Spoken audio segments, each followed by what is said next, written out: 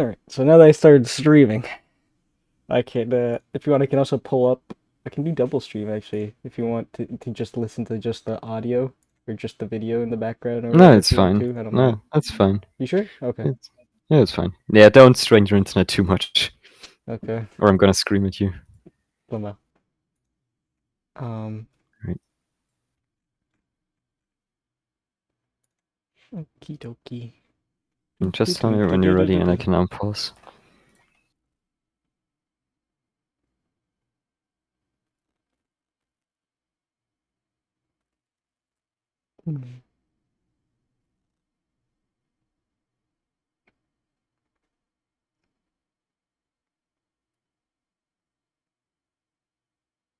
Okay, I'm sorry. Alright. So I'm sending out a message to is a significant other. Um, so I'm ready to go. Basically, if you want to go ahead and unpause. Yeah, if it's going too fast, just let me know. Ah, fuck. I mean, we don't need that many soldiers, I guess, for now. Oh, fuck. Well, something happened.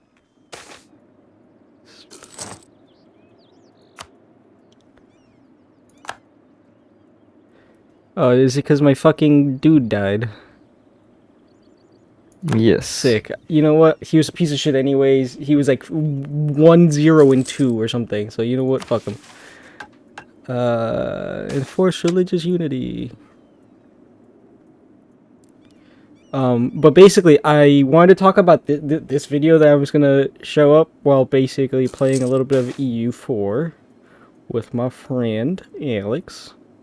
And I'm gonna be explaining to you, Alex, and my viewers, basically what the fuck I'm talking about. I gotta extend this loan, don't I? Fuck. But first, I gotta deal with some of my country handling business first before I get into that. I don't really give a shit about religion stuff, really.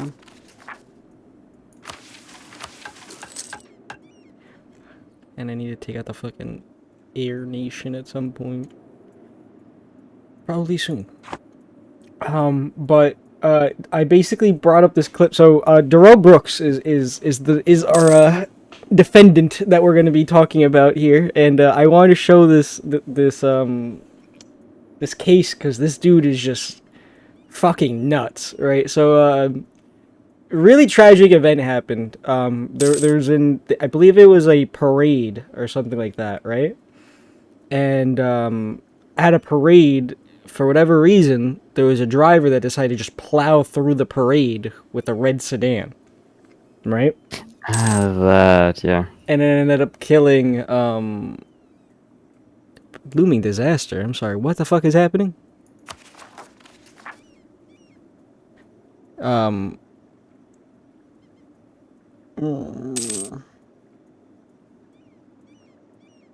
So yes, I'm sorry. Okay, so there was a car that plowed through a crowd of people at a parade, essentially, and ended up killing, I think, 5, and hitting like 50 others or something like that. It was like a crazy number. Like the dude just straight up plowed through their through the crowd and just kept driving. And then he basically got out of the car, crashed it off somewhere, got out of it, and then he basically crashed, got out of it, and then just dipped, and then went to some dude's house, just some random person's house without his shoes. I believe. I think he was missing his shoes and shit. And mind you, this was like in the middle of like the winter, in Minneapolis, and which, if you don't know anything about Minneapolis, I believe it was Minneapolis. It's fucking freezing in that area. Like anywhere in the Midwest during that time is fucking freezing. So this dude was just like in a t-shirt, just out in the middle of winter, just chilling. Meanwhile, there's like cop cars, fucking and sirens and shit going off everywhere, because obviously the entire neighborhood is looking for who the fuck just plowed through an entire crowd of people. And he just and he starts asking like this dude who's like who just got back from hunting or whatever, and he just starts asking him like for like help. He's like, "Oh, I'm homeless. Can I call an Uber?" Like, wait, hold up. Are you homeless? Where are you gonna call an Uber to? Not because there's what are you talking about? Are you talking about to the nearest shelter? How did you wander away so far? What's going on? You know what I mean? What's happening here? And the guy ends up taking him in and leaves him like in the front or whatever, and gives him like a sandwich too. Like the dude gives him like a jacket and a sandwich to chill, which is like honestly awfully kind, considering there's a stranger who's asking me for an Uber to some place while claiming to be homeless, and there's sirens blaring everywhere. I would be a little bit apprehensive personally, but okay. Eventually the cops show up and end up realize because he ends up holding the guy out there because he starts getting suspicious about him, because of course, and he ends up holding him out like in the front and like starts basically like not kicking him out but like basically shooting him out towards the front, like, hey, you gotta sit right there, buddy, while we figure this out. And then the cops end up realizing, oh hey, that's the fucking guy right there, and arrest him.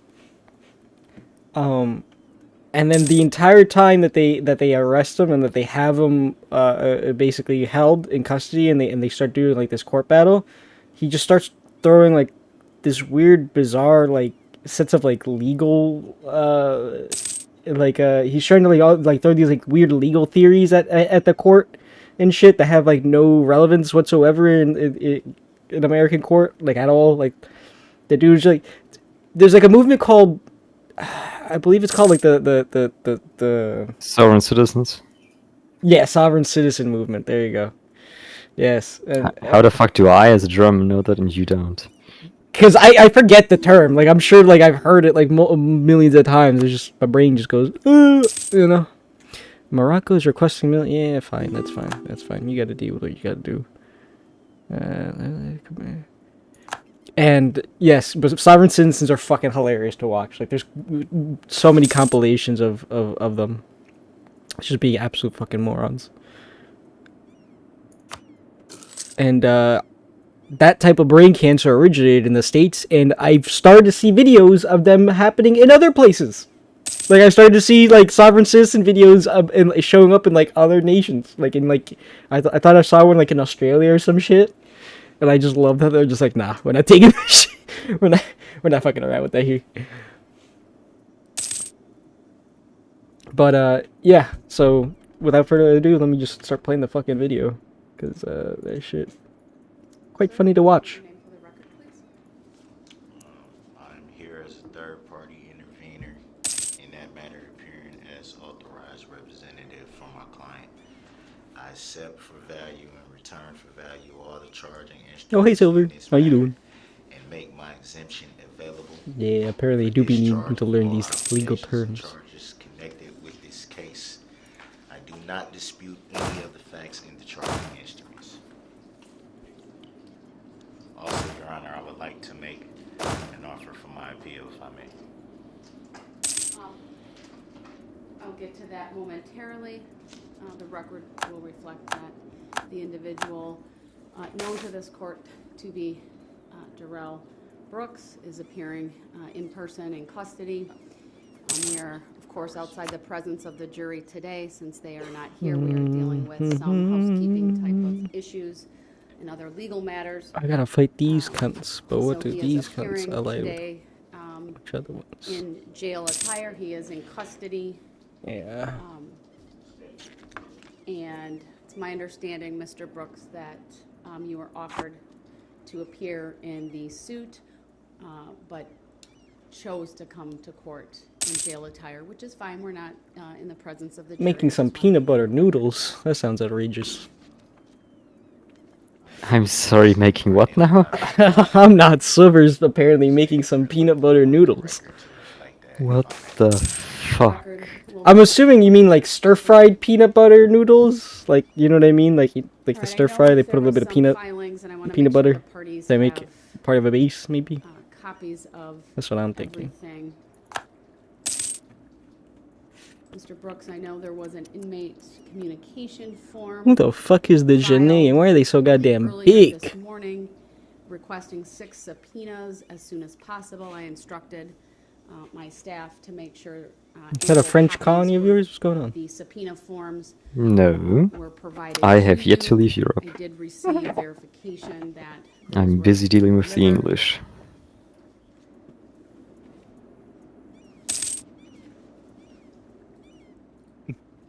Did you receive those, sir? No, I did not.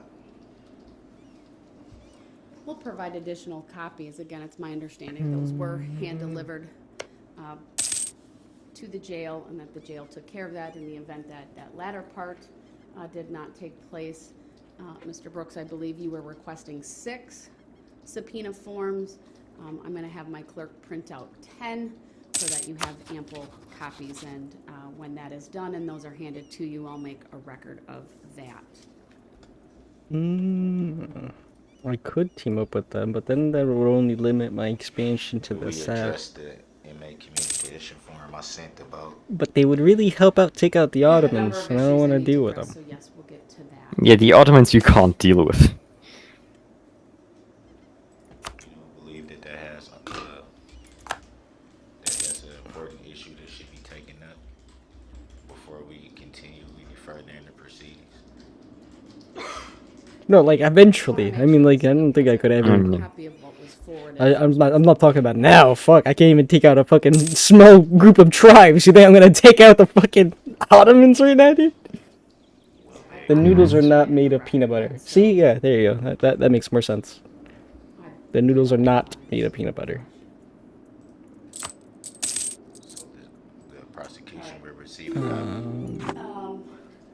I believe one was printed. I'm sorry, Denmark is asking for what now? The record. You can ignore that.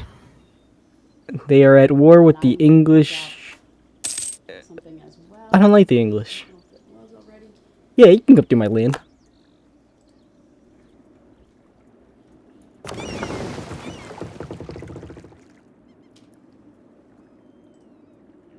respectfully would like to state for the record and would like the record to reflect that this is an issue that should be addressed at this point. I'm preparing to do that. I didn't say I wouldn't do that. So give me a minute. I have some documentation that I'd like to provide Like to a the couple of parties as those, well. maybe. Oh yes, raid those coasts, raid those coasts. Confirm Yes, with Attorney pillage. Hopper that you have now Pillage as much received as a possible. copy of that inmate communication form. Yes, I have one in front of me, Judge. It's dated today's date, October 5, 2022. Yes, dated today because I just learned of the protocol that I would be on as of today. Two copies, one for each party. All right, I'm gonna provide a document to the parties. It's a 5-page document. It is a document that was forwarded to me at my request by Monica Paz, our clerk of court, after receiving the inmate communication form from Mr. Brooks requesting an adjournment. For the reasons stated in that document, I thought it important that we all have before us the current county protocol related to COVID-19. And so this will be provided to the parties. I think this is To yeah, this is after he. accept that if I don't Sir, believe that it's it will be placed on your table, but I will be. Yeah, this was after Today, he so it's been given to you. got rid of his lawyer and started doing shit on his own. law, Your Honor. This is when he decided to become his own lawyer. That the COVID-19 Since Since then it took a nosedive downward. It's all, dude, everything about it was a nosedive Your downward, Honor, I would like man. an answer to that question if I may. I just don't understand what the fuck he Not was. consented to or agreed He was to expecting. accept. Like, what? Like, I feel like somebody must have whispered in his ear about like the fucking sovereign citizen shit, the sovereign citizen movement, and like he just ate that shit up. Are you making a judicial Like, that's all I can think. determination that you don't have to answer that question I just asked you, Your Honor? Mr. Brooks, the. And then he was like, "I'm gonna be the protocol has been biggest placed in front dickhead of I you. It can is be." your choice whether you want to review it or not.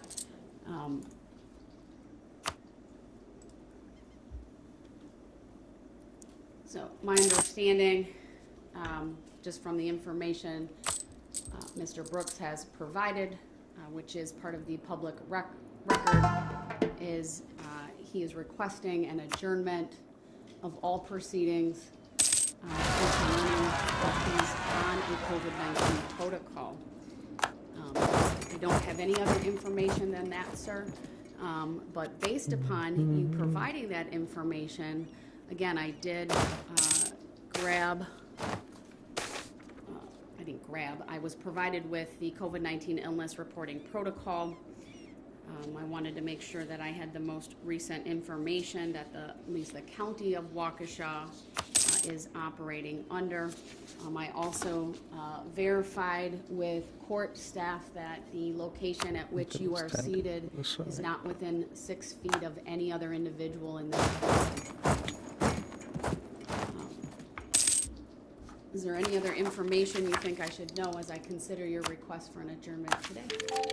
Yes,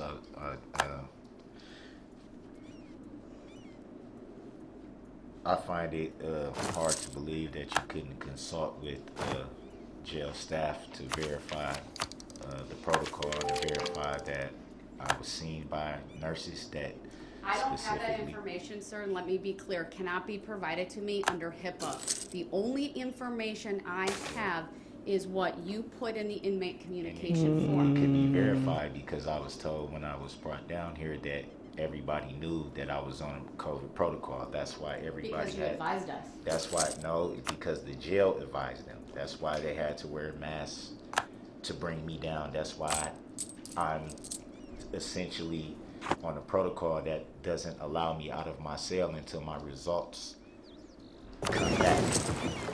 So I'm not allowed out of my cell at the moment because of the protocol that the nurse herself placed me on, that the jail confirmed. That is very easy information to obtain. Sir, I have an attorney for the county here who will verify that none of that information has been provided to me through the HIPAA requirements. So I'm not arguing with you, sir. Now this dude wants to argue with the fucking judge about So I need to stop you for a minute. about some shit, dude. This dude is such a dickhead. It's just nuts. Let me being cut off right when I'm trying. All right, I'm just going to talk over him for a minute. I do not have any other information regarding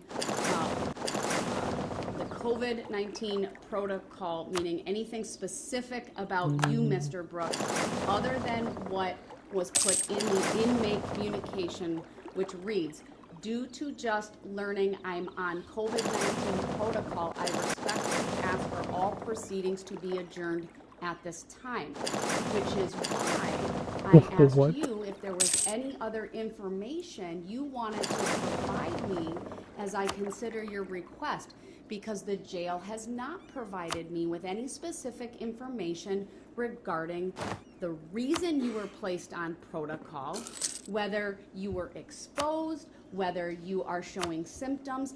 They cannot provide me with that information absent you giving them permission by signing an applicable authorization to do that. Without that, I have to rely upon you to provide that information to me if you so choose. Correct, because just yesterday you were trying to obtain the witness list that was in my cell. You had no problem whatsoever having the JA come down here to have me verify that they can go in my cell and search for that. So I find it very hard to believe that you can't consult with jail staff for them to tell you what is going on in my situation, where they know that I've just been seen by a nurse that placed me on this protocol for having a loss of taste, fatigue, and I have to wait for the results of my test, and until then I am on a protocol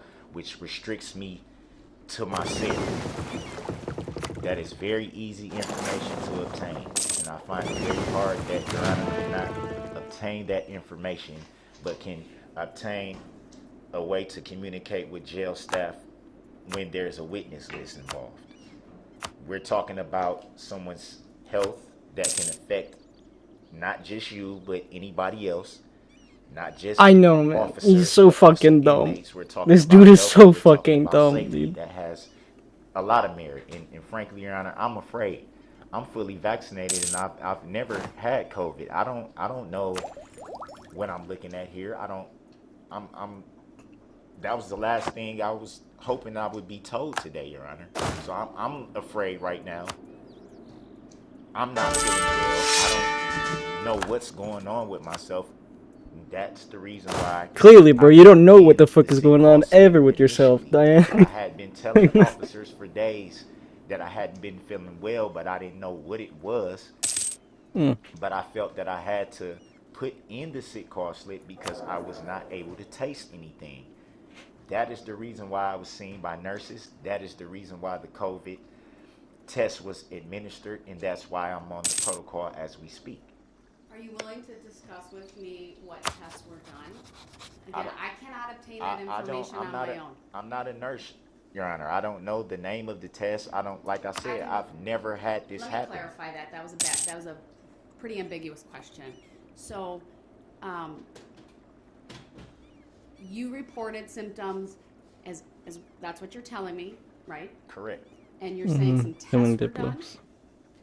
I mean, that it's obvious. I mean, why can't it be verified with the nurse? I have to verify it with you. The nurse will not provide me with this information. But the jail can, because they control the movement. They control all inmate movement. I can't just go from my cell to a HSU. Oh, Inmate my movement brother is in not Christ. the issue at the It's moment. not, but I'm saying, how can I tell you, how can I answer what you're asking me? It doesn't make sense. We all You don't make understand sense, that brother. The jail What do you mean? itself controls the movement of the inmates. That's common sense, Your Honor. I'm not. It's common sense, Your Honor. Inmate movement at the I can't moment. just What I'm walk to asking the you is, were HSU. you? You so saying one of the most illogical fucking things known to mankind. I obviously was tested for COVID. I would not be on the protocol if I was not. Do you know The what nurses- type of test? Was it an oral swab, a nasal swab? It was a nasal swab. All right. Do you know when the results of that test will be back? From my understanding, Friday. That's what I was told by the doctors. I would have to be at least on this protocol until the results come back, which Were you- he said the earliest would be Friday. Were you offered a rapid test? They said they do not do the rapid test. So you weren't offered a rapid test? They said they don't do them. If one can be obtained, are you willing to submit to a rapid test? I'm not willing to submit to anything right now until we take care of the issues that's at hand. I mean, I'm not willing to I've submit already to been placed anything. on I the thought you were just protocol. concerned for your health, I'm- sir. What happened? Frankly, I'm very afraid right now. Oh, now I there it don't is. know what's going on. It came back. I'm This sorry. is new to me. I spoke too soon. Like I said, I'm fully vaccinated, Your Honor. I've been fully vaccinated since 2021. And so, for this to just be sprung on me now to say this could possibly be a COVID thing, I've had people close to me that have passed away from COVID. I'm afraid as hell, Your Honor. Oh, he's afraid as hell now. That's the reason why I submitted the ICF for the adjournment. I was thinking at least until I can get the results, at bare minimum. I don't think I'm asking something that's Sir, impossible for if Your I Honor to can make grant. arrangements to have a rapid test brought to you and administered, are you willing to submit to that test? Not at this time. Why not? Not at this time. Why not? Why What the can't I fuck? get the results for the test I already Ooh, you sent me a noodle pic. You're I did? love I noodle am. pics. I You am don't very. want to I take took the test that he gave me. And If you're he telling me felt- that test. I'm sorry, did my guy just die? Until at least Friday. At least Friday. Yes, he That's did. what I was told. What the fuck just I happened? would be Sorry, placed day on this after. protocol. Your guy died. I don't, with no air, and I didn't have an air. That would be Friday. So that sounds Oh, like, no. to me, I think that's what they call a PCR Sucks to test. suck. I have no idea, Your Honor. I have no idea what it's called. Like Let I me said, ask I've you- never had COVID. I don't know the test Yeah, names. I don't know what they call them. I'm generally familiar with some of the testing for COVID. There are tests that can be what we call rapid tests, or what are called rapid tests, that are available. And then there's these other tests which take a few days. It's, again, I'm not a scientist, but I think the general belief would be sometimes the rapid tests are accurate, sometimes they're not. Sometimes people test negative when they're really positive. It just kind of depends on the circumstances. But it's my understanding a positive test would be pretty accurate. And then there's other tests that take a few days for the results to come back. It really depends on the lab that's being utilized, etc. I'm asking you once again if a rapid test can be obtained. He's Are so you dumb. willing to Yeah, take man, the I'm rapid telling How you, would he's that such be a obtained? dumb How asshole. would it be obtained? I would was work told. with- I can only go by what was told to me, because when I was brought in there, That they looks told me that really they had to fucking test good. me for COVID. Holy I was shit. immediately like, what do you mean you have to even test me for this? What is this about? Well, I had didn't a you lieutenant. report symptoms to them? Excuse me, Your Honor. I had a lieutenant and 2 officers present when I was asking all these questions. Why do I? What's going on with this? Why is this? Why is this? Why is that? Because I didn't understand. Immediately in my head, I Bro, started. to get afraid when I they get the said feeling they that had you to don't understand a test lot of for things, COVID. my man. Were Like, you reporting being sick and symptoms prior to them? I don't think that's asking it's you unique to this test? situation. Yes, I've told multiple officers. I didn't know what it was at first because it started with fatigue, with me feeling very fatigued. And I said, man, I don't know if it's just me being tired, or that's what I initially thought it was. Maybe I'm just a little exhausted. But I said, no, anybody knows their body. I said, this got to be something more, because I'm really, I don't even have an appetite. Then when I'm trying to eat, I can't taste anything. That was it. Okay, now I need to put the medical sick When did card you with me. report these symptoms to the medical people, or to even just a correctional officer? A few days ago. Over the weekend. Is Ooh, when I that would started be to so notice the good. fatigue, so I was telling That would officers, be man, really I don't nice. feel good. I I don't love know if it's noodles. just I'm tired. When did you- Usually I don't just jump the gun and say something's wrong, because it may just be, it could be anything. So When did you report the loss of taste? I reported the loss of taste last night. And was it after that that they told you they wanted to test you? No, they didn't tell me till this morning that they wanted to test me. What other All symptoms? right, I think I should have you enough guys to take out these Reporting. Yeah, southern you have tribes. you have nearly Like I doubled said, their so standing far, just troops. the fatigue Yeah. and the loss of taste, Oh, fuck off, Austria. Why did I lose that now? which is the reason why I was told that I damn had it. to take the test. I keep having to boost my stability because it's dog shit. Which I was told at that time also Fuck. that the earliest. There you go. my Can we results fucking would be relax now? back Is everybody Friday. chill? We're gonna do that? And you said at this point you're not willing to take a rapid test. Well, they said this is the test that they do. Dude's not willing to take a rapid The nurse test was too. very clear in what he I was hate this telling guy. me when he I told love me spicy about the test, noodles. because like I I love said, that he shit. was a lieutenant Like and when I two go to officers right there what's it called? while the whole thing was going on. Why do I keep understand. forgetting I have a the very the, specific question to the you, words sir. that I asking him want to questions, use? and he Mecca. There you go. specifically There's this place called told me Mecca. You know that Mecca. This jail. Love that This is shit. the test that they I do. always They do go and not get their do spicy rapid. ramen That's a noodles. place that the I didn't Muslims even migrate ask them or about the test have because I a knew Well, rush to. this is what I was not that told. Mecca. And after not the one with the I meteorite said, okay, in the fine, middle. just do the Wrong test Mecca. and The I'll one with the proceed with noodles. protocol, because at first Is when Mecca they is told or is it called me, Mecha? you're Or gonna do you have to be on pronounce it protocol Mecha? where Because you're it's like isolated. it's like a I said, noodle okay, area fine, or like a just ramen do noodle the test. location. I'd rather you do the test and make sure that I'm healthy than to just refuse the test and just say, I just Ooh, wait they're for also warring with these other to see if I guys. get better or something like that. I So need said, this "Yes, go ahead." land. And that's what I was informed. Ooh, declare war, declare war, declare war. Friday would be the earliest that I would get the results. I back, want to and I would be take placed on a protocol which is called isolation, where I'm not allowed out of my Kava. cell. Yes. Anything else, sir, you War. think I need to know about this issue as I consider your request? No, at this time, I'm just telling you what I know. Multiple officers were there. They can tell you the same thing. Like I said, a lieutenant- Okay, no, Lieutenant you guys Chamberlain need to was deal there, with two that shit. officers were there. Any objection if I talk to any of them to confirm what you're saying? Absolutely not. Any objection if I need to ask the jail administrator about, or anyone else at the jail about the protocols and what's available for testing? Absolutely not. Absolutely not. Given any information about whether anyone else in the facility is experiencing COVID right now?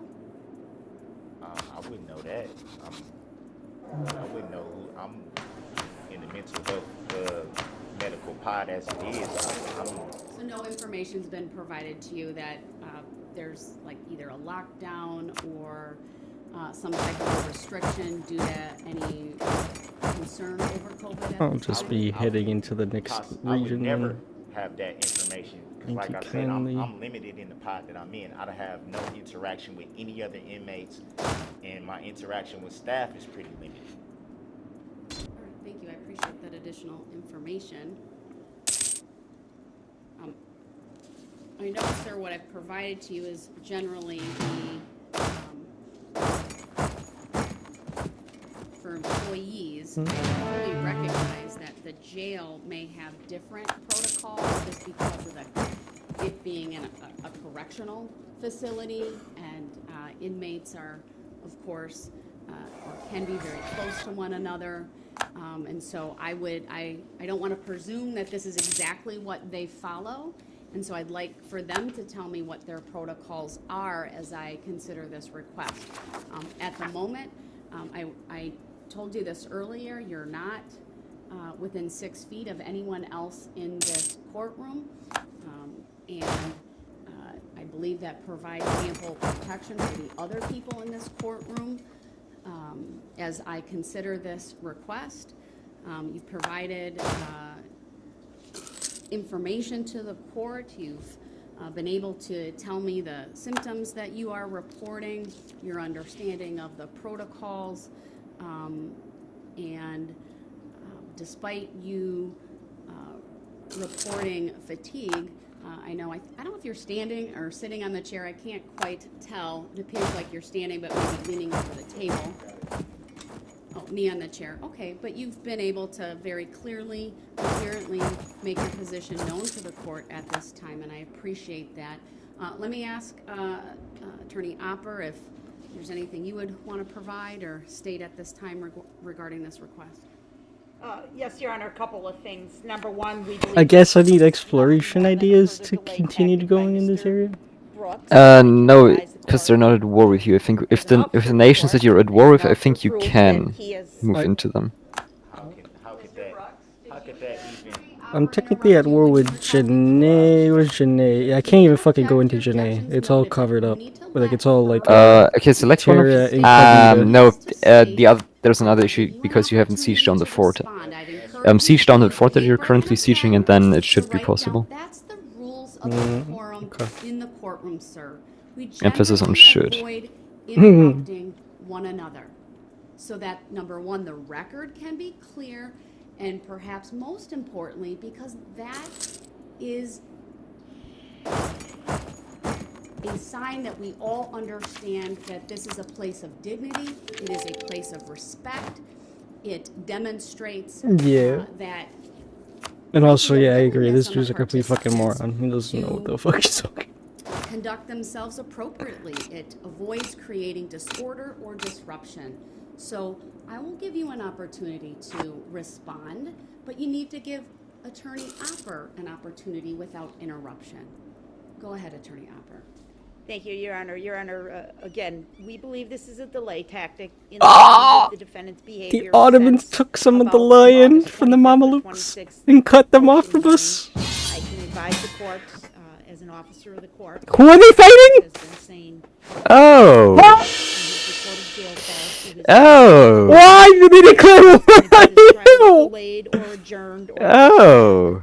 this behavior, again, on the Oh. 11th hour is 100% consistent with that. Yeah, Morocco believe kinda that has if land the in court that Yeah. belongs to more Aragon. information from the jail administrators I'm who's sorry to present say and this, could but I kinda provide need that them as an information. ally. I believe Mr. And the Brooks Castillo's has allied with waived them. If we any decline, we'll lose HIPAA, 25 privacy prestige. rights he may have in that regard. I will and definitely fight indicated this. that to the court. You're gonna And be also I'm in the fighting war, this. yes. provide Oh information my I'm in the war. for her to do so. I believe that even if he is on I mean, COVID protocol, it will what have land are they taking? zero impact on his The Oh, one you- province you they need have, yeah, them? but they will Mm. keep taking way more. To make a further record, he has all of his discovery materials within the confines of his jail cell. He has a tablet made available to I may just him need to in the accept. confines of his own jail cell, and he has the ability to use Well, a conference the other room benefit is in that you his have the pod. Mamluks on your I side. don't believe the COVID protocol would interfere with his ability to access that conference room But whatsoever. Well, Again, looks I yeah, can like, verify that with the jail administrator if the court thinks that's an you could also appropriate just fact. do nothing during the war and get sieged down Fact that or he surrender. claims to Yeah, have started that's what I'm reporting hoping. symptoms as far back as the weekend. We're probably right up against the 5 days right now. If he started this on Oh, Saturday, you poor which I soul. don't believe there's any record of. Gotta unmothball We're the at 5 days boys. right Repair now, them. and certainly the court's offer They- to Yeah. Once said, Okay, this is I gonna be never said- interesting. I never- Opportunity no, momentarily. No, You I need to stay respectfully quiet. object to that because that has no merit. Mr. Brooks, I- it's not she's your saying- time no, to speak. No, I respectfully object. Oh my I never god, this dude reported- is so fucking I never annoying. reported saying what day. I never said a day. And if she's saying she has jail phone calls, well, why aren't they present? Why can't they be verified by sworn affidavit and brought into this court to be shown that this is a delay tactic, as you say it is? How come it can't be shown by sworn affidavit? Can you provide proof of that? All right, Mr. Brooks, I've given you a little Just bit of like- leeway just like you're because we saying are outside the that I've presence waived of the something, jury. I haven't given consent to waive anything. I've simply Tell me told once the you're judge ready. that I had no issue Yep. with her verifying with the jail that this protocol is in effect and that I was in effect tested for COVID-19. How could that be a delay tactic? If that was a delay tactic, why would I even need to be tested and placed on the protocol? Why does everybody have to have on masks to bring me down here? All right, Mr. Brooks, there no- I've is there given no Mr. verification? Brooks, I'm going to warn you now that you have interrupted a couple of times. You Yeah, I interrupted see you the down. I already still can't go hour through, twice. so You're now I think I just can't go through until I get interrupting the me Yeah. yet discovery. again. You should be able to, though. Until I get the, what's it called? Provide That was not information. polite. That was- Okay, what's it could you- Ideas. Okay, select one of your armies. Yeah. That was abuse by the prosecution. That was abuse. This terra incognita. Can you right click on their Now capital? Now he's I would not outright sit here- refusing to listen. I He's would not sit outright here. Nope. I would talking not- over no, me I didn't at the refuse moment. anything. I didn't refuse. Mr. Okay. Brooks, Just try spam click. Maybe there is a fort somewhere around there. Try spam clicking like a few provinces close to where you are right now. I don't. Okay, Yeah, yeah. just says Nope, okay. you can't. Then you're fucked. Yeah. Yeah, that's just rough. I just need to wait till I get those ideas Mr. and Brooks. things. Does the I record have reflect? provided does you the- on multiple occasions and it's should be in front of you, No, and I if don't. not, I don't acknowledge that. I haven't agreed you to have been it, and I advised haven't on given multiple consent to it. occasions that you need to abide by the standards of courtesy and decorum for the courts of Wisconsin. Because you are a litigant, you're both a named defendant, you are now acting as your own attorney by representing yourself, that all of the rules of courtesy and Put on decorum their apply to complaint. I don't you. recognize that name, Your Honor. Supreme Court Rule 62.02 details many of the requirements for courtesy and decorum. I've referenced a couple of them on multiple occasions, including that Oh. sub 1, sub F of 62.02.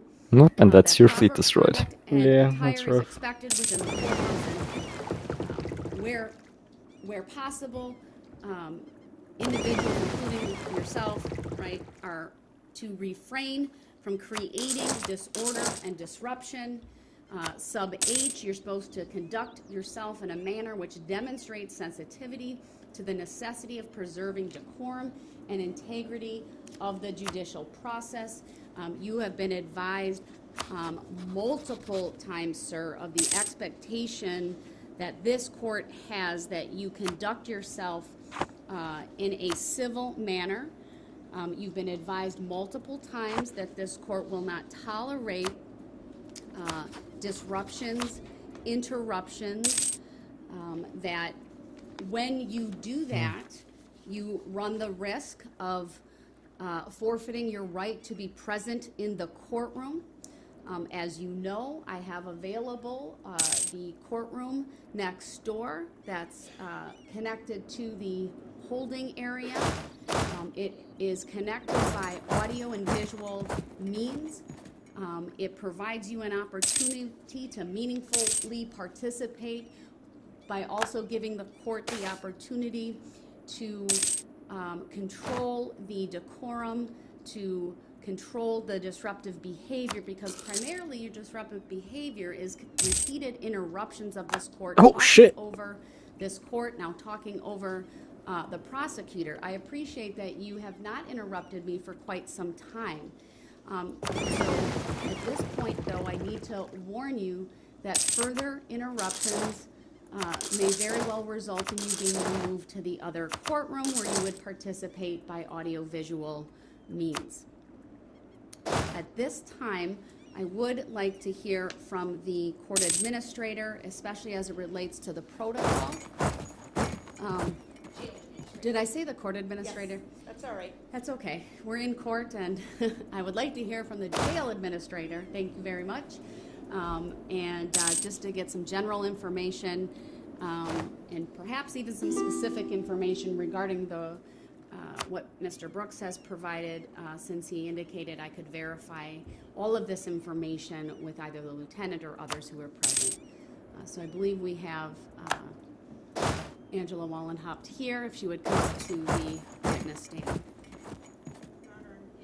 I don't want to mix issues, but the inmate communication form from September 28th also still needs to be addressed by the court, and I think the jail administrator may have some information relevant to that issue as well. All right, thank you. I have a list of a bunch of things I want to go over, and I'm going to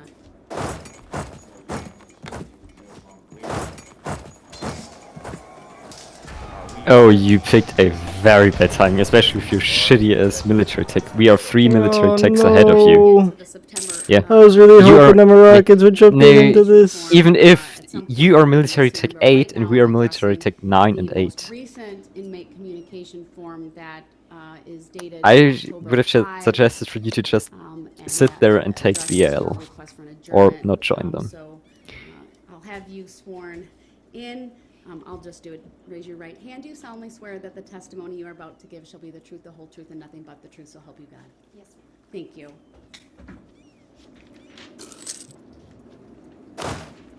Would you please state your first and last names for the record? Angela Wallenhaupt, Would you spell your last name? WOLLENHAUPT. Thank you. If you could please advise us on the record again of your job title and responsibilities. I'm the jail administrator for the Waukesha County Sheriff's Department. I am head of the division in charge of all staff and inmate issues.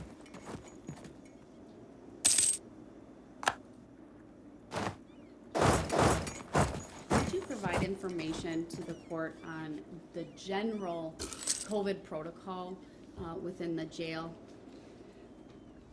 Judge, I would prefer to not speak to the operational considerations with that. I can speak to the fact that there are different protocols that are put on people for different medical or management reasons, which may have modifications to them. I can speak to the protocol Mr. Brooks has placed on, that it won't affect the area he is living in, nor access to areas where are not other inmate occupied. That seems fair. I don't want to certainly put all of your operations on display. That's not necessary. But if you could speak to the specifics as it relates to Mr. Brooks's current situation. So he would remain in his current cell, housing location. No, He don't would fight my have vassals. That's access not to gonna a end well computer, for you. If he needed it, access to a telephone. And we would be able to, it's a safety security measure for him as well as our staff. And we can safely No! Oh. Yeah, you can't fight anyone. You have military tech 6. You're way too behind in technology to be fighting anyone. When I hear the phrase being on a protocol, that to me could have more than one reason. Someone could have been exposed, someone could have tested, or someone could have reported symptoms that required testing. Would I be mistaken in any of those beliefs? You are correct, Judge. Would there be any other reasons for someone to be placed on a protocol, a COVID-19 protocol within the Waukesha County Jail? No. And would you tell me which one of those three options has prompted the COVID protocol for Mr. Brooks? Judge, I have not reviewed his medical record prior to arriving here. All right, fair enough. Do you have an understanding of what that is? Yes, Based however, on information provided to you? yes, however, he has not signed a release allowing me to speak to the court. So if you are ordering me to speak to the court, I can speak to what my understanding is. Mr. Brooks, I took your statements earlier that you would not object to me asking jail staff about the current situation to verify the information you provided. Is that still correct? There are about 30,000 troops coming your way, by the way. Yeah, they already arrived on my board. Pertaining to myself, I don't know. I'm not speaking about. Oh, get anybody fucked. in the jail. I'm not speaking about with everybody. Yeah, goodbye. And I'm specifically You cannot referring to your fight. situation. Well, the question was Oh, asked. shit. And now you're sending the next second to the Yeah. death as well. No, they're like- It was pertaining to me, all the questions, which it came up. When I Yeah, said you that, should maybe try and negotiate a peace deal with them. officer present when I took Yeah. this test from the nurse. Right, I'd like to verify the information that you're providing to me. Because you're not regarding, exactly doing yourself favors right what now. was reported by you. Though you do have what the tests Mamluks here or now. Test or tests were administered, and why you're on the protocol with the jail administrator. First of all, do you understand what I want to ask her about? No, I do not understand. Did you hear what I said just now? I do not understand. But did you hear what I said? Frankly, Your Honor, I think she would probably be the wrong person to be asking because she wasn't present. You must understand then what I'm saying. If Yep, you think they're she's going the after your person who would troops. provide that information. So, That's a sec wipe. Yeah, there's...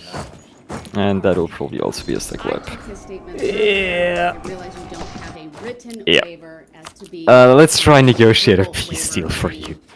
Privacy rights Okay, related right click to on HIPAA, Spain. and I'm Sue for directing you. peace. No. No. Brought to my attention You shortly should before have... lunch hour, Yeah, because now you that can't made control it at all. statements That prompted the medical department to follow up. As I said before, I have not reviewed the medical record. It is my understanding he was administered. Okay, what tests. did they do? Yeah, they He took was also 3 ordered provinces? Another test, to which he refused. Yeah, that was to be expected.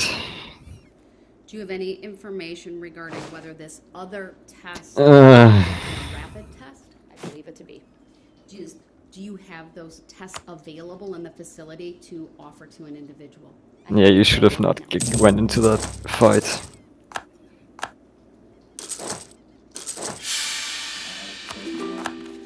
And also the next thing, you don't need, you only need light ships really. Go ahead, you can ask a question. Galleys, I mean.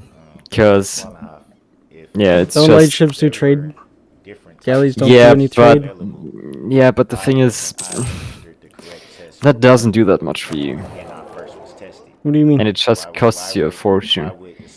I would Because be asked to take a test, Tunis is worth jack shit. take that test, then turn around again and be told to take a Like, whole nother test. In my Galleys mind, are the actual good almost because like they give you better combat ability in the Mediterranean Sea, basically. why Sir, what's the question? I asked the question, why would I not be given the correct test from the get-go instead of having to take 2 tests. If I've already taken one Brooks, test. you have to give her an opportunity to answer, and you I've gotta already- ask one question at a time. Do you want her to answer it?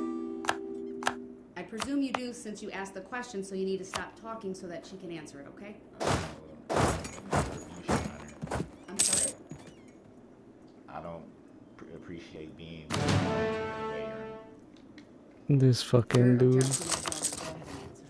Judge, I would prefer not to answer that question. He said test. I don't know what he's speaking of. I have not reviewed. Okay, I'ma ask for something, and if you give me that, I'ma help you with your All right, fair enough. Oh, now I'm basically getting attacked by Genoa. Sick. Why would I need to take 2 Bastards. tests for the same symptom? Your Honor, I object to relevance and beyond the scope of this witness's knowledge. and Okay, let's also do this that differently. kind of Okay. relevance. So, I'll Okay. sustain the objection. Accept that. Parties an opportunity Oh. to ask questions of this witness, since it's Mr. Brooks's request. I know you've. Okay, right click on my nation. For Jail Administrator Wallen hopped on this issue at this time. Call to arms. That was clear, or I didn't have clarity on the answer to that question. Essentially, what I'm asking is, why would... Well, this is fucking me over as well because of Diplo limit, but oh well. There should, if I'm taking a COVID test, why would I need to take another one?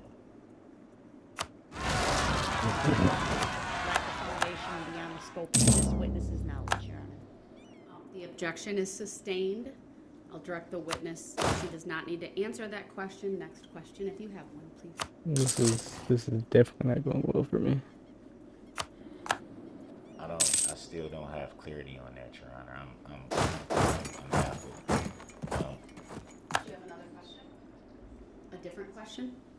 Would it be any way to verify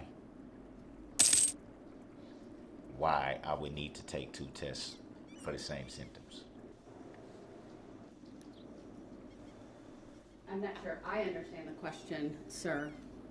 I think I'm referring to the nurse who administered the test. this is Jail Administrator. Okay, that saved you That's for why now. It's hard for me to wrap my head around why Mrs. Wallenhoff would be called to testify when she was not present. I think the wrong person is testifying. Do you have any other Because questions the for reason her? why I I say understand that- what you're saying. Do you have any other questions are for you- Why am I her? so behind tech? What the Wrap your head fuck? around what I'm saying, Your Honor? Yeah, because you have Do you have any other had shit questions for rulers. this witness? To your knowledge,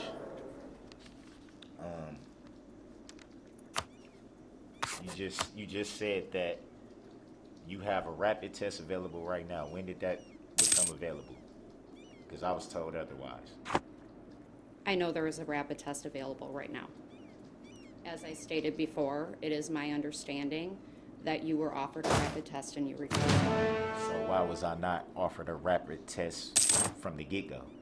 Oh my god, I hate this fucking dude, bro. This Gerald Brooks The dude answer to can that, I eat a have not dick. reviewed the For medical record, real. jail contracts with the medical He just provider. keeps going around in fucking loops, man. Thank you. Next question, if you have one. Oh, are you fucking kidding me again?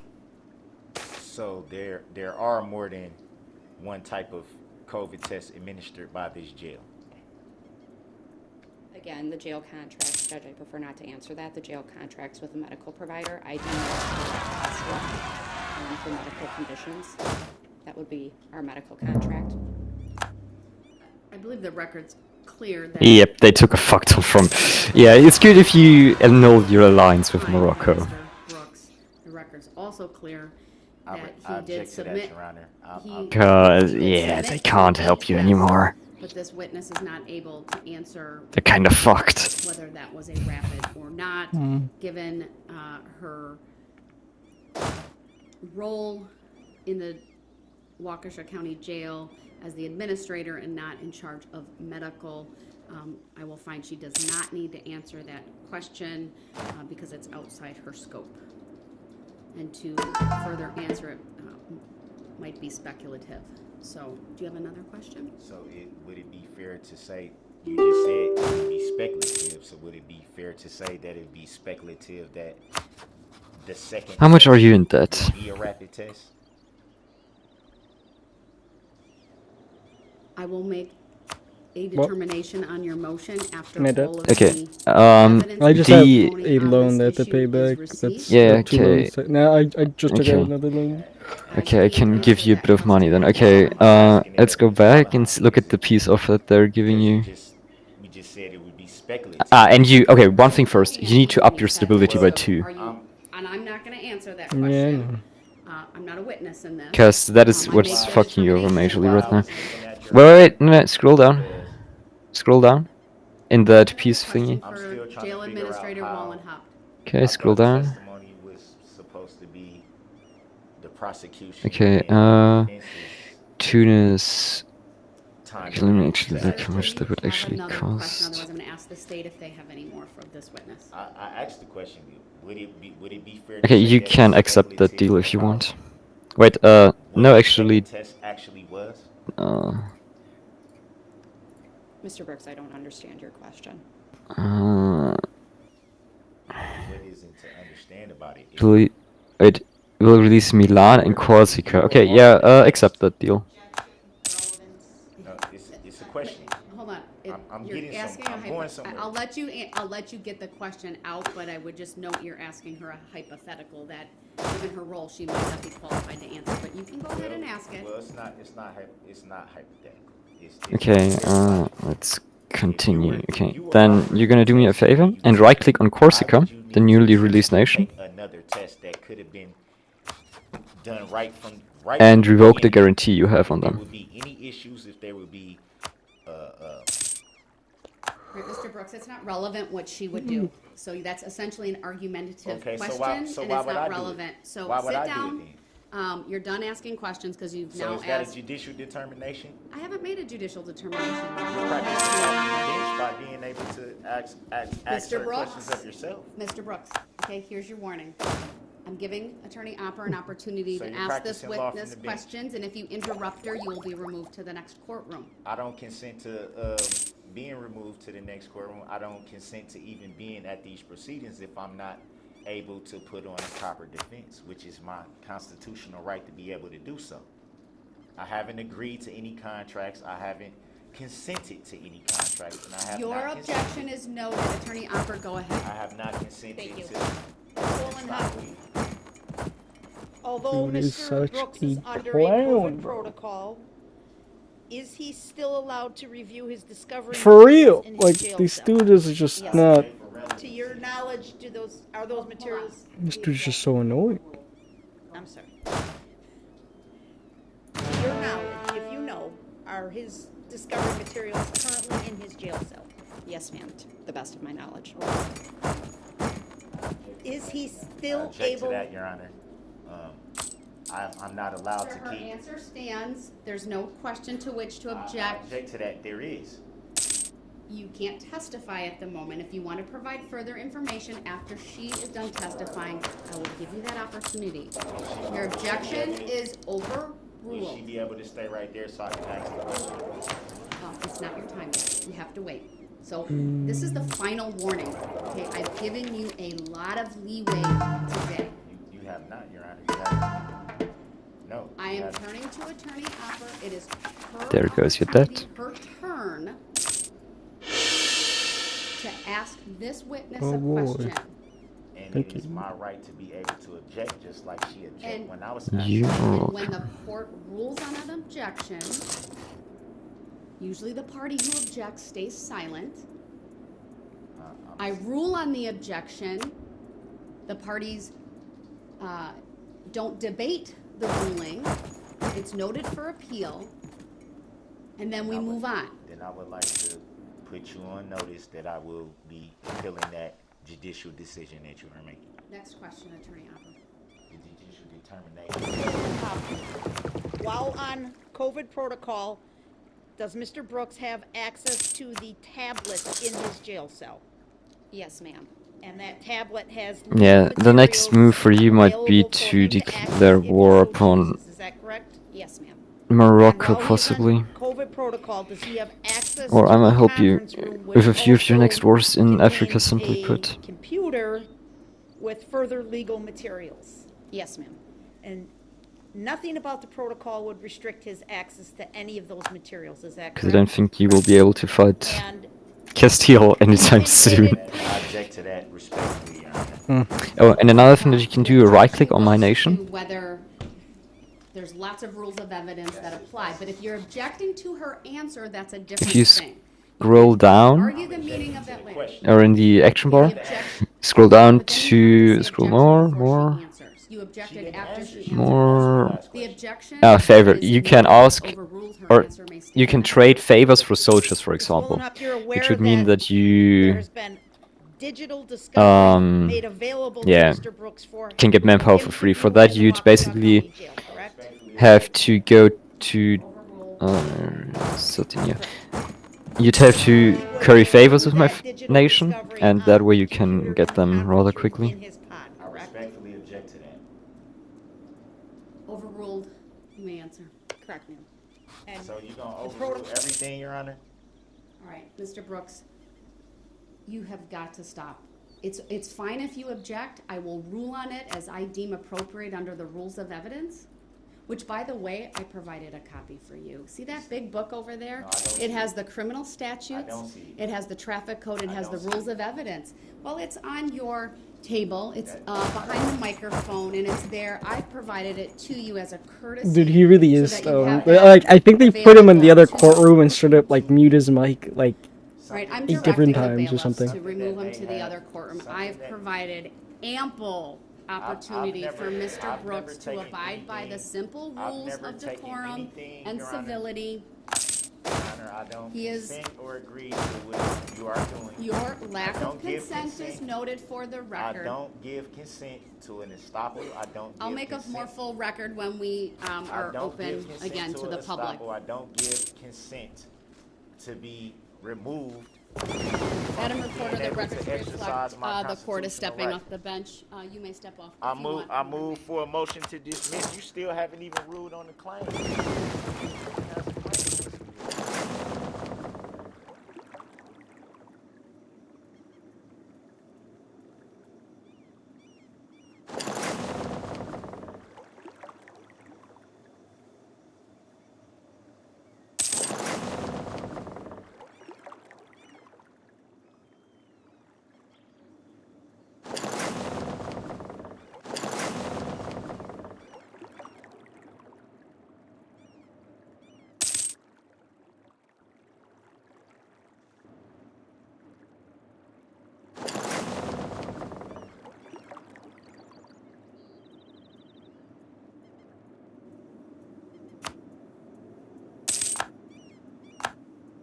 Oh, fuck off now. Of course you picked that one.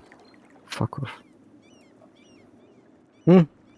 No. Shortly after this happened, the next day, is that right? Game Yes. fucked me over. And that's the but- description you gave to that officer? Yes. holy fuck, the video got so You've bad. seen news reports about this case in the days or the time since November 21st, is that Yeah, right? so this is another Yes. one of this. And This you've is another seen- one where he starts So basically, he starts interrogating some of the witnesses now as his own fucking lawyer, and it's so fucking stupid, dude. Photographs of Daryl Brooks in other contexts, is that correct?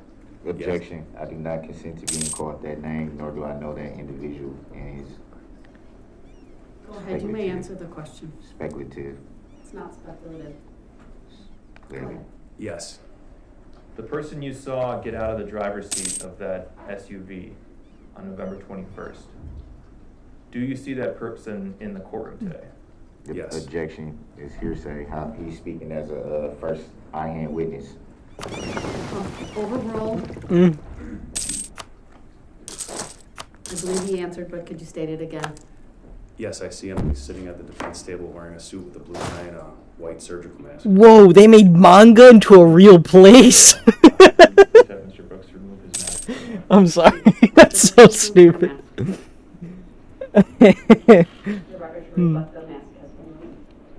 How confident are you in your identification today? 100%. Is your identification in court today colored in any way by seeing pictures of Mr. Brooks in other contexts? Objection speculative. Overruled, he may answer. No. Can you describe the difference, if any, between Mr. Brooks' appearance today and his appearance on November 21st? Objection hearsay and speculative. It's neither one of those things. The objection is overruled. The witness may answer. Objection is irrelevant. It is relevant. He may answer.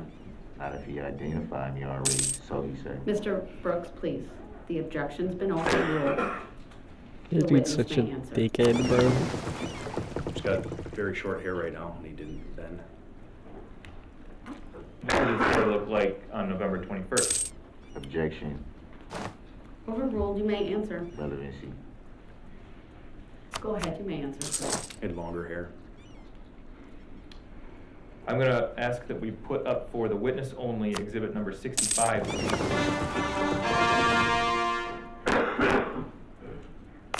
Do you see a video on the screen in front of you? Yes. We're going to play a few moments from that video just to give you a chance to see if you recognize what's shown.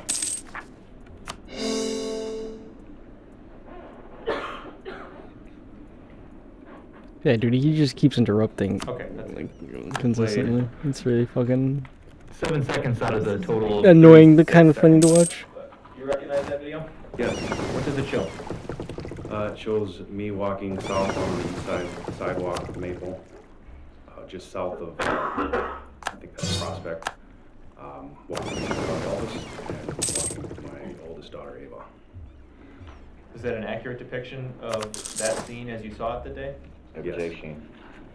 Overruled. Move You may exhibit. answer. Yes. Thank you. Move exhibit 65 into evidence and ask to publish. Exhibit 65 is received. Permission to publish is granted. Objection, relevancy. Overruled. This is 36 seconds. Let's play it through one time at 100% speed, please.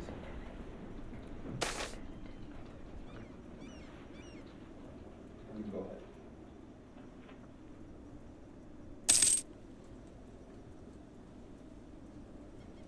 ahead. Okay, let me actually look at the event, the sausage you're going through right now. Hmm? No, under stability and expansion, the disasters, hover over that, the one that you're currently experiencing. Yeah, okay, just press boost on your stability twice. Because this right now is fucking you over quite a bit. Okay, now on pause. Oh wait, no, that's me. Yeah. Yeah. Yeah, you're at the end of that now. To the beginning. It's like, Pause it at the beginning there. Because now you're You also see getting more yourself at the money beginning again. of this video? Yes. Could you circle yourself for us? That's a touch screen. Just use your fingers. Thank you. We can clear that. You're the only person walking a dog in this video. Is that right? Yeah, if you need money or anything, just let me know. Let's I'm play. making and have a we'll bit of pause a at plus. Another point.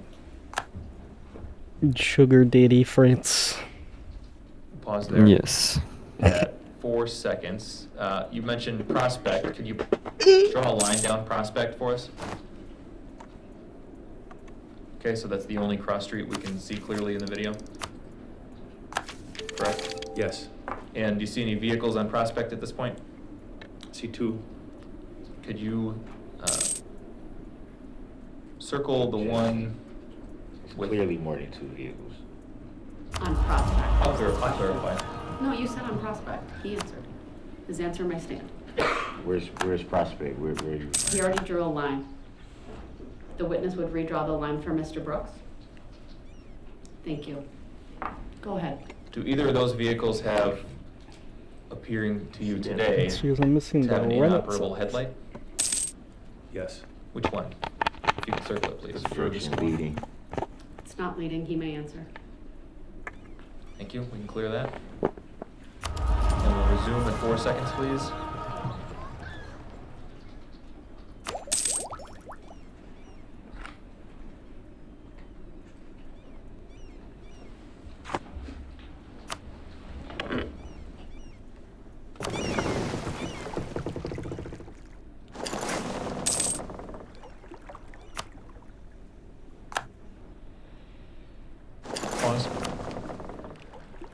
to 27 seconds. Do you see on the video right now the person you recall being the driver of that vehicle? Yes. Could you please circle that person for us? I'd like to mark and preserve this annotation as Exhibit 65A, please, and move it into evidence. Objection. Hearsay. The objection is overruled. Exhibit 65A is received. Go ahead. Yes, please. The clothing worn by the person you just circled, does that match your memory of what the driver was wearing that day? Yes. Okay, and let's play from this point, 27 seconds.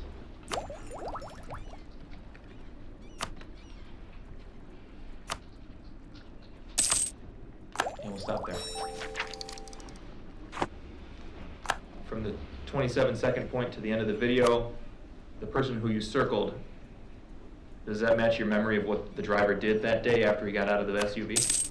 Yes. Oh, for fuck's sake. What did you do next? I attempted to call 911 to report a crash. If we could- Yeah, that's basically what's happening. He just starts throwing out random terms, get like through legal it for terms that now? he's heard of No. before. What about the second? It's kind of cute, almost. Third? No. Did you eventually get through? Fourth time. Objection. Hearsay. I'm sorry, I didn't hear the answer. The objection is overruled. Could you please restate your answer, sir? I believe I got through on the fourth attempt. And that's when you reported what you saw? Yes.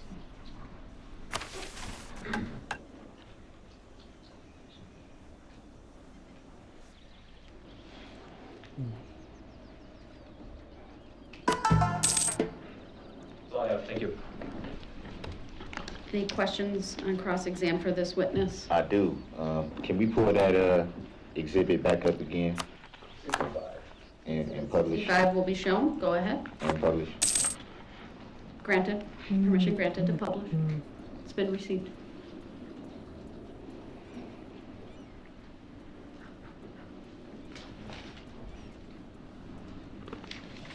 Let me know, jurors, when 65 is in the jury box. It's up. Okay, go ahead. Okay, why does this pause right now? It's not playing, it's at 0. Would it be fair to say that to the, I guess that would be my right of the screen, you can see a white looking SUV by the walkway where people would be able to cross the street? Would that be fair to say? Yes.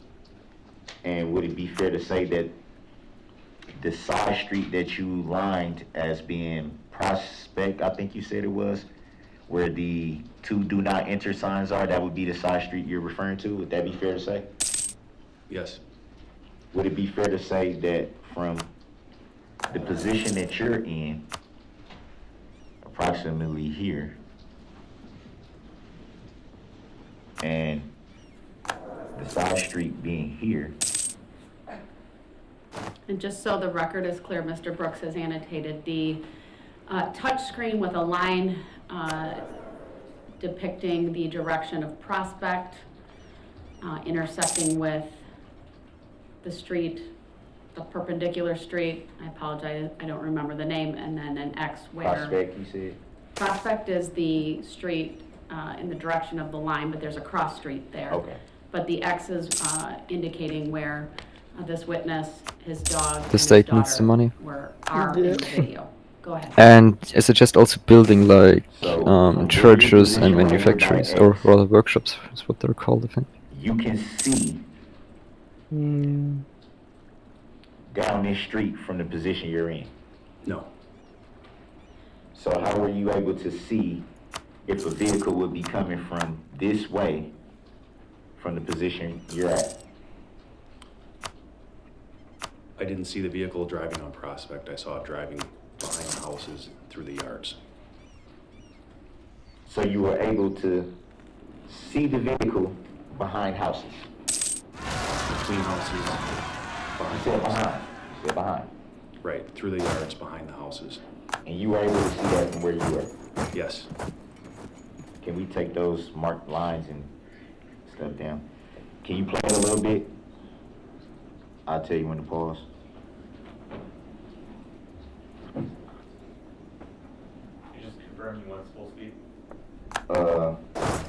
Yeah, well, I guess that would be regular, whatever is the regular speed. Yes, please. Dude, he's just so I'm fucking. sorry about that. Go ahead. Would it be fair to say from? Do you want to pause? Would it be fair to Well, no, say? not yet. Would it be fair to say? Would it? No, it would not. It's 36 Shut up. I just saw another reason why you're behind in tech, because you haven't embraced any of the institutions that you get. Yeah. And that gives you a huge debuff to cost. Yeah. So it's paused at 18 seconds. I for the noticed that. It literally recently. And I was like, huh, I don't have Just walking feudalism yet. normal. You don't make any sudden. Ruler You do Renaissance. have feudalism, but you don't have Renaissance stopping your yet. tracks or anything. You're just walking along. Would that be fair to say? Yes. Only some Native American and African nations don't start with feudalism. What point did you hear the crash? Sometime while a vehicle was driving behind the houses. Why didn't you immediately stop in your tracks and say you just heard something? Why do you just keep moving as if you heard anything? Nothing. I just turned my head to see if I could see anything. Fuck, the Ottomans are getting big. So you just kept moving. Yeah. Correct. So basically it was just like, oh, do, walking the dog. Yes. Can you play?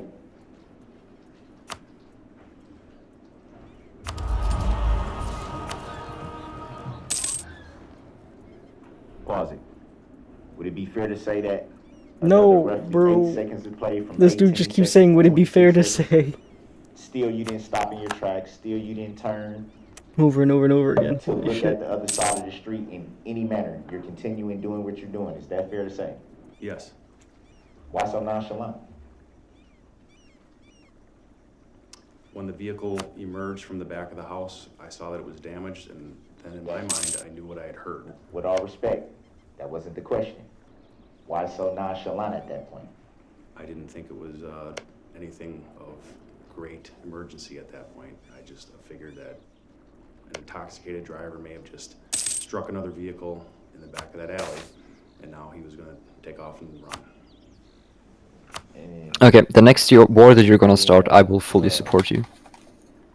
being in law enforcement, why would you not investigate that if you heard something crash? Why, being an officer of the law, why would you not investigate that if you heard that?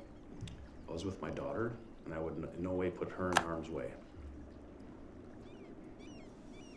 Well, I would think it would be fair to say that you can't handle yourself.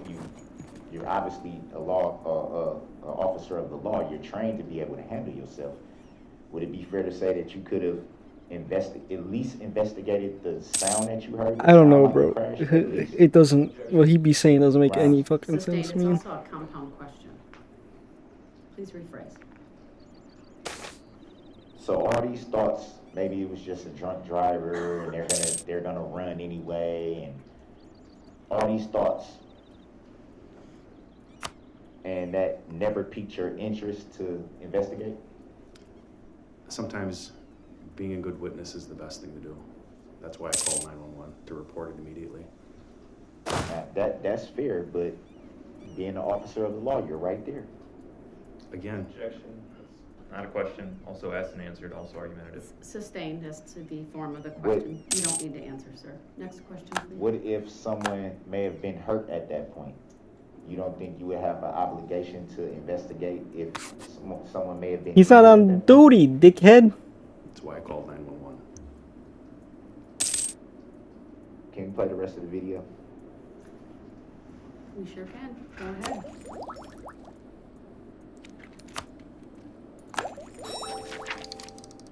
It did a weird little motion thing. That was probably from the camera. I was this. But in that entire video, is it fair to say that you did not reach for a phone and take out a phone from your pockets or anything in any way? Is that fair to say? I can't tell if I did from the video itself. I know. So that I when did you make the call? At some point after you started running. Dude, he just keeps. The defendant, the driver of the vehicle. So how long after you saw the driver of the vehicle did you make the 911 call? Within seconds, I believe. Is it fair to say that we don't see that on the video? The video is very small at that point. It's hard to Is see. it fair to say we don't see you do that on the video? Yes. Can we pull the video back up? Can you take it to 27 seconds and pause at 27?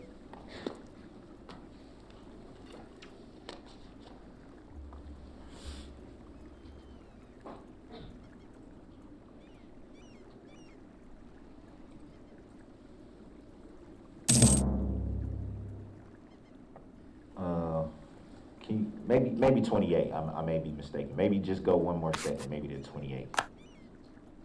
Or you know what? No. Keep it paused right there. Would it be fair to say that you noticed the vehicle in this area right there?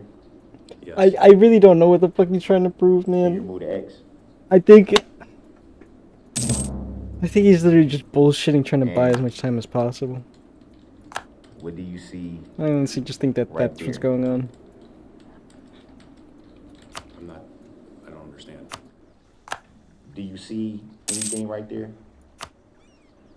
An individual, anything? Do you see anything right there?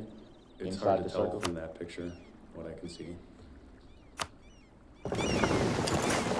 Can you move it? Can we blow it up a little bit or move it closer?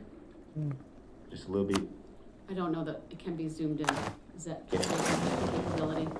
So we can zoom in, as long as the defendant's okay with suspending. We can zoom in. We have the ability to do that. Would you like it zoomed in? What do you mean by, say that again? I'm sorry. We can zoom in if you want to. Can you zoom in just a little bit? Just a smidge.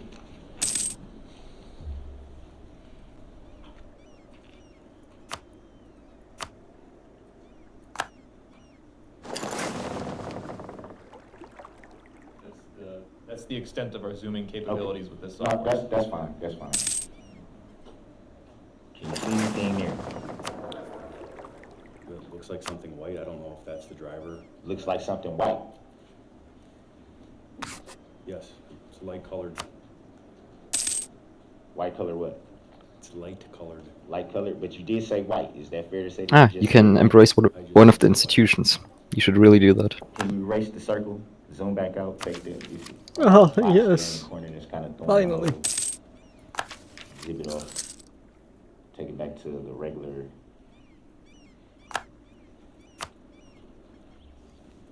You testified earlier that you saw the driver with gray hoodie, as you referred to it. Do you recall saying that? Yes. Would I just circle right there The game be going. from your recollection say that? I just had to you get saw? my ass I saved don't know from what that is by at this point. Francis. It's You just don't a know? paused video. But, you know. Could be a glare, could be a person, I don't know. You could play it again. Well, let's play it again.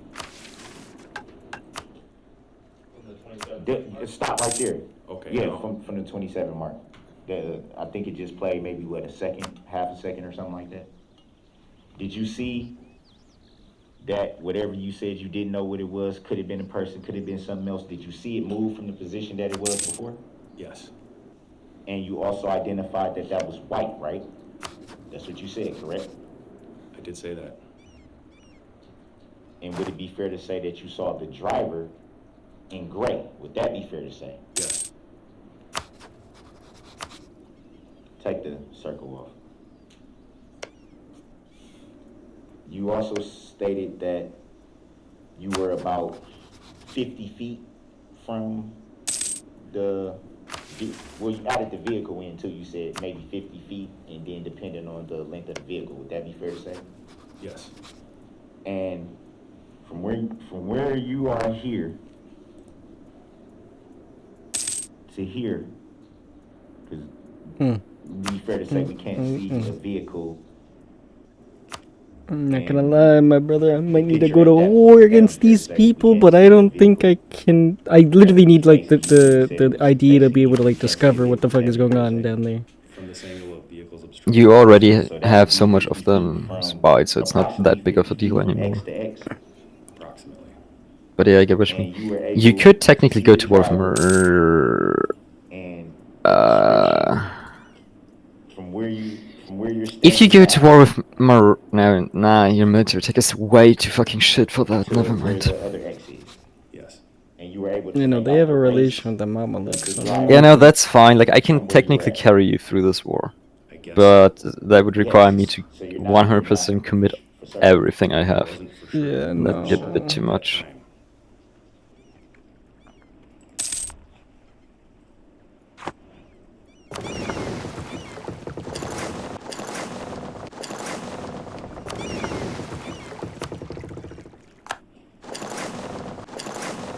So what conclusion were you coming to at that point? Just an educated guess or Explain further. Conclusion how for what? would it be fair to say that your guess could have been inaccurate? Could have been. And you also stated that you saw news reports and the description of the driver on the news. Would that be fair to say? Yes. And you made reference to the driver's hair. Would that be fair to say? In my testimony, yes. You brought up the hair is what I'm saying. You said long hair. That be fair to say? Yes. And you will be able to see hair if you describe the driver wearing a hoodie. Yes. You'll be able to see hair, tell the length of the hair. If it's hanging out of the hoodie, yes. But you didn't say, all fairness, you didn't say it was hanging out of the hoodie. You just referred to the hair. Yes. It's argumentative. Is it? Hold on, there's been an objection, legal witness understood the question, so I'll overrule the objection, his answer may stand. Next question. Is it any possible way you could have gotten a description from the news reports instead of what you actually recall? No. And how I did you know, determine man. You be saying, is it fair to say? Is it fair to say? Is it fair? Statement. It's so fucking funny, Describe what I man. saw that day. And you also described two different colors of dress. Once you said gray and one you said white. Would that be fair to say? I said that the item in the video appeared to be white. Did you not say that the item moved? As you say item, did you not say the item moved? Would it be fair to say that there can be no movement to an item? Oh my A god. person? Yes. A person that you described wearing white? On the video screen, it appeared white. It appeared light colored or white.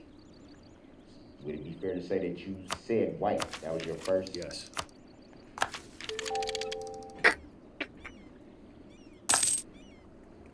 At any It's his time in that favorite video, phrase or something. I don't know. did you see hair In the video, in the video? you can't see very much in the video. No.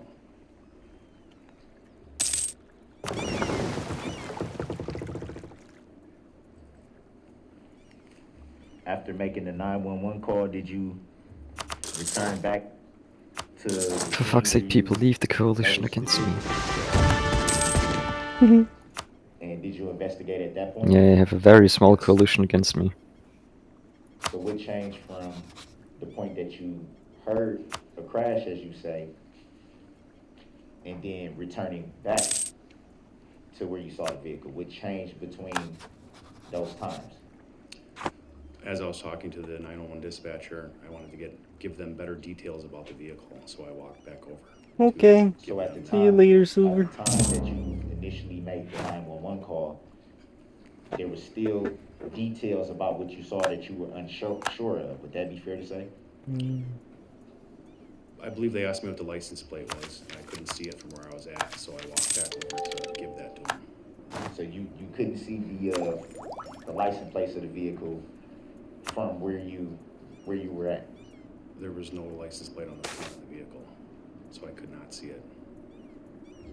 So you came back to investigate if there was a license plates that you can identify. Yes. Did you investigate what you may have heard the vehicle strike? No. Any reason why not? By that time, a large crowd had gathered and there were sirens. I could hear them in the distance, and the police were responding rather quickly. So you didn't take the opportunity to see if anyone from saying that you heard a loud crash, you didn't take the opportunity to investigate if anyone may have been hurt No. from that loud crash? I didn't know. Any reason why not? No reason.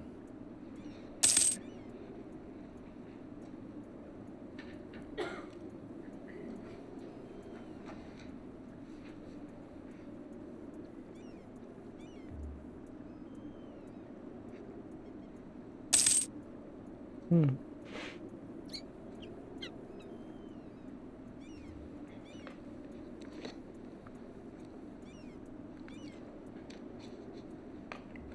Any other details about the driver that you can recall? As far as further clothing? No, I thought at some point I saw a Packers logo on his clothes. Yeah, and offensive ideas are shit, by the way. At Oh, least in your situation, yeah. Put that in your For you, I'd have gone with quality or quantity. Probably quantity. At any time, have you read or saw a complaint in this matter? No, just my report. Any other officers that came to the scene? Because you made reference to officers was responding by the time you came back to give more details to the dispatcher. More officers were arriving. Do you recall if any one of those officers investigated the loud crash you heard? I'm unaware. Confirm that, or But accept that. it would be fair to say that they gave reports from what they observed when coming to the scene. Would that be fair to say? Yes. Oh, for fuck's sake, I'm missing one fucking Do you province. recall Oh, any of fuck them off. asking you of a description of what you saw? I didn't speak to any officers on scene. Any reason why not? Cannons are Seeing useless for you as at the moment, they're how just a that waste of money. You made the Going further, initial or 911 call. Oh. I'm sure the officers were don't probably build them anymore, for responding now. by that time anyway, but seeing as how you made the 911 Those two are call, fine now, but still. you didn't collaborate with the other officers to try to, like piece together what you may have saw? That was the first 911 call. Sustained. I didn't say first. I said you made the initial 911 call. Initial means first, so sustained is the form of the question.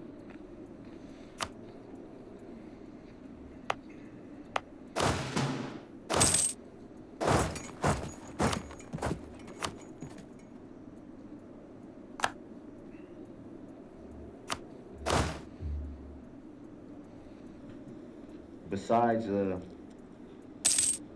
me back up.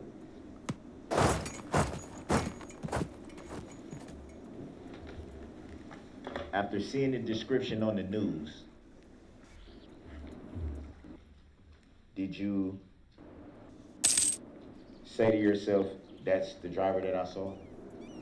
I recognize the driver as the person I saw on TV or social media. Yes. Social media or the news? I don't recall, probably both.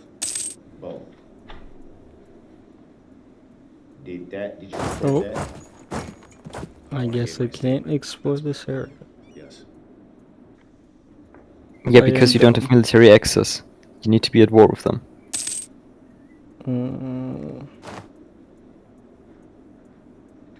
Got it. Which I at this point would not recommend, because they have way too many allies, and are even a military attack ahead of you. Social media or both. I gave a statement the very next morning. I worked at 6 a.m. I reported it to my supervisor, who contacted Waukesha investigators and had one of our detectives take a statement from me that morning. The statement that I gave them was from my experience at the scene, not from what I saw on TV or social media. So it would be fair to say by that next morning, you had already seen reports on the news or social media. Yeah. But I will soon be able to help you.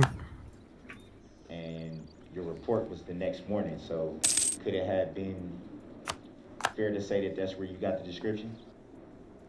No.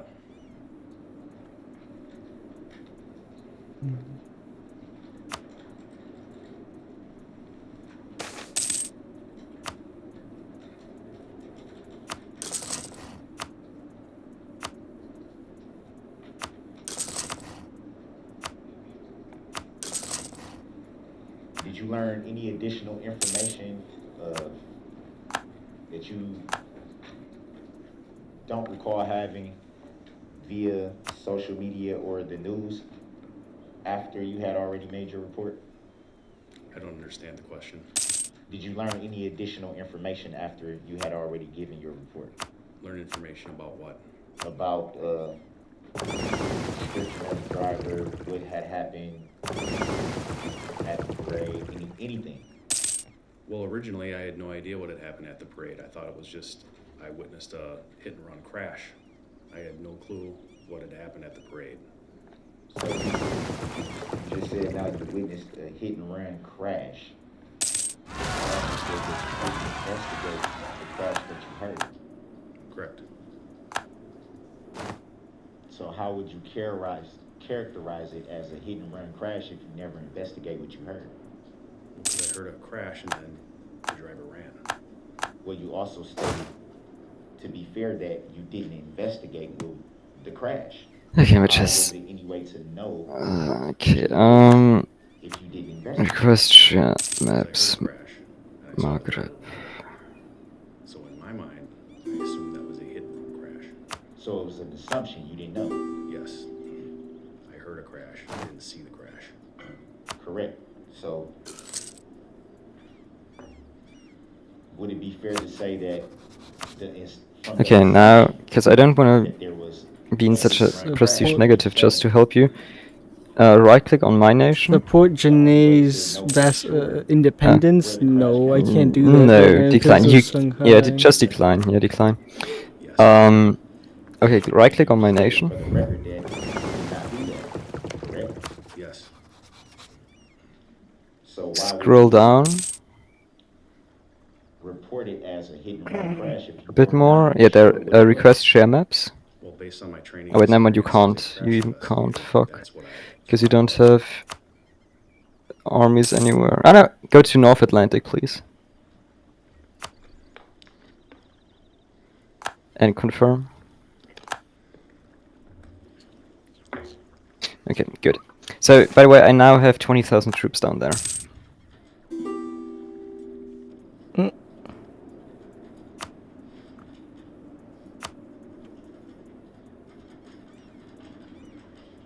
Did you talk to any And if needed, I can bring in more. people that lived in those houses to see if they had heard the same thing you heard? I spoke to maybe a resident of the apartment or the house right there who just said that the vehicle didn't belong there. Did they report to you that they heard any crash? No, not that I recall. Did they report to you that they saw a driver? No.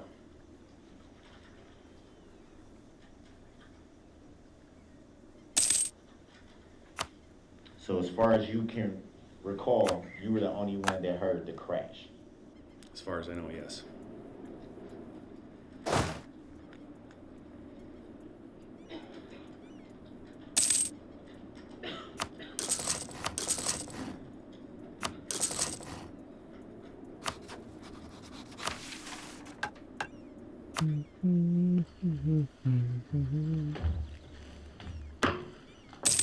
No further questions. Any redirect? Yes, please, thank you. You testified that you didn't investigate the sound of this crash, correct? Yes. Were you off duty that day? Yes. When you're off duty, do you carry a police radio with you? Object, Is she a sworn law enforcement officer? objection, irrelevant. Holy fuck, this guy. You may answer. No. At the time you heard the crash but didn't investigate it, did you know that the vehicle that you saw had been involved in hitting dozens of people on Main Street minutes earlier? Objection, asked during cross. Overruled. You may answer. I had no idea. When the driver got out, and just to clarify again, who was the driver? The defendant. Daryl Brooks. Daryl Brooks. Objection, I don't consent to being called that name. Are you shitting? Mr. Brooks, I don't consent to being called that name. Why, what's up? No, stability drop. Yeah. So noted. Next question, please. did you see anybody else get out of the vehicle? No. When you went back to check the vehicle, was there anybody inside? No. On this issue of the white clothing, will you please show for everybody exhibit number 120, which has previously been published? Go ahead.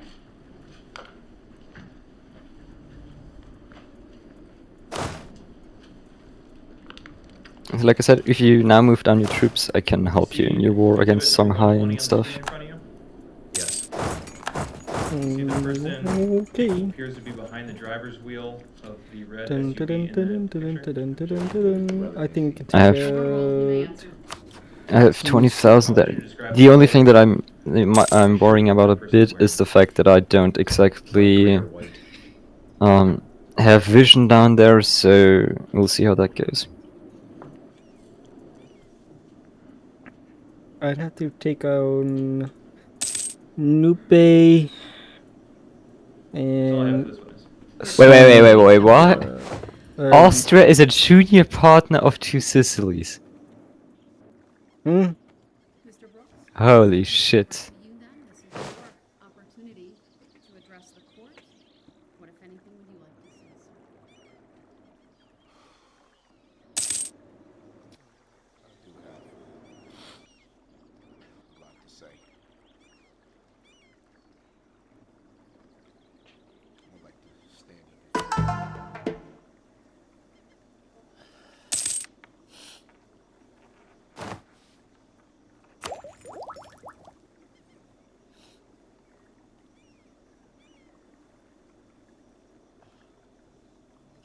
I apologize for taking so long.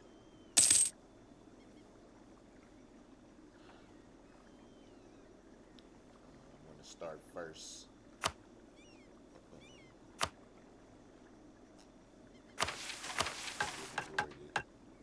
To God. Um. I believe in Jesus Christ. Yeah. Okay. Wholeheartedly. Sure you do. I believe that Jesus Christ is the Son of God. That's real great. How does this have any relevance He died for all to the of us, matter? everybody in this courtroom today, everyone walking this planet. Mostly for those of us who will believe. Believe that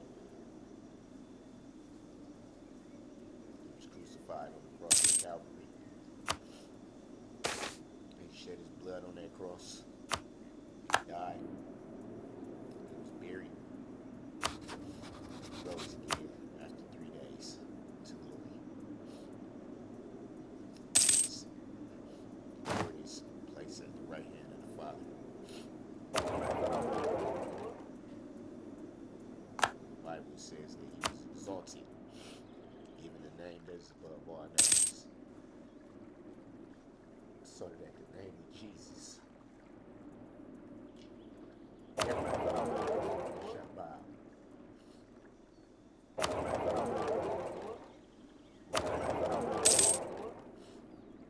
And every tongue shall confess that Jesus is Lord to the glory of God the Father. It's not just something that I was taught by my family. It's something I believe in my heart.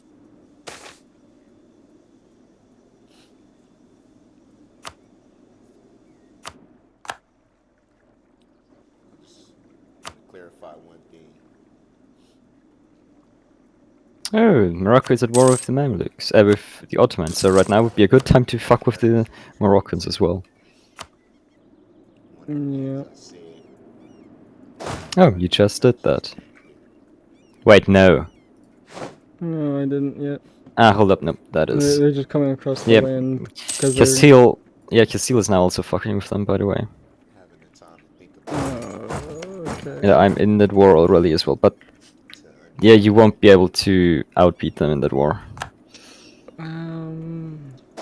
honestly, try to go after Africa. Yeah. The right to feel how they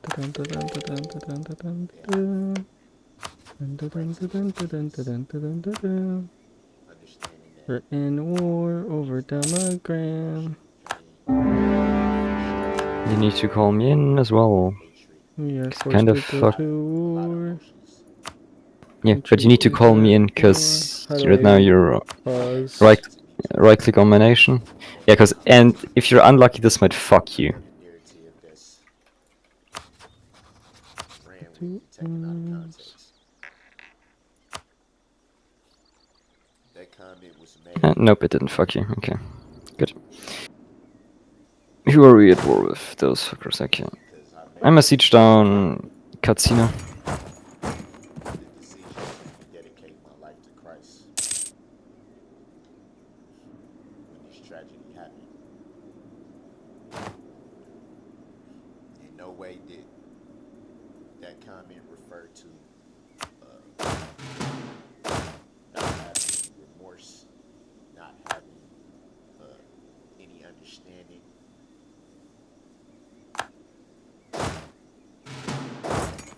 It was strictly made to that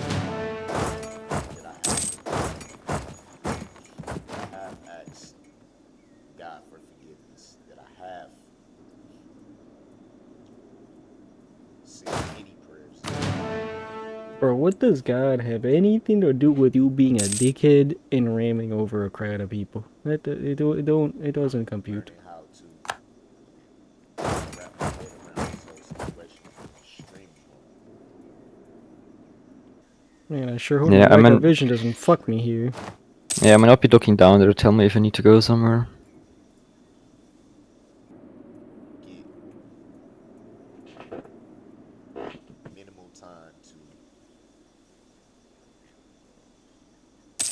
reflect in a place like this. But one of those minimal times you get to reflect in a place like this is when you're alone in your cell. When it's just you and the walls.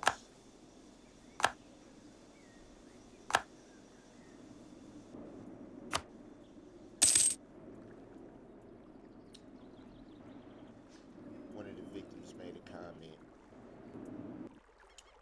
about trying to understand why this happened.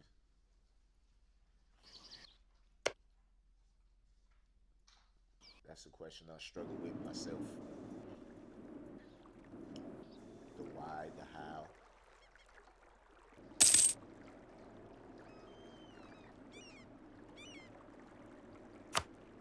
How could life ever get this far away from what it should be?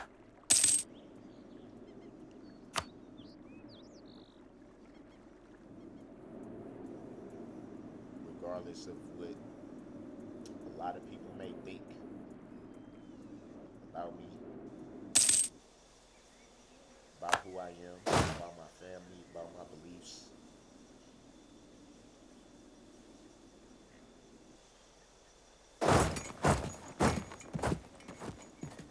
I know who I am.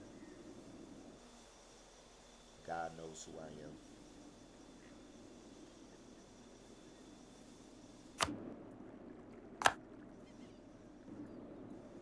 And I don't have any words of anger, any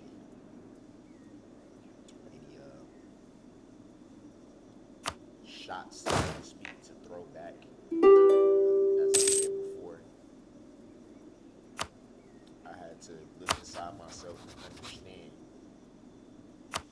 why the comments was being made. Why the right to.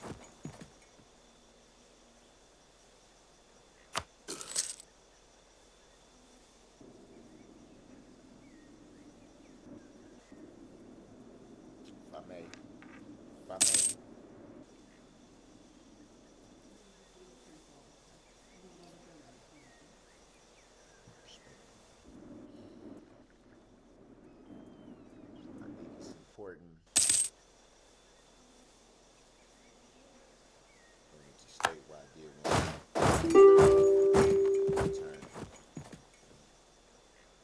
nothing was made about this mask. Something that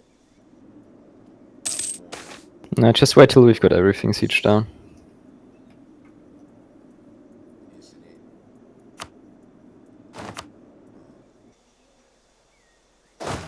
I don't. Oh! That's an easy fight. I don't feel like I fucking stumbled upon them. Because I Because could they're not see. only military tech 6. They're basically... What's happening to them is basically what happened to you. Yeah. there are a lot of different reasons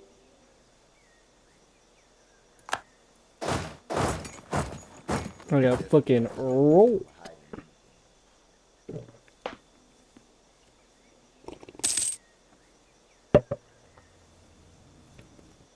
There is nothing to hide.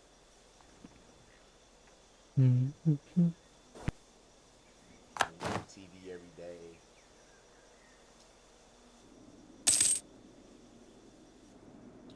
life is being dissected for the world to see, and families on TV every day in some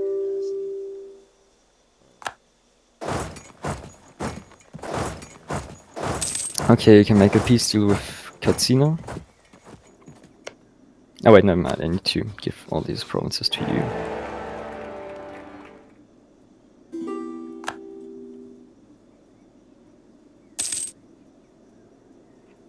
I want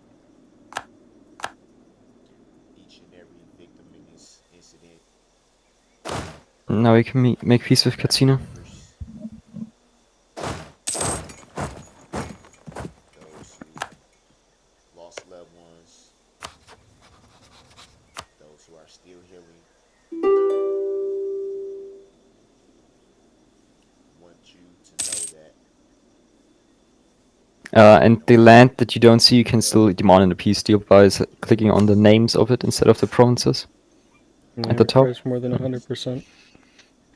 No, there are also other provinces from them that you could take. I want everyone to know. What do you mean? Also, No, like the other red ones. Like you might not see them, but you can take them via the names Oh, on yeah. the left. Yeah, yeah. not only am I sorry for what happened, I'm sorry that you could not see what's truly in my heart. That you cannot see the remorse that I have. That you cannot listen to all the phone calls that I've made to my family. That you cannot hear all the prayers that I've said in my cell. That you cannot count all the tears that I've dropped in this year.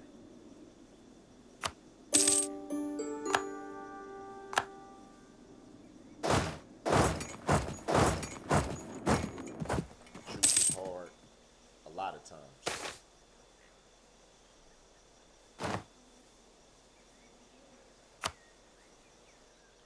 I'm not very old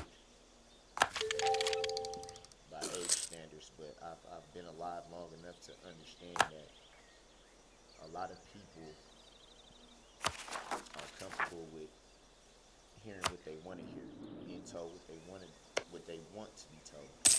For fuck's sake, accept the peace deal already, man. Looks. I don't want to sit here and for ages. And being okay with that. It's easy to accept what's on the surface. It's easy to accept what's being put out there. It's harder to pull back the veil. It's harder to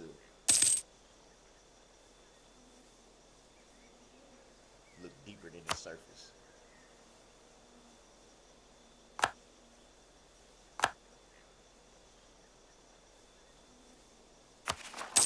And regardless to the truth, I understand that there are many people that would never forgive what happened. I have to be okay with that. And I hold no ill will towards them for that. I have to be okay with the fact that people will be angry. Some for a long time. it's clear. You need to make everything your core. Wait, you can't. Never mind. You don't have enough points. Respects to Hmm? That's fine. huh? Disregard me.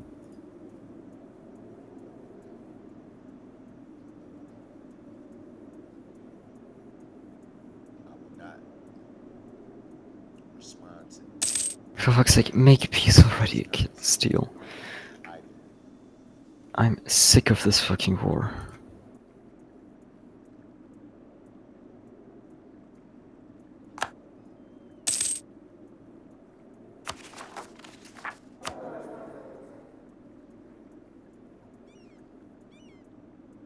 I want to also say that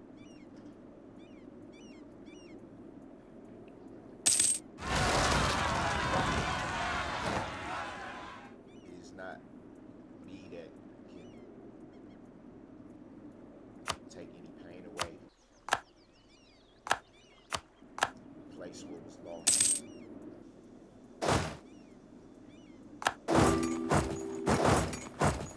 Back joy, happiness, to so many other things that was lost that day. I take care of the rebels though here, and you go take care of them in Tunis. I think all that comes with belief in Christ. All that comes with time. It's a process.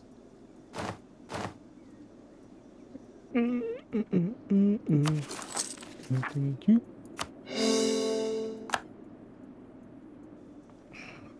It's a process that we all have to go through.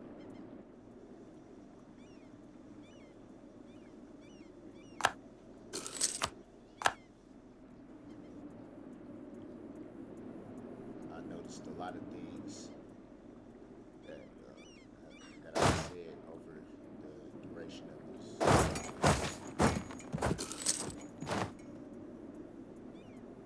Finally. There's a lot of misconception. I don't consider myself to be a man of God yet. It's something that I'm learning with time, with faith, with study. Aye, so focus on the game, I see. Yeah. Lord willing, And now this fucking douchebag is giving his little fucking speech God's appointed in time. regards to Something that I'm learning. what he should be charged with or not. And it's just all me, me, me, me, me. It's just so fucking narcissistic and sad.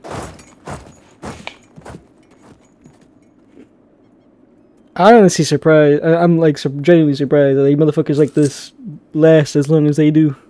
You know? It's just a shame that 6 other motherfuckers had to go out before people realize this. Even before this, mistaken. Passages recorded from Romans 6:20. I can't even hear him, but honestly, I'm fine with that. Listen, homeboy is just riffing about nothing. Oh, for fuck's sake. Countless other passages are all passages that I'm familiar with. The thing about scripture is not only studying and reading it, it's about applying. Oh, this is the JR15. Hold up. This is the JR15 video I want to talk about. Like, this dude genuinely just says this shit without, like, any sort of, like, any sort of sense of, like, parody or anything. Like, I was genuinely watching some of this shit, and I was like, there's no fucking way that this guy is being serious, right? No. He means the things that he says sincerely, like, without parody. And, you'll see what I mean in a second.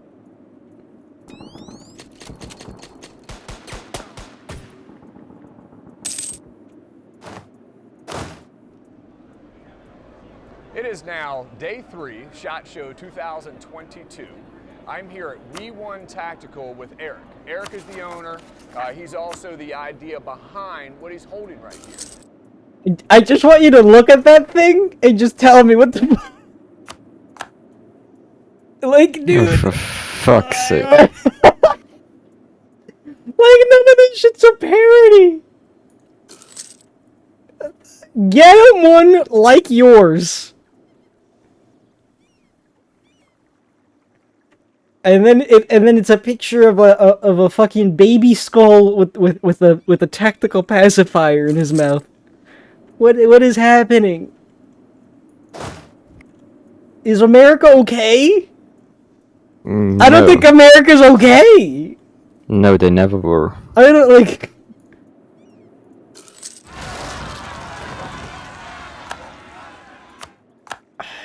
26,000.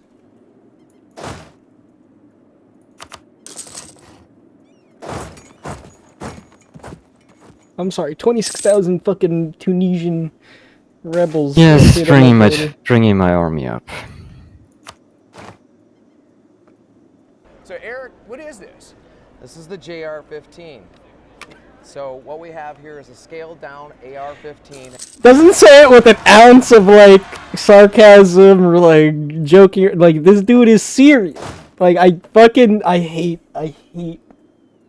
everything about this. And polymer.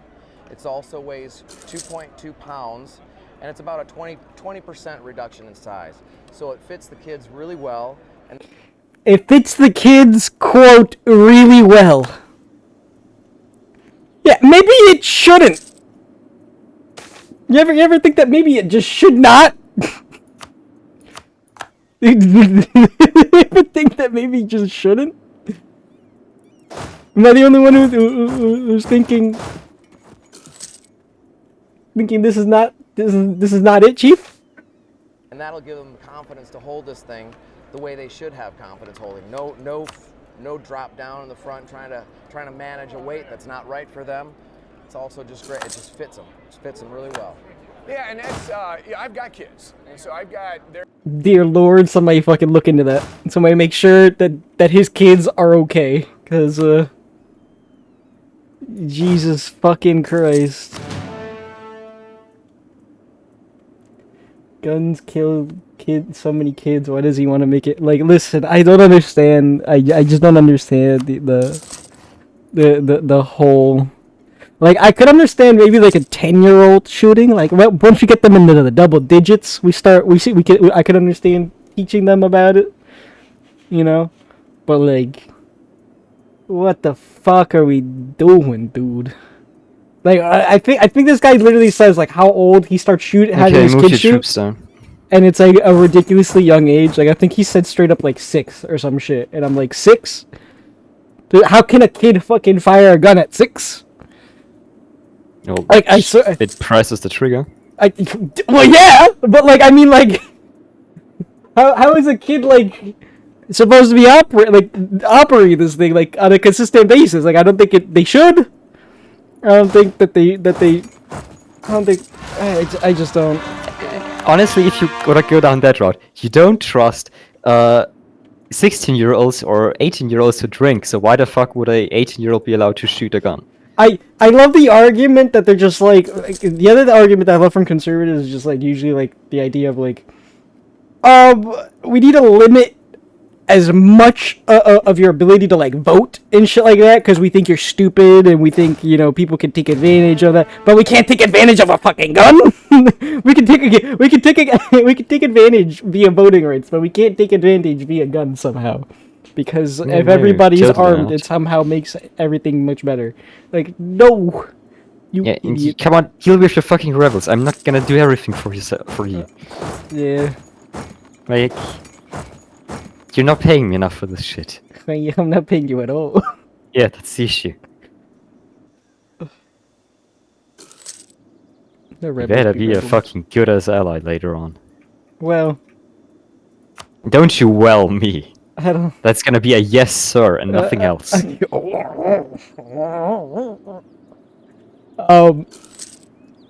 The thing that fucking blows my mind though is just like we gotta limit your ability to like vote and shit, right? But like a firearm is completely fucking a-okay. Like we're not gonna limit your rights on those at all. And if we do that at all, that's an infringement upon everyone. It makes no fucking sense. We just accelerated like active gun deaths for no reason. I just like all I would just advise people to do is just to compare us to like any other country that's like advanced. Even look at countries that have like crazy amounts of gun nuts or like crazy amounts of guns compared to like their population. Like what was a country that has like a really good not really good, but it's like a really good example of like a country with like a crazy like gun ratio to like population ratio and they're relatively fine. Switzerland. Yeah, Switzerland.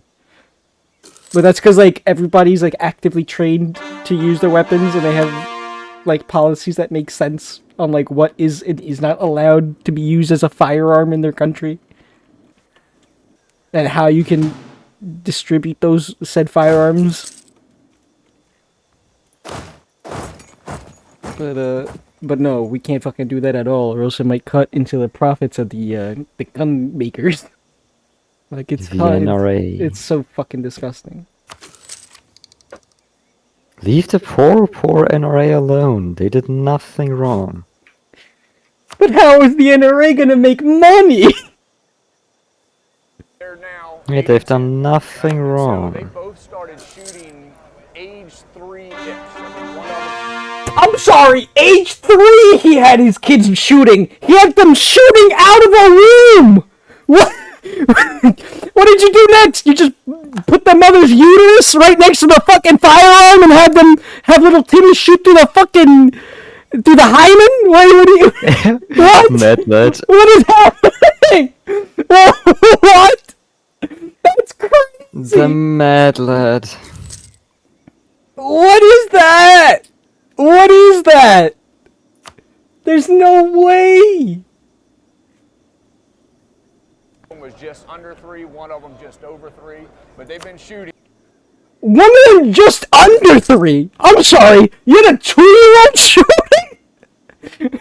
Oh my god. Everything about that is just so dumb. Like American. It's just so fucking stupid.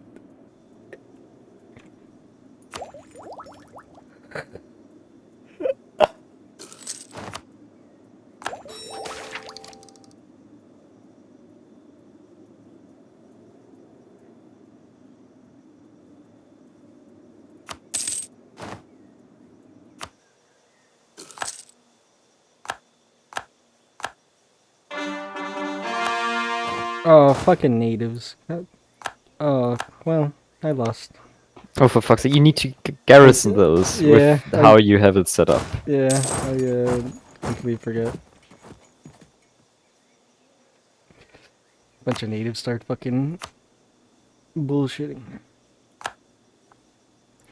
But Jesus fucking Christ.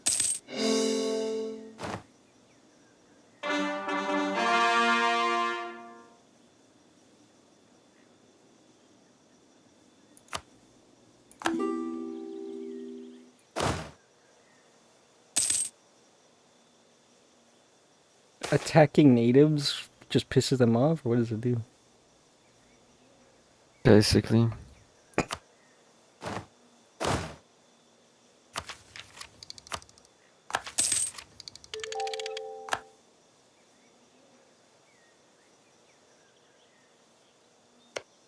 Ooh, who are you allied with? Oh, these douchebags. Would like to remind you, I have 20,000 troops down there. Yeah. But I'm also wondering, because it's going to trigger a war with the Songhai. And the Songhai are a bit beefier.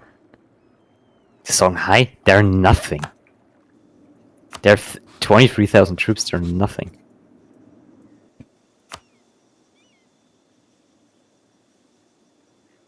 I don't have a reason to clear on you, but I have reason to clear on you, don't I?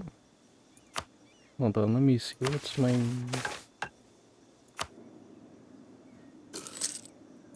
He's doing... I gotta take out the... Yeah, never mind. I need to go directly for Adler. Or Adder.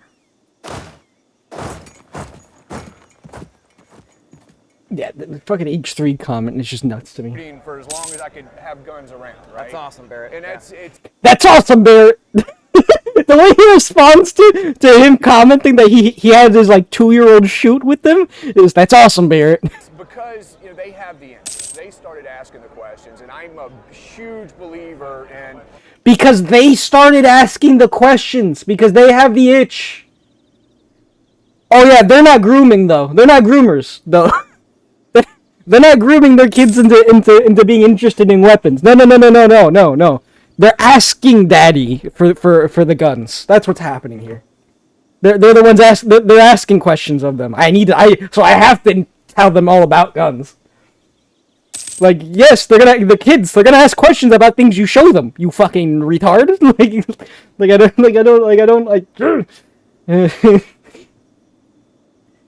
We got to provide the education. Got to teach them about the dangers and the risks, but we also have to educate them and take away that curiosity. Yeah, take away the curiosity off the get-go, kiddo. You can just let them know that they can kill people. Just, like, they don't need to have hands-on access to firearms to be educated about the fact that they can kill people. I don't think it's that fucking hard. Like, that's not meaning education. Like, you're trying to train them on how to use the thing. But one of the biggest challenges is guns aren't made, for a 5-year-old to be able to shoot. Yeah, that's one of the biggest challenges going on right now, is that guns weren't made for a 5-year-old to shoot.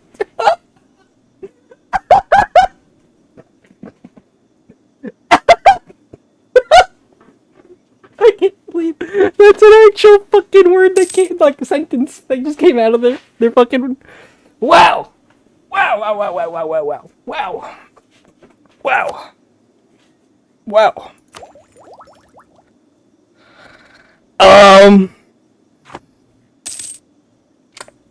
Okay. They're made for adults typically, and so when I came by and saw this yesterday, They're made for adults, typically.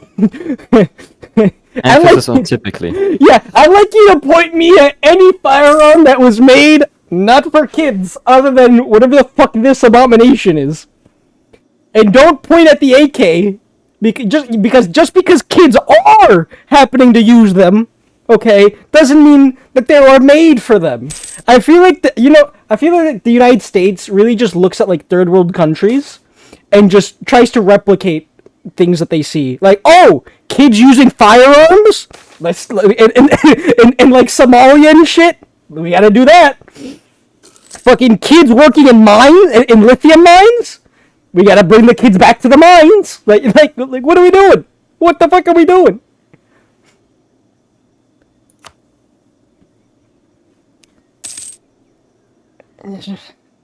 Like rolling back protections on like workers' protections and shit, so that you can include kids.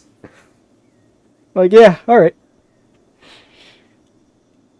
they excite me because a lot of the struggles are going to be the length of pull, the distance from the back plate, right, to the trigger. It's going to be very hard to put an adult gun in someone's hand that isn't an adult, and they cannot reach it. And so Thank you for breaking it down, Captain Obvious. I like this, and it's like you said, the weight of it, right? Like, I look at it compared in his hands. That shit looks like a fucking toy. It's a fucking toy. It looks like one of those shitty, like, guns that you can like buy at like a shitty airsoft CVS gun, you know? Fuck, I just lost a lot of troops. You run into the problems where they are front end heavy, where I Alright, take my I'm kids gonna out all start the declaring time war on shooting, these but Shanghai most of what fucks. they do has to be done from the bench because they can't support the weight of a firearm. And so this is a 22 long rifle. It is super light, so 2 pounds. 2.2 pounds. So 2.2 pounds, you know, add a red dot optic or something like that to it, you're adding a few more ounces. Actually, The hold on, I only, need the to only build thing my to army a scale little bear bit. it is the rail and the M-lock. So Right. they can pickpocket all dad's extra furniture laying around. Oh, look at that. So yes, exactly. So this, I can take my other stuff and put it on here if we wanted to accessorize it for them, you know, for Absolutely. the excitement, that kind of stuff. For the excitement and that kind of... Motherfucker, these are not toys! They are guns! What are we doing? Why do we treat guns like this? Bro? They're not toys! Like, they're tools of war! And, like, tools of, like, killing! Like, that's what the fuck it is! That's what it's meant to do! Like, this is the thing that boggles my mind!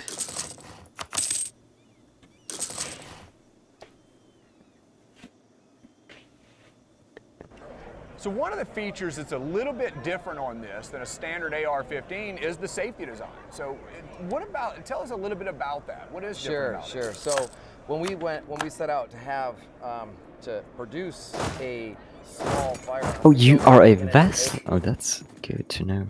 AR-looking package. When we set out to make a firearm for kids in a small package, like, hold on, let's just stop the sentence at the beginning. Maybe we shouldn't be seeking to make a firearm for a child. You know? Everything...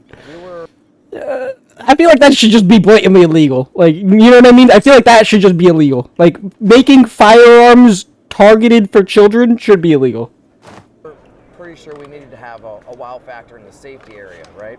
So what happened is we had the idea. My brother-in-law actually said, what about something like a pill bottle?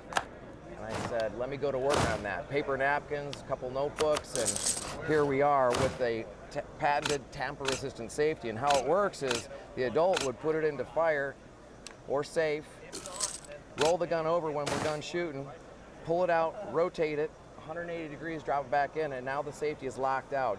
You literally cannot. Right, and that's you can't turn that, and that's something I was looking at yesterday. And actually, it takes a lot of tension to be able to pull that out. It sure does. Little kids are not going to be able to do that, and we also left it kind of blacked out and nondescript, so kids wouldn't really figure it out too fast. But you know. Listen, if you feel the need that to like put an additional like safety measurement on a gun because a child is going to be accessing it, maybe don't. Maybe if you can't trust the kid to keep his finger off the fucking trigger, maybe you shouldn't give the kid said firearm or access to said firearm. I don't know. Just me. Just my brain spitballing here. You know? But, Jesus fucking Christ. Your 12-year-olds are going to unlock it really. Exactly. So it's not a replacement. You still have to prevent unauthorized access. But when you're at the gun range and you're ready for them not to be using the firearm at that moment, it adds one more additional control to reduce that risk. Absolutely, and we believe that makes us the safest child's platform to learn on. This makes us the safest child platform to learn on. Oh. So when is the next war gonna be? It should be with the Shanghai. It should be soon. I just need to fucking deal with these fucking assholes up here. Because I don't have armies that can deal with both the rebels and starting another war and dealing with the other rebels down here.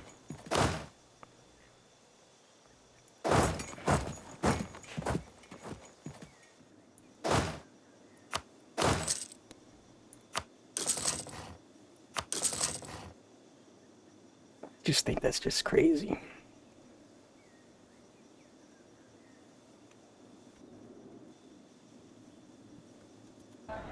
It comes with a single round magazine. Right, that's the rinse and repeat factor. So we want the kids to rinse and repeat. Go through the whole thing over and over again. Get the dexterity, get that mental memory.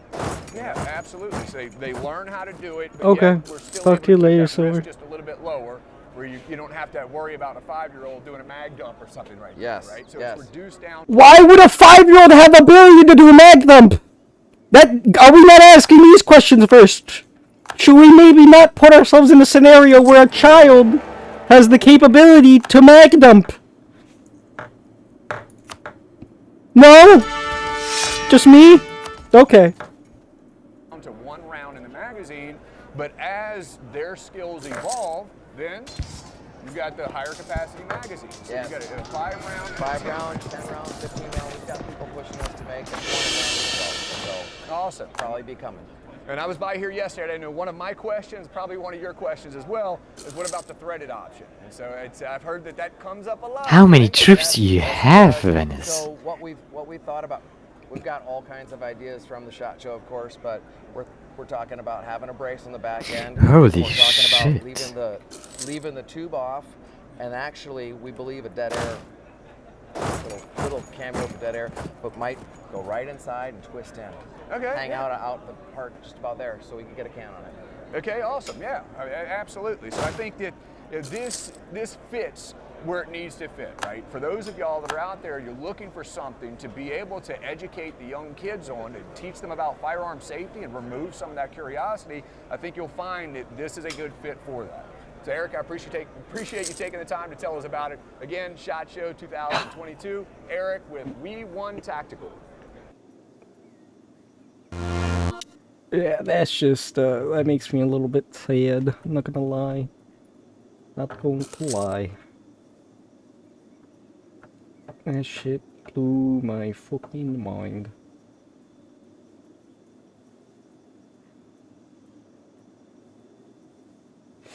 Now it's something we could watch. Is that other trial already over? Well, I can keep going if you want to keep watching about the trial. But No. It's just like, I don't know. I don't think anybody else is really all that interested. Like I should say, like I think I've exhausted it as much as I could, right? Like regarding talking about that particular case. Like I could show people, but there's nobody really like here that I think it would be watching that content. Juno. And then I brought up the JR-15 thing because that shit's just fucking nuts. Like, yeah, that's a fucking solid idea, man. Let's make a gun for a fucking child.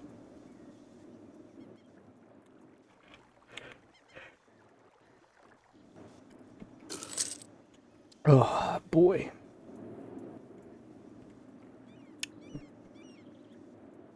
Alright, I'm gonna mount up my army here and prepare for war.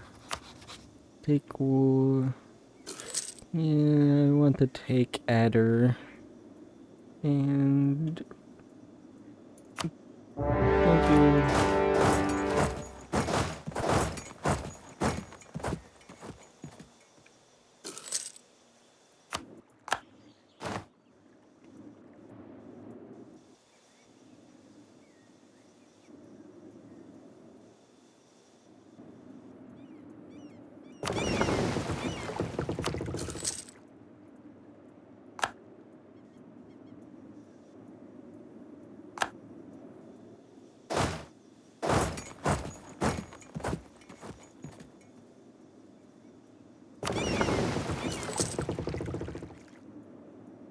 You have not called me into the war, by the way.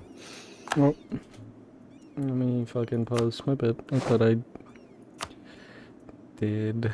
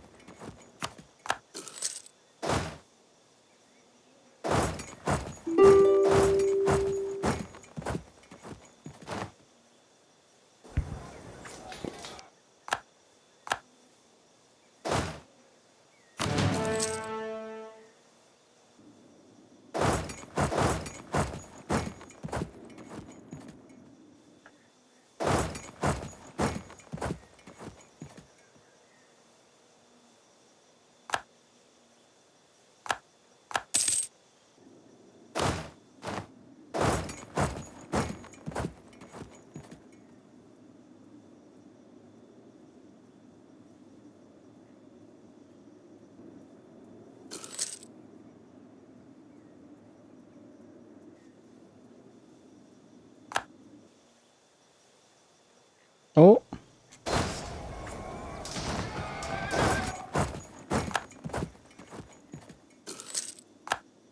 You should have told me if you were fighting somewhere. I just looked over because I didn't see that. I was like I couldn't Yeah. see that area, so I popped in and I immediately got into fighting. Oh yeah, your mainland is being sieged, by the way. Yeah, it's all right.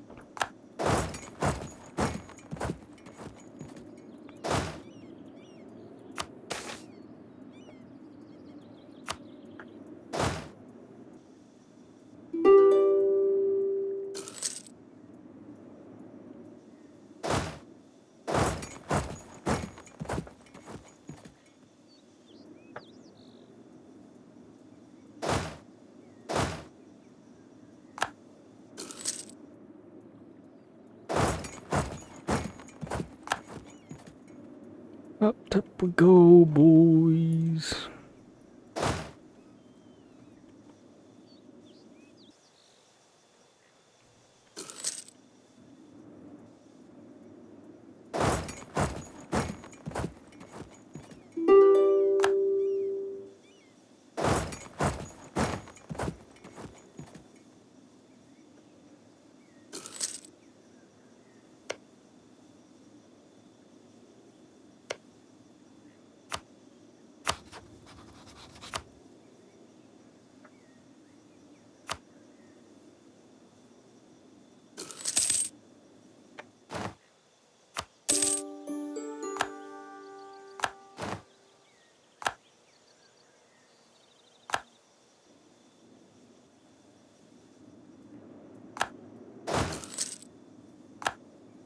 You can make a pistol with cutscene.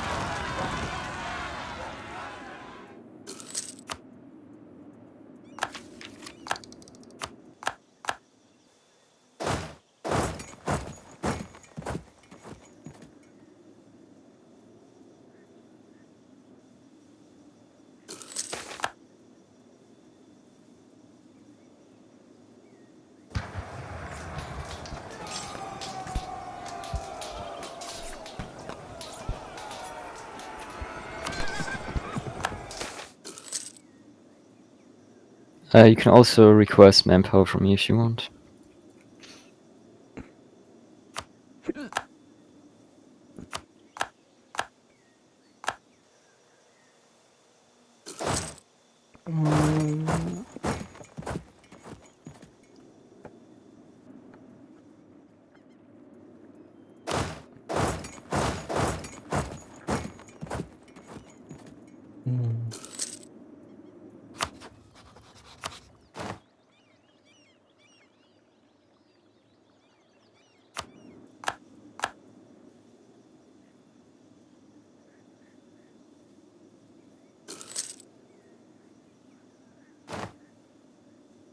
Can't. You're at war. I see, then you can do it after this war.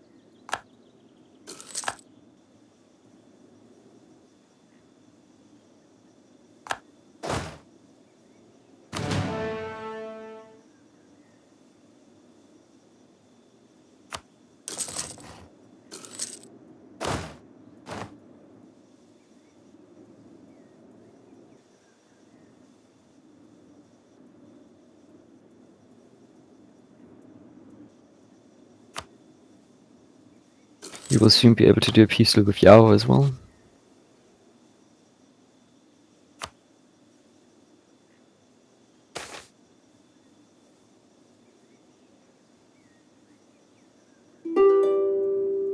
But that's, after this war, it's going to be enough help me for now. Makes sense. Yeah, because I'm gonna now go back with my troops.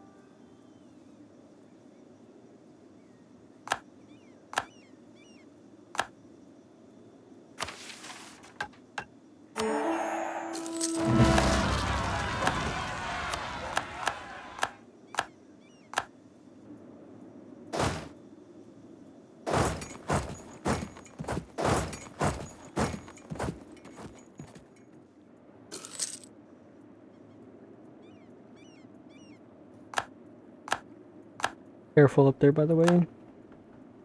Because you have dudes right next Yeah. to peasants.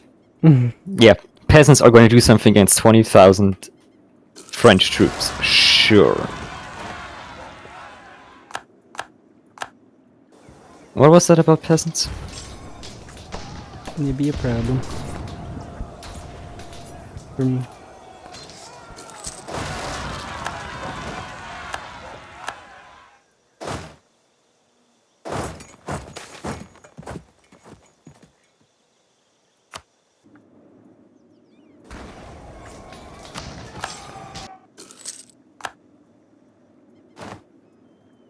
I need real marriages, fuck.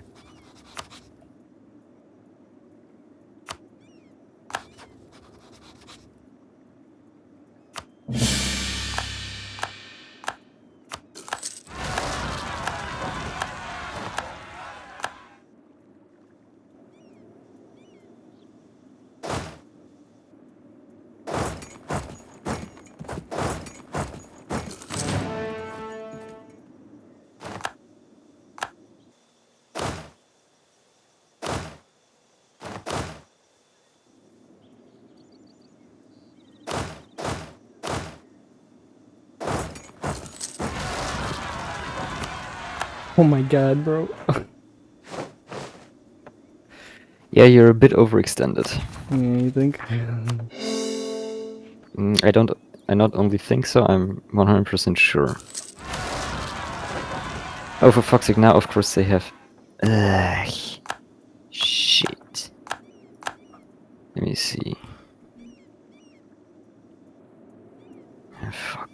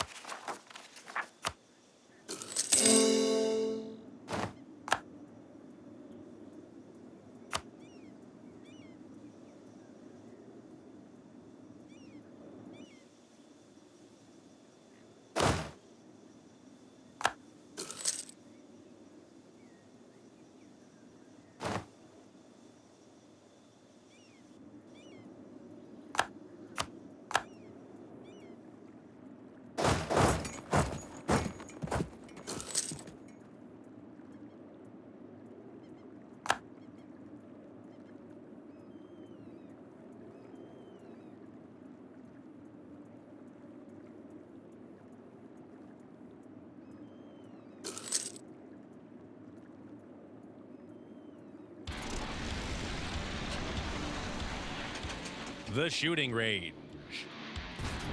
Let's see what's popping In up this episode, on the Pages of news History, today. Obscure Winners, Squad Mates, Surviving the Jungle, and Metal Beasts, the new 222.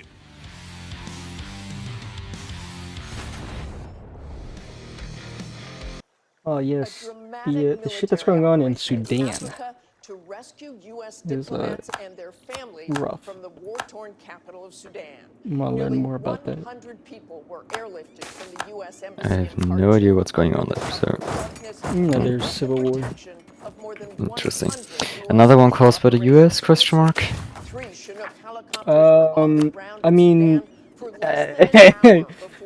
in some sort of, I mean, there is geopolitical effects caused by, or should I say, these are some long-lasting geopolitical effects that you could say the United States had a hand in, yes, but I don't think they directly had a hand in this one. Sure. 9 days of ferocious fighting. ABC News foreign correspondent James Longman leads us off. This morning, a major sigh of relief as all personnel from the U.S. Embassy in Khartoum and their families have been safely evacuated from Sudan. As a result of the intensity of the conflict, we reluctantly decided it was time to suspend operations. U.S. Special Operations Forces making the daring rescue operation under the cover of darkness. The Pentagon saying 3 Chinook helicopters took off from a U.S. base in Djibouti and refueled in Ethiopia. 3 Chinook? No, Chinook. The Sudanese capital.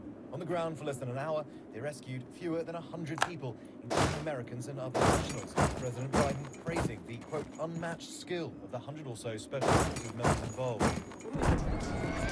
Leaders across the world scrambling to pull their nationals out of Sudan. 6 days of fighting and a shaky ceasefire, only a small window of opportunity. Saudi Arabia releasing this footage, showing their first group of foreign nationals were safely evacuated and they're back on Saudi soil. The fighting between the two warring military groups has only escalated as it... Or they're getting candies and shit after they got evacuated. It's already claimed at least 400 lives, including 1 American. The Biden administration has been warning private American citizens about the danger, saying they can't count on the U.S. government to get them out. It is not our standard procedure to evacuate American citizens living abroad. And that's the focus now, Martha, figuring out how to get other U.S. citizens out of the country. One option is Port Sudan. It is on the Red Sea, and other countries have used it to get their citizens out. The issue is that it's some fight. The administration has been warning private American citizens about the danger, saying they can't count on the U.S. government to get them out. It is not our standard procedure. I'm sorry.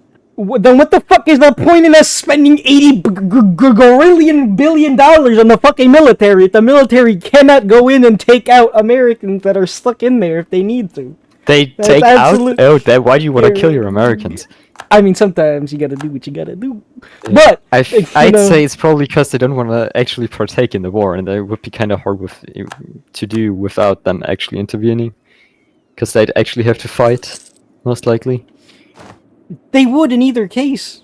Like, but I'm saying, like, if we have Americans on their soil, right, and like the whole thing is like, oh well, we are supposed to be protecting American lives, and that's why we spend all this fucking money into our military. Want to make sure that we're good and no, you're not doing it to. What the fuck is the point? No, you're not doing it to protect American lives. You're doing it to play world police. No, you're doing it to protect geostrategic fucking interests. Is what the fuck you're doing it for. But you know. Like, I just fucking can't stand that shit. How the fuck did all this shit just get... Oh, it's cause... Right, that's what's happening.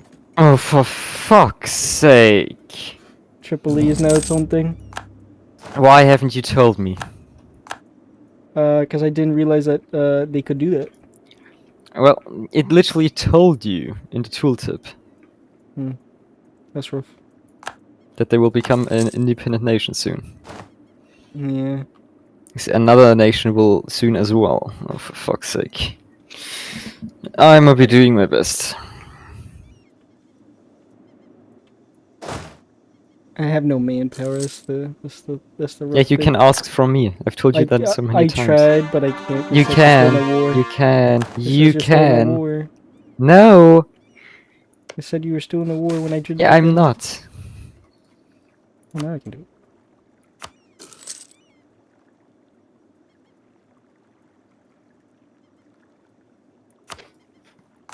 Okay, that's a pathetic amount of soldiers I just sent you.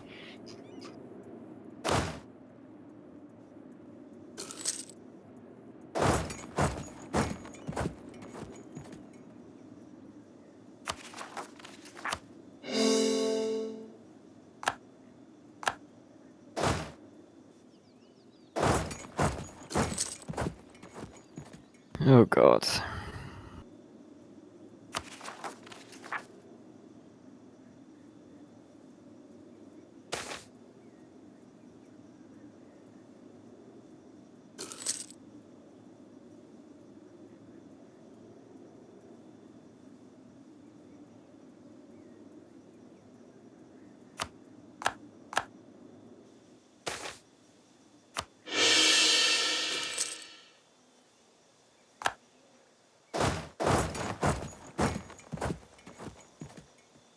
Okay, use your troops you have in upper Tunis and take care of the rebels in lower Tunis, especially since one of your... Oh. The Air Nation is back, baby! Oh, for fuck's sake. For fuck's sake. That's hilarious. For fuck's sake, why?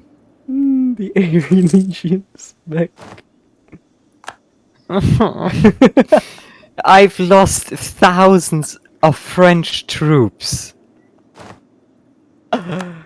Literal thousands upon thousands for that. Yeah, it do be happening sometimes. I will murder you.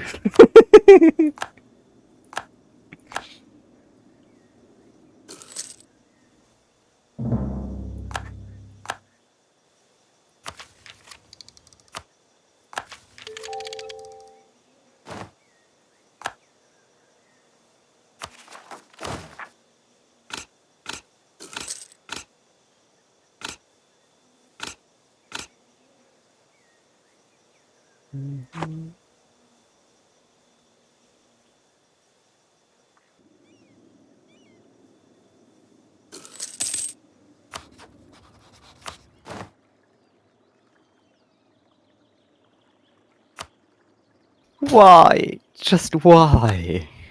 My everything was breaking. What do you mean? You know how many thousands of soldiers I lost? Yeah. How I much? couldn't hold the land. And I wasn't doing it fast You enough. should have just told me. Like, I would have taken care of all your fucking rebels.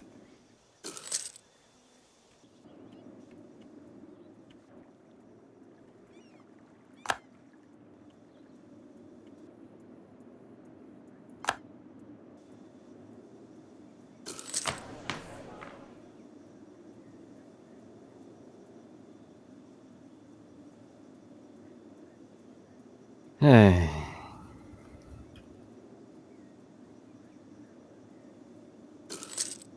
Well, at least you can take it back rather soon.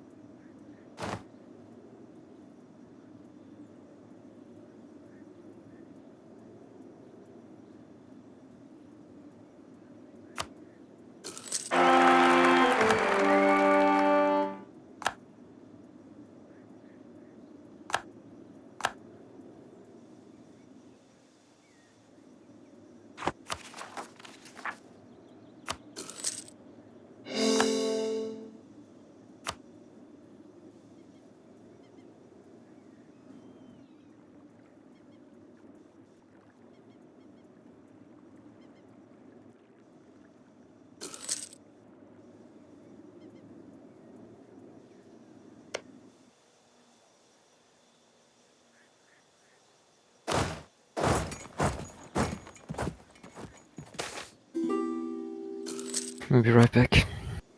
Don't lose more land in the meanwhile. No, don't you me. I don't know about that one. It's quite rough holding any of this land at all. It seems my everything is broken. My economy broken. I'm at negative $19, bro. That's sort of rough.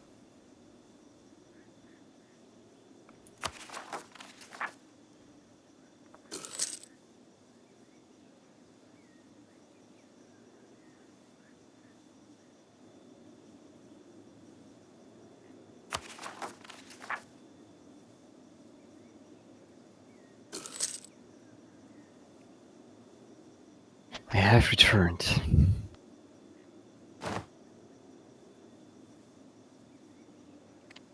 I'm making negative $20. Yeah, because you have way too many troops, most likely. No, wait, no, I know why. Because you have way too many forts. Go to Africa and dismantle all these 3 forts down there. You don't need it. All 4 of them, I mean.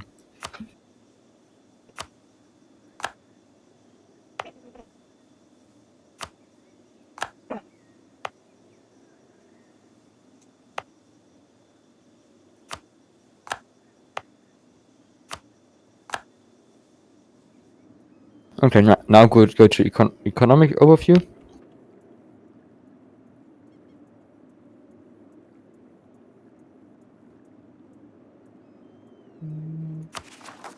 Now click on it properly, please.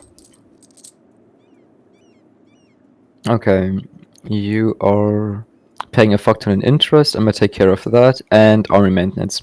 Go to army tab.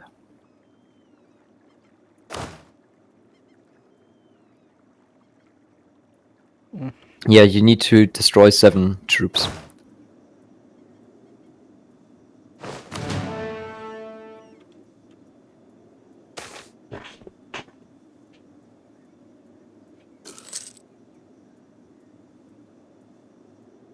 You have 1,300 ducats dead. Holy fucking shit.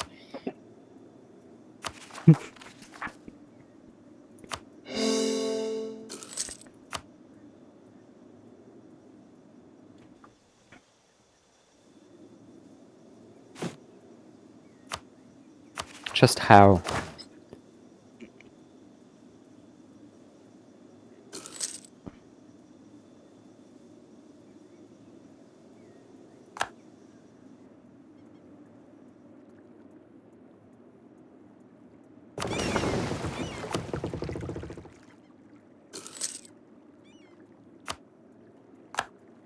Then the next thing, you don't need to have your army upkeep up right now.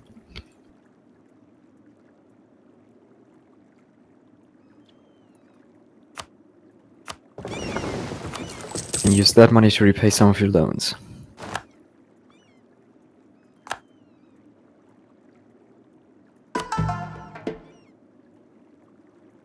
No, no, no. Don't you Defender dare. of the faith, baby.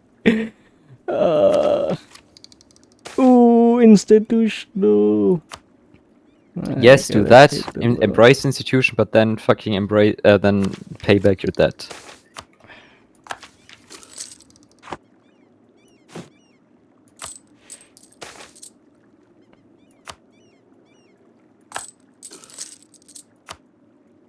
Ah, recall your your colonist.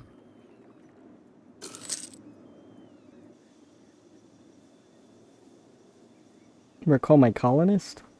Yes. What do you mean? Yeah, you have a colony pending somewhere in Bauchi. That's also costing you 2 ducats per month. Where 9,000 troops are.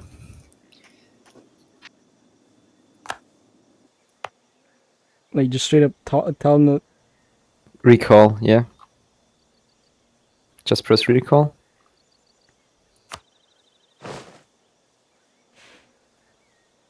And abandon.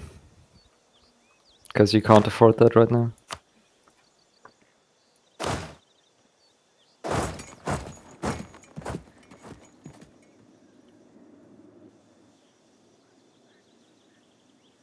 Okay, your nation is still completely fucked. You can probably... No, you can't do it. Yeah, it's... You're just gonna have to wait till you can declare war upon Tripoli again, and Ayr. So that we then Yeah, because that's gonna make life way easier again for you then. And I guess I might be sending 20,000 troops back over to you.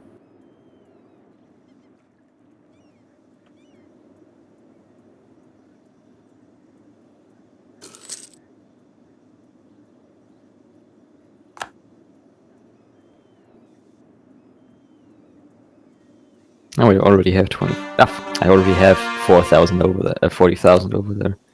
That's fine then.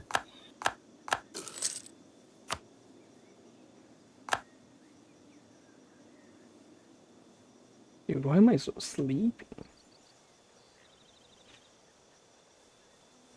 That I can't answer.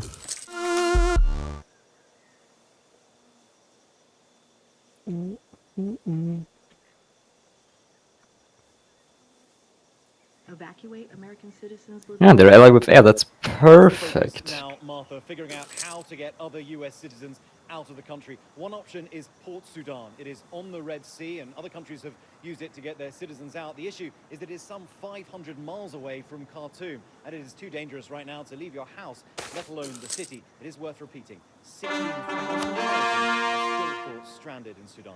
Martha? James Longman, thanks. Hi everyone, George Stephanopoulos here. Thanks for checking out the ABC News YouTube channel. If you'd like to get more videos, show highlights, and watch live event coverage, click on the right over here to subscribe to our channel, and don't forget to download the ABC News app for breaking news alerts. You still have so much debt.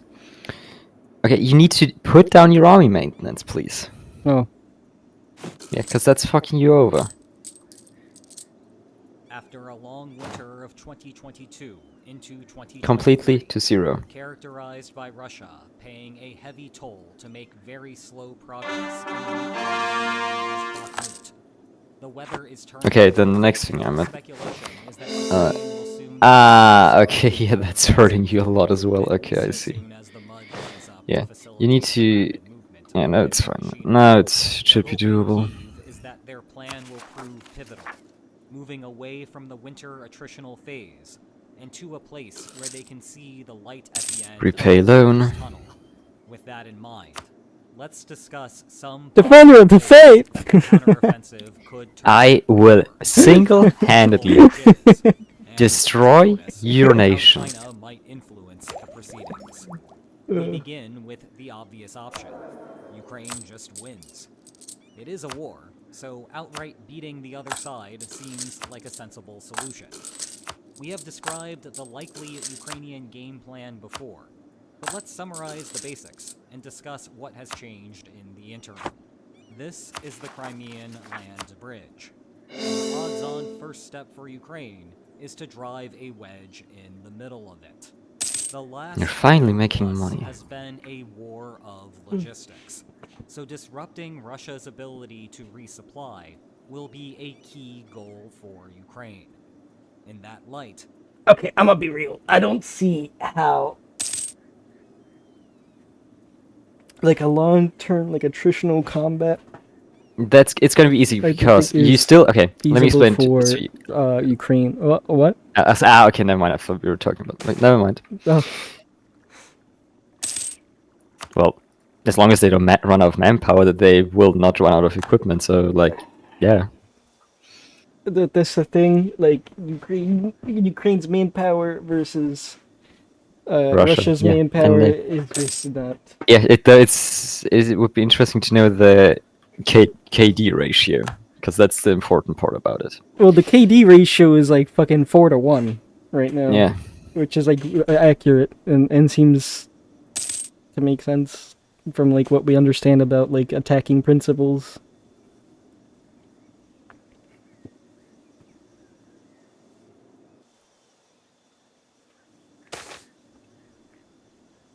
Okay, how much debt do you have left? Ah, you don't have debt left. That's good. No, wait. No, you do. How much?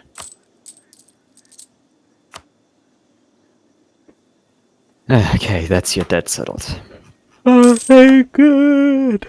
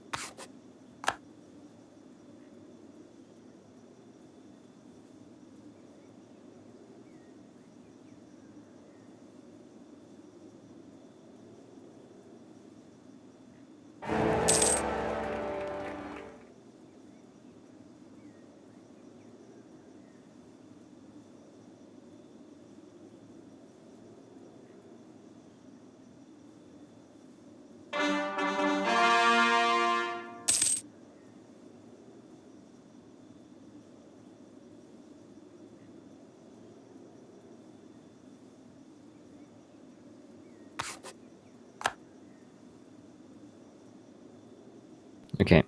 In July this year, we will be declaring war against Tripoli and air.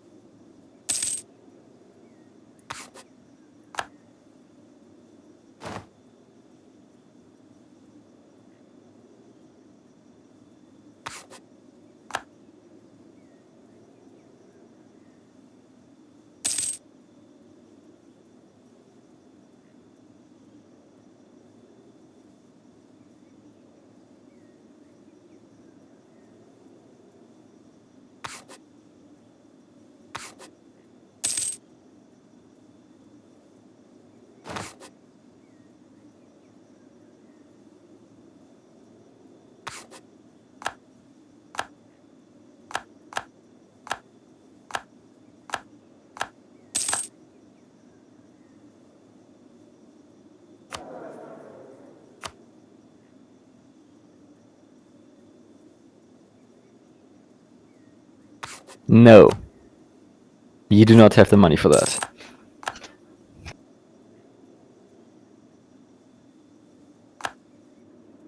Okay, so now right-click on or declare war from Tripoli, but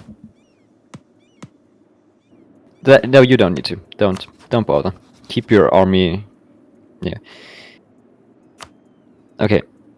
Before you press confirm, yeah, reconquest and then go to air, and then tick the little box, and also call me in.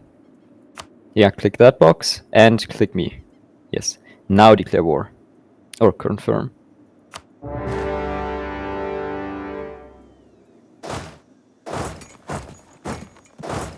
Why did that just fuck me over? I don't know why, but I've just been fucked over because of that. Ah, I know why. Because we had a trousseau, for fuck's sake. No, don't send your army in.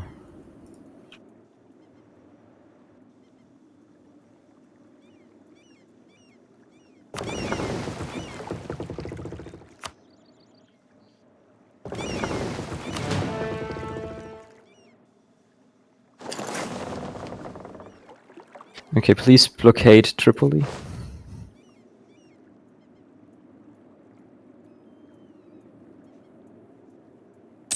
Yeah, remove your army maintenance again, if you haven't already.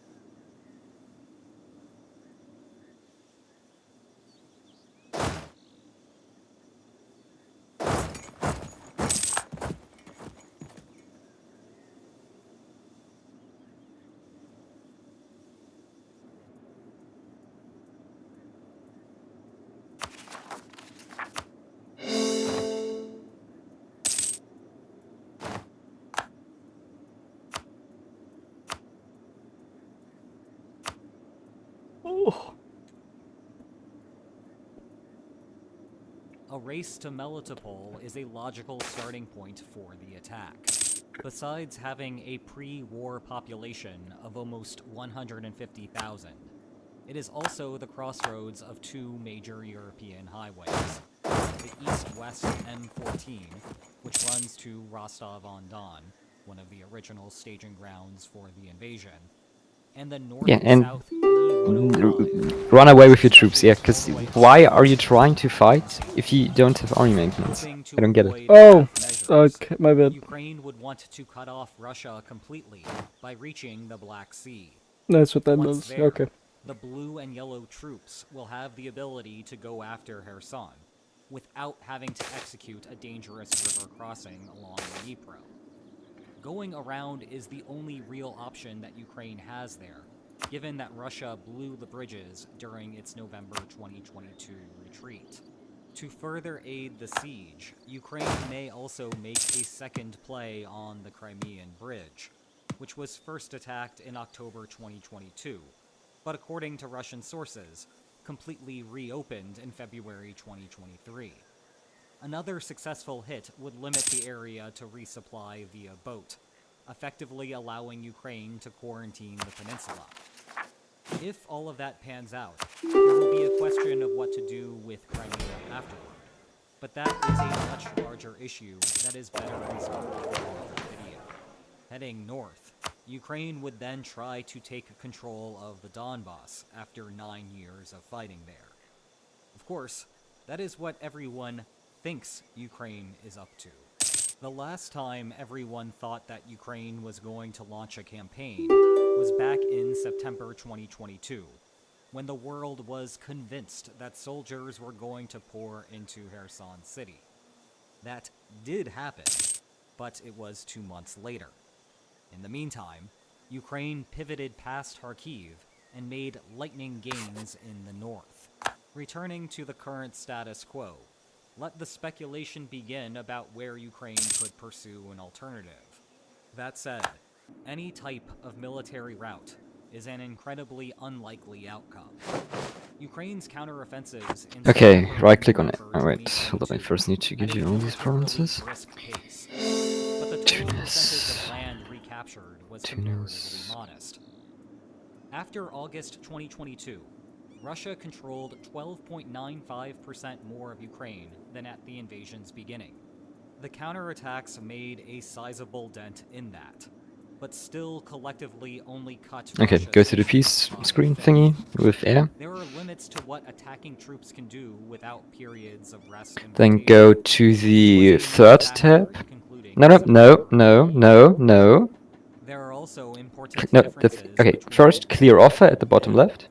For one, Putin made this mobilization announcement. Okay, now go up to under where it says demand tribute. There is like the third selection you can make there under demand tribute. Yeah, return course. Because 9 years of fighting has accumulated far more. Okay, never mind. That's not gonna work. Okay, would have been too nice. Yeah, okay, just select all the provinces then, since it's not gonna work that way. Knows that Ukraine wants to drive down Zaporizhia.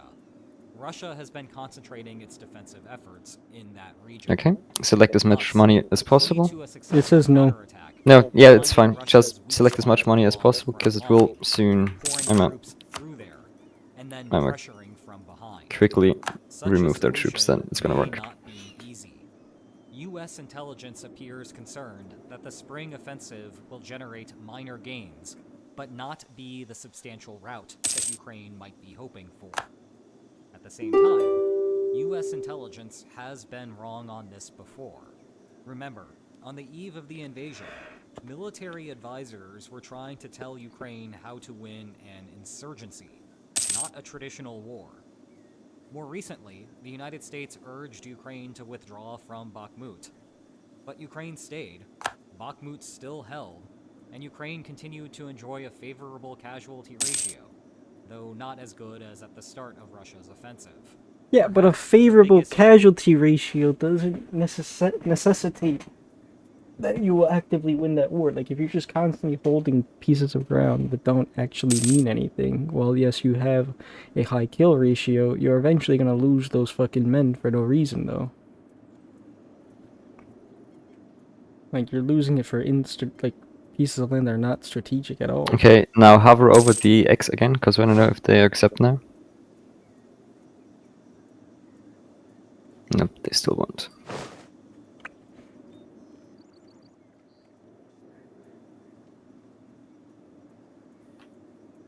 How can they fucking stand in that land? Okay, put a conquistador into your 8.5k army in the bottom.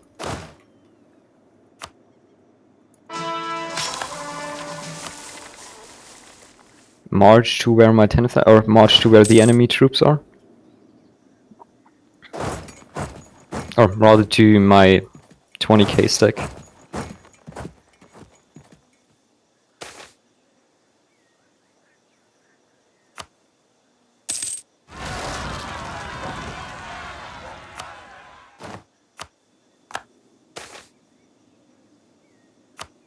It's fine, we're gonna take care of them in a second. Okay, now select the army and press allow attach the... select the army again. A bit up, yeah, there. Allow attach. Okay, now move into the 10k army. Okay, that's not gonna work. Okay. Fuck. Okay, let's do this differently Well, then. I'm going into it. No, yeah, it's fine, it's fine. I might just have to choose this a bit then. Okay, oh, for fuck's sake, I must be a positive prestige. Okay, right click on my nation.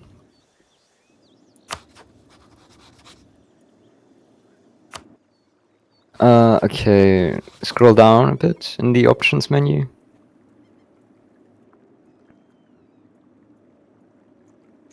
Request to share maps.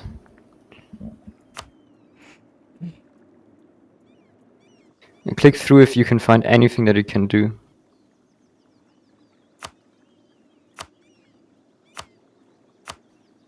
Yes, that one. No, go back. West African Sea.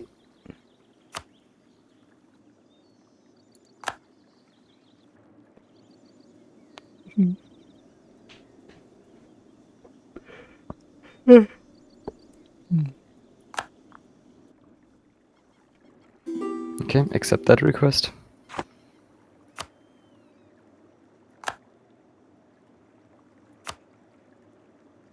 Okay, now it should be good. Please. Yes, I made it.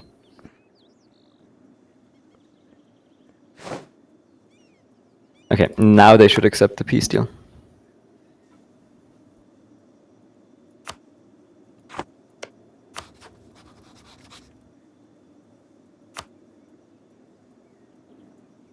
Yep, and select as much money as possible.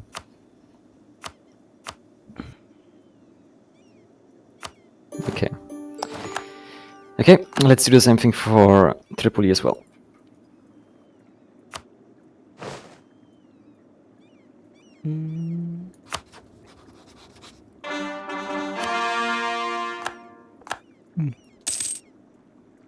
Like, demand everything.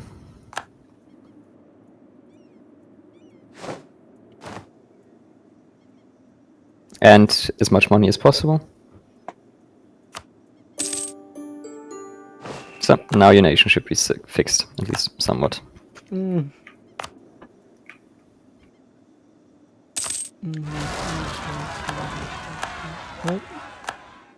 I'm having so many people rioting. Yeah, yeah. No, first, no, don't do these provinces down there. Do the ones in Tripoli.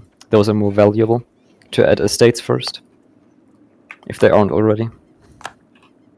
Never mind, they already are. That's fine. Yeah, the rebels are fine. I might be taking care of them.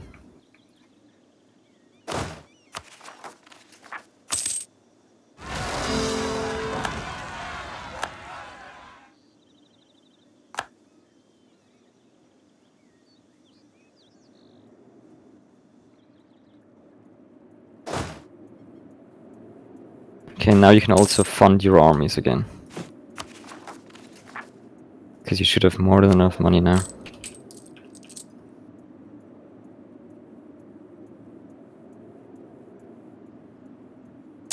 Yeah, no, it's fine. That amount. Yeah, just make it full. Go all the way. Do you have enough cash reserves? I have -3 points. Yeah, that's fine. That's fine. That's fine. Because you're paying a lot for rooting out corruption. Because you're at 6 corruption.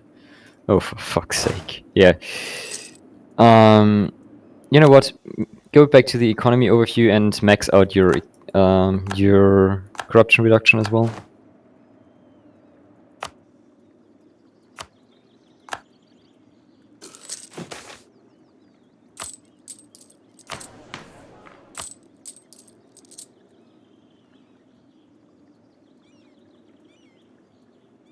That's fine.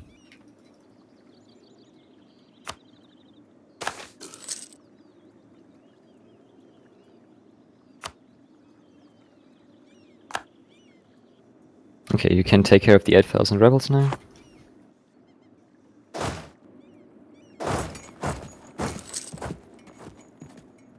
And you should soon be recovering a lot.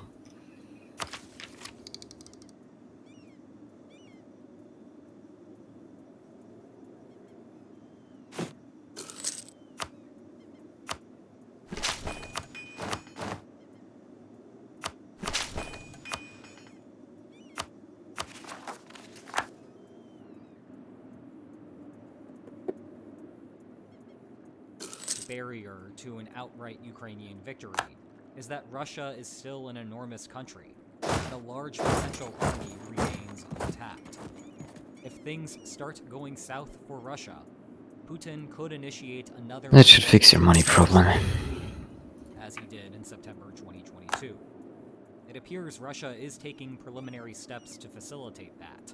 On April 13th, Russia's parliament approved a measure that allows for a digital draft.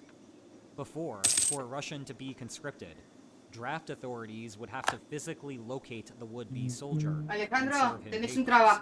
This created a bizarre cat-and-mouse game, where those anticipating notices would flee to their vacations or stay with distant relatives in hopes that they would not be found. This bill ends that system. Now, with just a few keystrokes, those conscripted must report for duty. Loophole closed.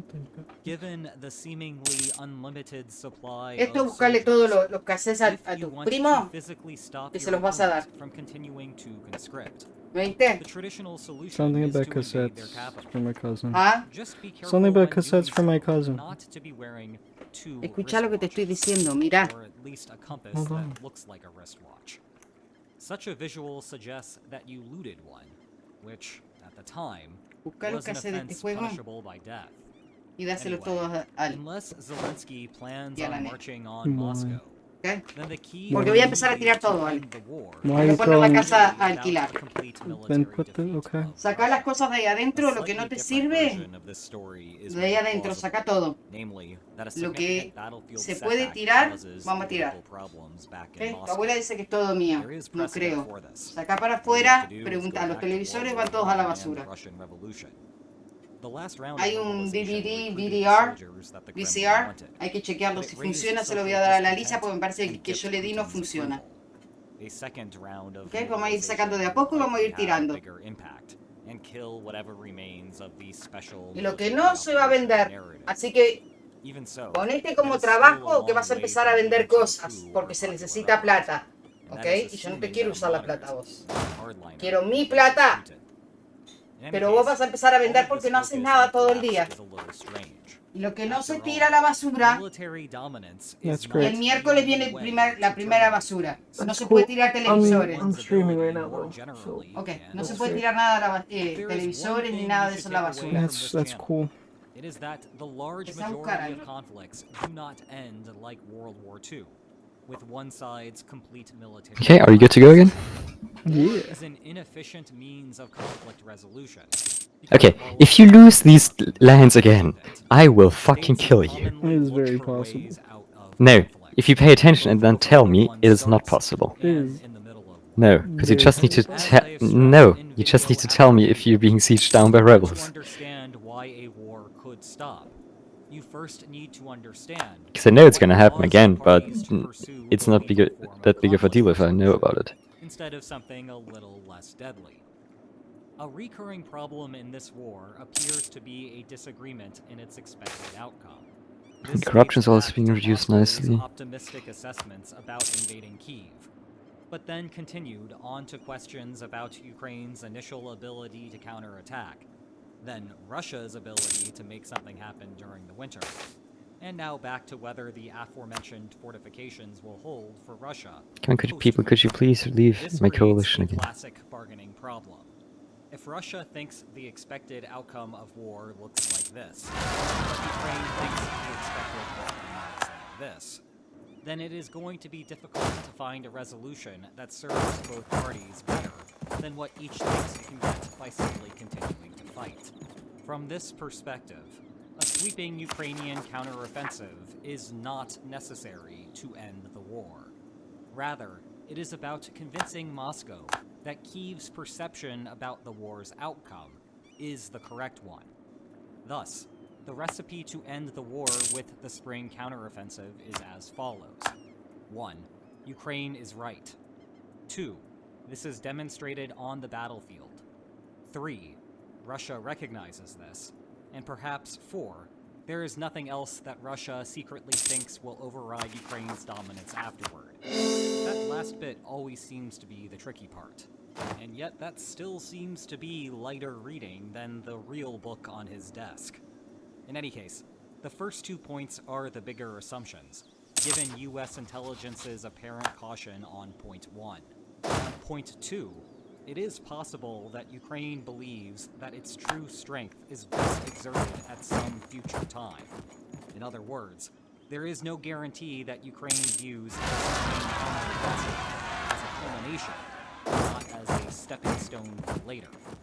Thus, a semi-voluntary Russian withdrawal is also an unlikely outcome, though more plausible than an outright Russian rout. Regarding points 3 and 4, there is a shortcut that could facilitate progress: China's role as a potential mediator. This would be the second major deal Beijing has sponsored this year, after it broke down the diplomatic wall between Saudi Arabia and Iran. As for how that kind of process works, there is a common perception that mediators host the two parties, facilitate by acting as a go-between, in the case of the Camp David Accords, and then somehow magically allow the parties to reach a settlement. This theory falls flat because parties can exchange proposals on their own if they really want to, and whatever incentive they have to lie to each other also exists if the mediator acts as a go-between. Nevertheless, mediators can have an effect on the informational environment. At the start of the Those war, are huge there was a presumptions clear that they gap wouldn't between double Putin's down on the perception war and of his keep own going forward. military's readiness and what lower-level officers knew. Presumably, that gap has closed to some degree. But there may be other things that are evident to outside intelligence organizations, but that are still not filtering up to Putin. If so, China could prove useful through something known as information provision mediation. That is a fancy way to describe a mediator telling someone something that the latter did not know, to resolve information problems like the one that we described earlier. Not every country can do this. China has two features that combined make it unique. First, its intelligence arms are large enough that it plausibly knows something that Putin does not know. Second, China's bias toward Russia makes its guidance trustworthy.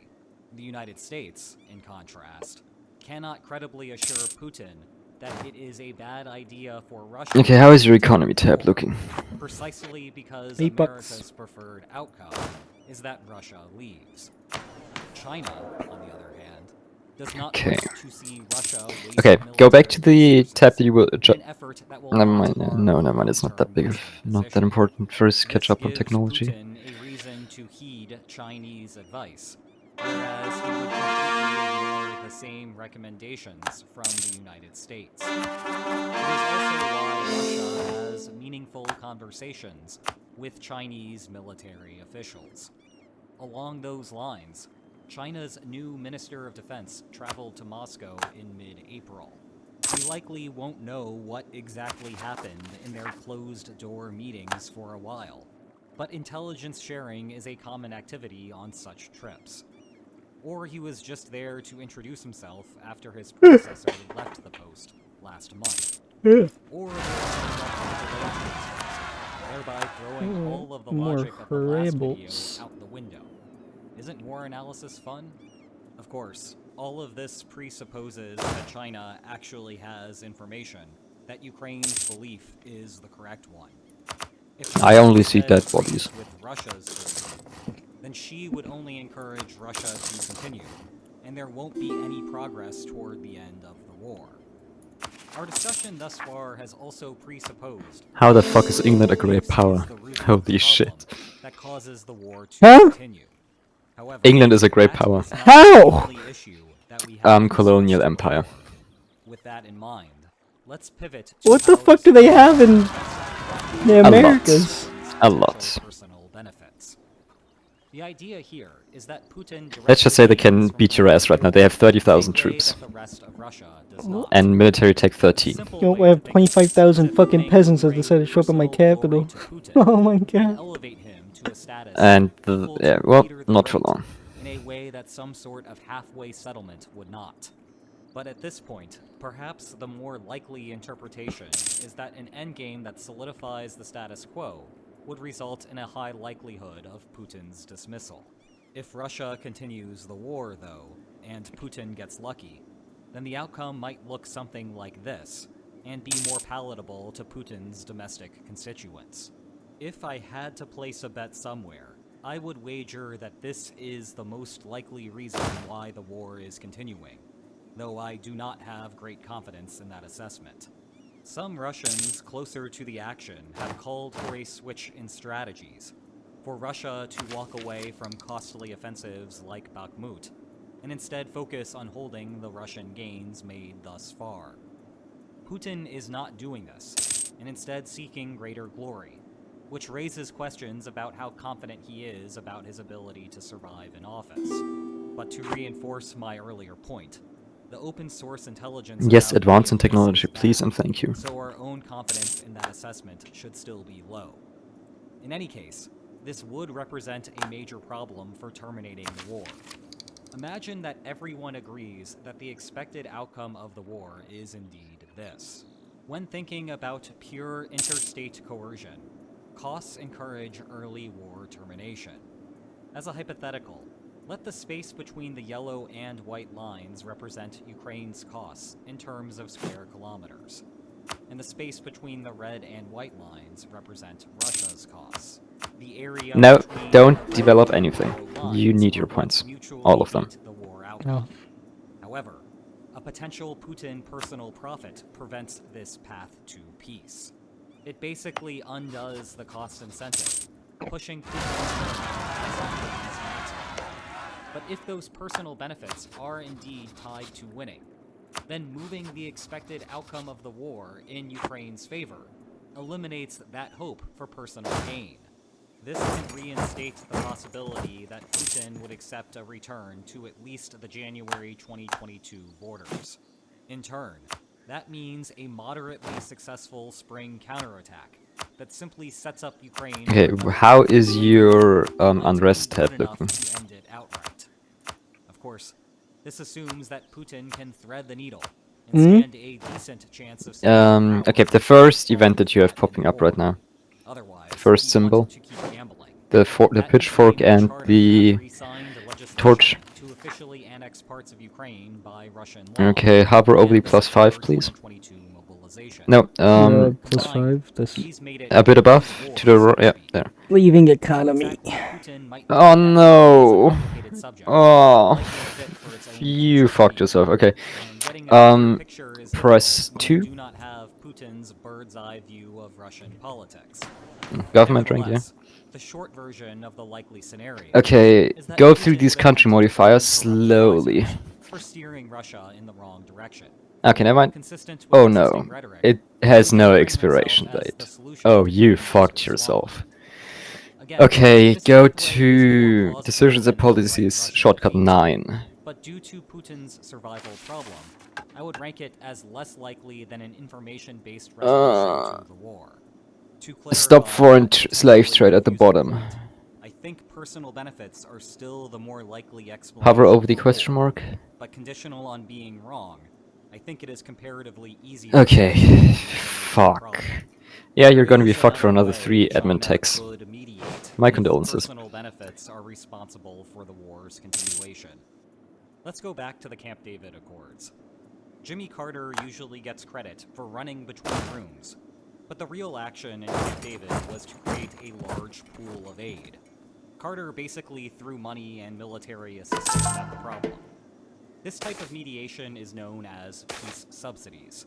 It works like its name suggests. Yeah, next time don't pick that, because slaves, generally speaking, are shit. The states stop fighting. They're a shit trade good. Basically, they provide an off-ramp, like those discussed in I Western might have circles at the chosen beginning of the war. wrong Except now we were when talking I about was China because the retucking my West cannot thing, credibly or promise nice reticking my things shit. for Putin in the long run. No, you took that decision long before. No, because like when my country got broken apart, I had to reformat my government because it reset my technology for whatever. Yeah, no, it's not from that. It's not from that. Oh, I thought that. Okay. It is. You've done that way before. Because I had to re-put in all my stuff in the beginning for whatever reason. Like it, it told me I had to like put in my stuff. But it also works for the private benefits problem. That I lose stability because of it too. In a useful direction. China would have to offer subsidies intended to counteract whatever domestic survival issues Putin faces. Like before, it is difficult to say what such aid would look like, because it first requires understanding the specifics behind Putin's domestic challengers. At the end of the day, though, it likely comes down to the thing everyone really cares about, the money. Among political elites, more cash coming in allows for... Okay, how is your economy looking right now? Initiating a coup unattractive. Pretty okay. For the broader population, that means rebuilding the Russian okay, I can remove quite a bit. You're still paying a fuck ton for reading our corruption, okay. Hover over your corruption tab, please. The one next to stability at the top. Oh, and yeah, you completely fucked your nation, because you now... What are you now? You are a... Oh yeah, you fucked your nation. Plus overextension, okay, that is... fine. Yeah, okay, good. But entering spring, China is not ready to provide the necessary relief. Unlike information provision, there is a direct cost to Beijing providing peace subsidies, namely whatever monetary benefits are going from China to Russia. For now, China seems interested in doing the exact opposite. Xi's early April 2023 trip to Moscow failed to yield any military assistance, at least officially. But he was more than happy to take advantage of Russia's weak bargaining position. Putin needed an economic outlet to combat Western sanctions. Beijing was all too happy to help, but the agreement purposely allowed the gains from trade to disproportionately flow to China. In contrast, peace subsidies would force Beijing to flip-flop the flows. Given the current status quo military position, Xi does not seem interested in doing so. Once again, though, a successful Ukrainian counteroffensive could change that calculus. China might begin believing that further fighting to serve Putin's aspirational goals will come at a high price, namely, handcuffing its alliance partners' military for years to come.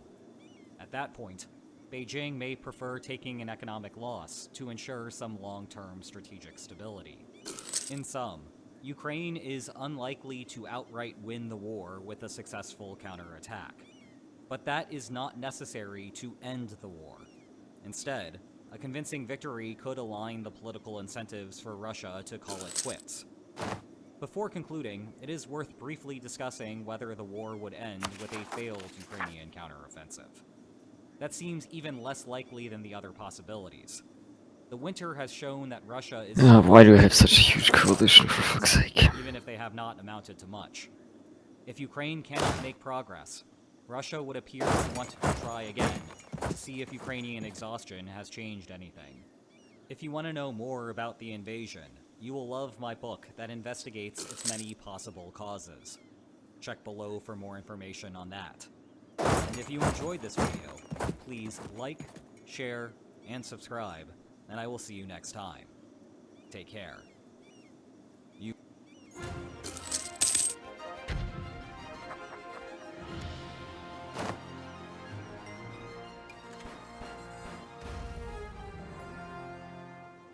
Hello and welcome, history buffs. My name is Wait, what? Now negative 16 buckaroos in the thing? Yes, What just because happened? of me, that is fine. That is fine. Walked into the Admiralty building in London with an incredible story to tell. Bligh had just returned from a mission. Because I removed my subsidies free, but and you also now built a fuck ton of troops, which also catapulted your army maintenance to the top or through the roof. Navigator who once sailed with the famed Captain Cook. And you built quite a lot of artillery, which is not needed, but it's fine. And you're eating attrition at the bottom. Just press S and put one of the armies somewhere else. Bligh and 18 of his most loyal crew members were loaded onto a small boat and cast adrift in the South Pacific, an act which the mutineers thought they could never survive. However, after navigating across 3,600 miles of open ocean, Lieutenant William Bligh brought all 18 of his crew members to a Dutch port, Pang, in modern-day Timor-Leste. Against all odds and on the brink of death, Bligh had saved his men. 321 days after the mutiny, Bligh returned to England, eager to seek revenge. The ensuing search of the mutineers captivated the public's imagination, as they all wondered, how could a mission to collect breadfruit trees in the South Pacific go so horribly wrong?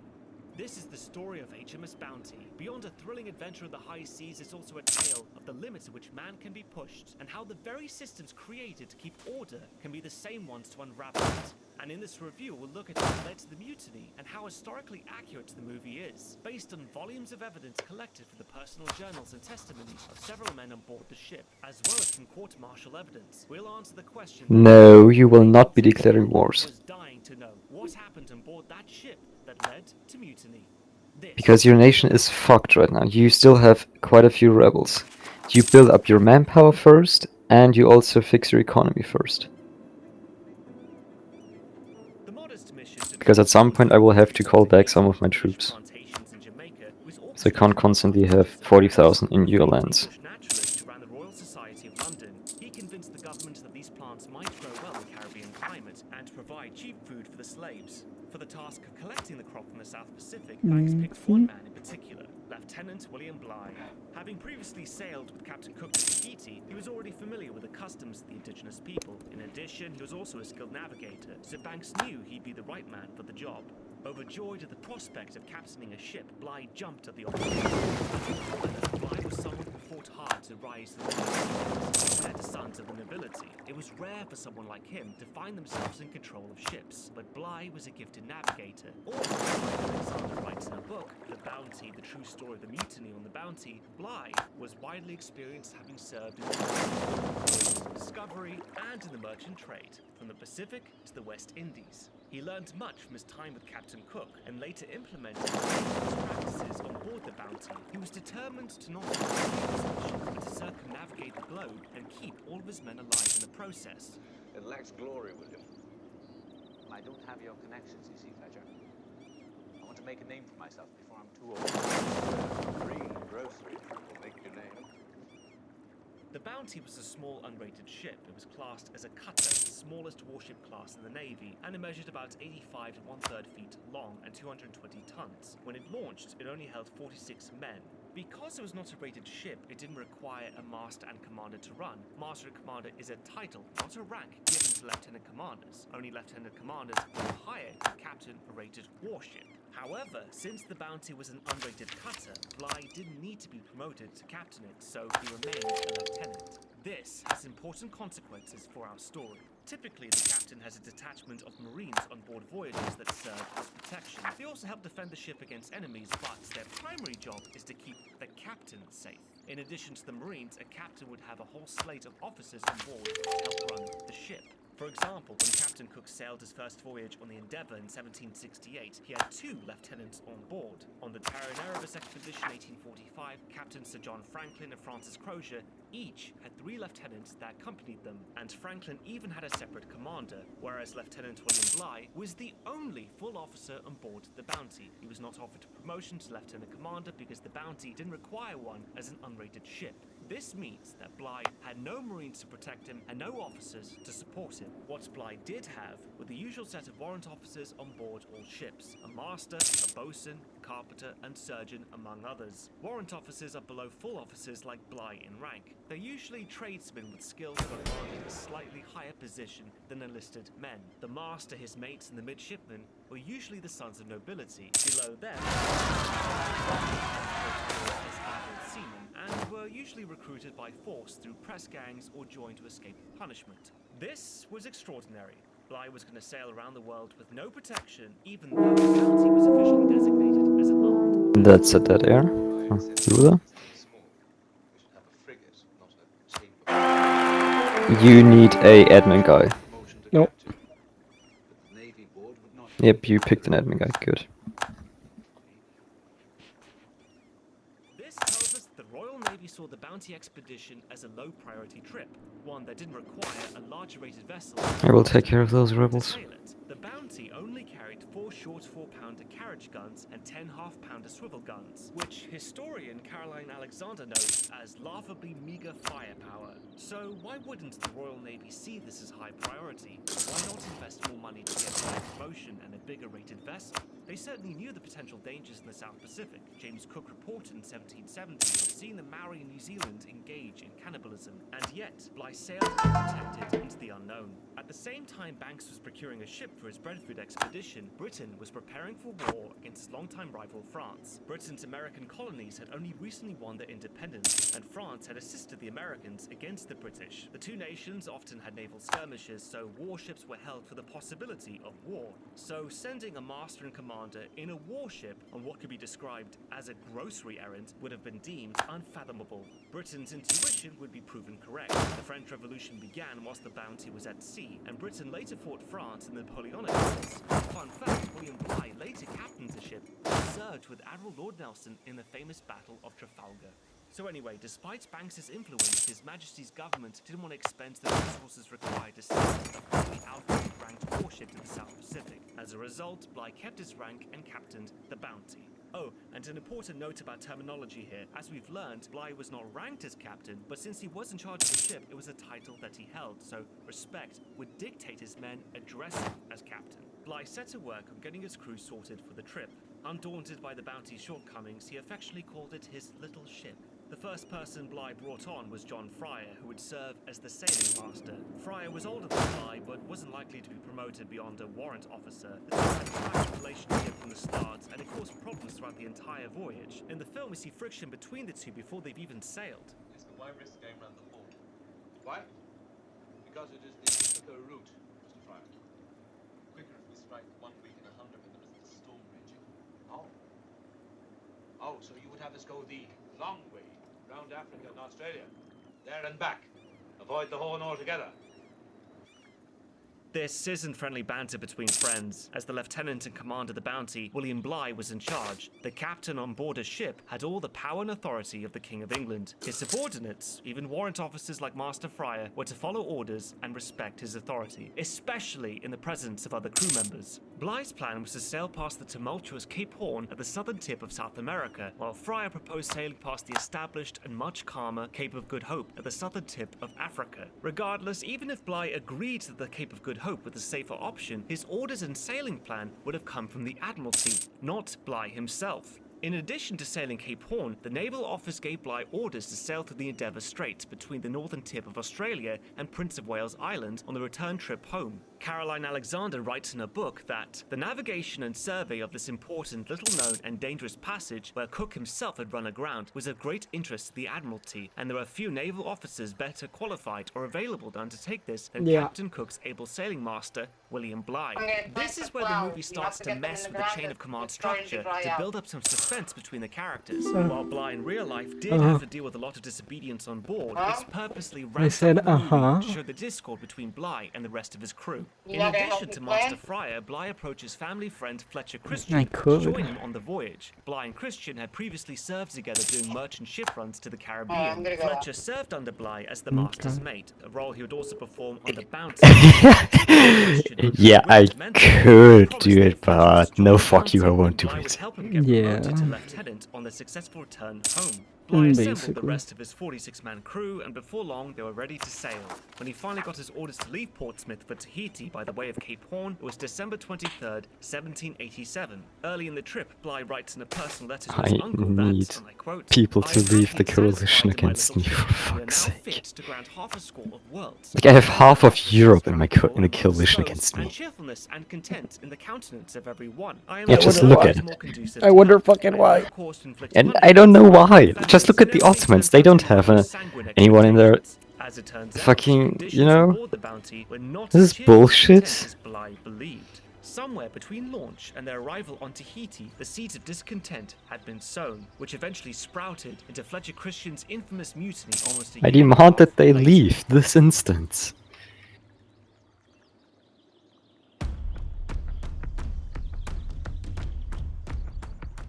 Although Bligh adopted many ideas from his mentor Captain Cook, his biggest takeaway from those voyages was to keep his crew healthy. More men have died at sea from drink, disease, and dirt. Never died by drowning. Depend upon it, gentlemen. I'm determined that the Bounty shall not lose a single man.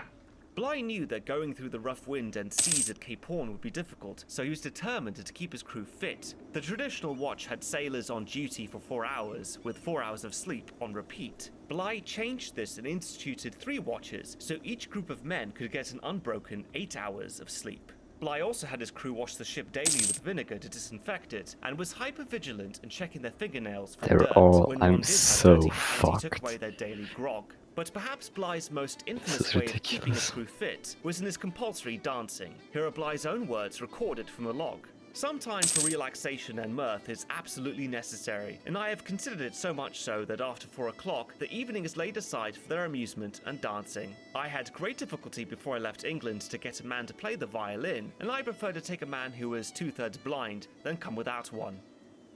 A crew on a long voyage may easily fall into melancholy and violence. I believe this can be relieved by regular exercise. So, for 20 minutes each day, I had the crew mustered and I had them dance. Dance? Yes, they danced. An activity they participated in wholeheartedly? I think so, yes.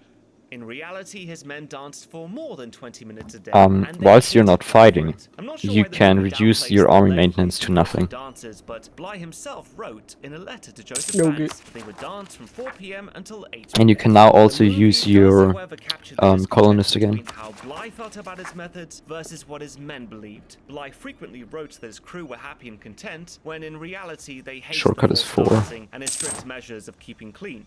The one man on the Bounty who should have been as focused Never mind, on you're rebels already as getting Bligh rebels again. was the Don't, surgeon, a don't, man named don't. Charles Huggin. As accurately depicted in the movie, Huggin was a drunk. Because you're already getting rebels again. He frequently called him a drunken sot and a beast in his personal journal, and felt undermined in his attempts to keep the crew healthy, whereas the And I don't surgeon have my was army always maintenance in a up right state now. of disarray. Unfortunately for Bligh, his drunken surgeon ended up being responsible for the first death on the Bounty, something Bligh worked hard to prevent. In the movie, we're told that the man who died is James Valentine, which is correct, but then it says he died from an illness he picked up after Cape Horn, whereas in real life he died from an infection after Surgeon Huggin bled him from an ailment he picked up in Tasmania. Despite this minor change, the movie still accurately has Bligh blaming the surgeon for Valentine's death. Now, whilst tragedies like this were not uncommon, the real shock was in Bligh not finding out until much, much later. Nobody, not even Master Fryer, had informed Bligh of the imminent death, revealing a breakdown in the chain of command and of Bligh's order and respect on the ship. One of the most pivotal scenes in the movie that shows the conflict between the captain and his crew takes place during Bligh's attempt to take the Horn. For 31 days, the crew fought hard to make it through, but failed. The film does a great job of showing the dangers of manning a ship in stormy weather, but then shows a chaotic conversation between Lieutenant Bligh and Master Fryer. We must stand back! What? In my opinion, we should put about. In my opinion, we should not, sir. We keep on our course! You'll never make it round the Horn! We must stand back! Mr. Cole! Mr. Cole! I want my opinion in the log, sir! Mr. Cole! Have that blast out and all the men on deck now! I want my opinion in the log! Very well, Mr. Fryer. If that's what you wish, you should The have ship it. can't stand it! The ship can stand it very well, And sir. how long do you think the men can stand it? As long as the officers can stand it, Mr. Fryer. Now, whilst Fryer did have a history of publicly disagreeing with Bligh, it's what happens next in the movie that's inaccurate. After turning back from the Horn, Bligh writes a letter to his wife about his altercation. Institutions are expensive. His commitment to the mission. It costs me 3,400 ducats to embrace the institution. We will go about Yeah. and run downwind for Africa and the Indian Ocean. That's why I need to save up. Lamb? Here, sir. As soon as we have put about, it will be safe to light your galley fires again. Tonight I want as much hot mush as every man can eat. That's ready for the captain, lads. Hip hip. Hooray! Hooray! Hooray! However, we are still faced with a long, hard voyage. I mean to make good use of every hour of sailing time.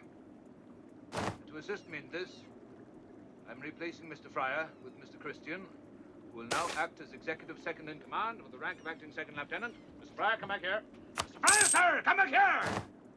Make no mistake, this did not and would not ever happen on a Royal Navy ship. Mr. Christian was promoted, but it happened way before they tried to sail around Cape Horn. In real life, Fletcher Christian was promoted to acting lieutenant on March 2nd, 1787. This was to give him more practice as a warrant officer and would help ensure his promotion upon return to England. He did not replace Mr. Fryer as master of the ship and would still perform the duties of a master's mate. Fletcher's promotion to acting lieutenant would have been temporary and would have ended upon their safe return.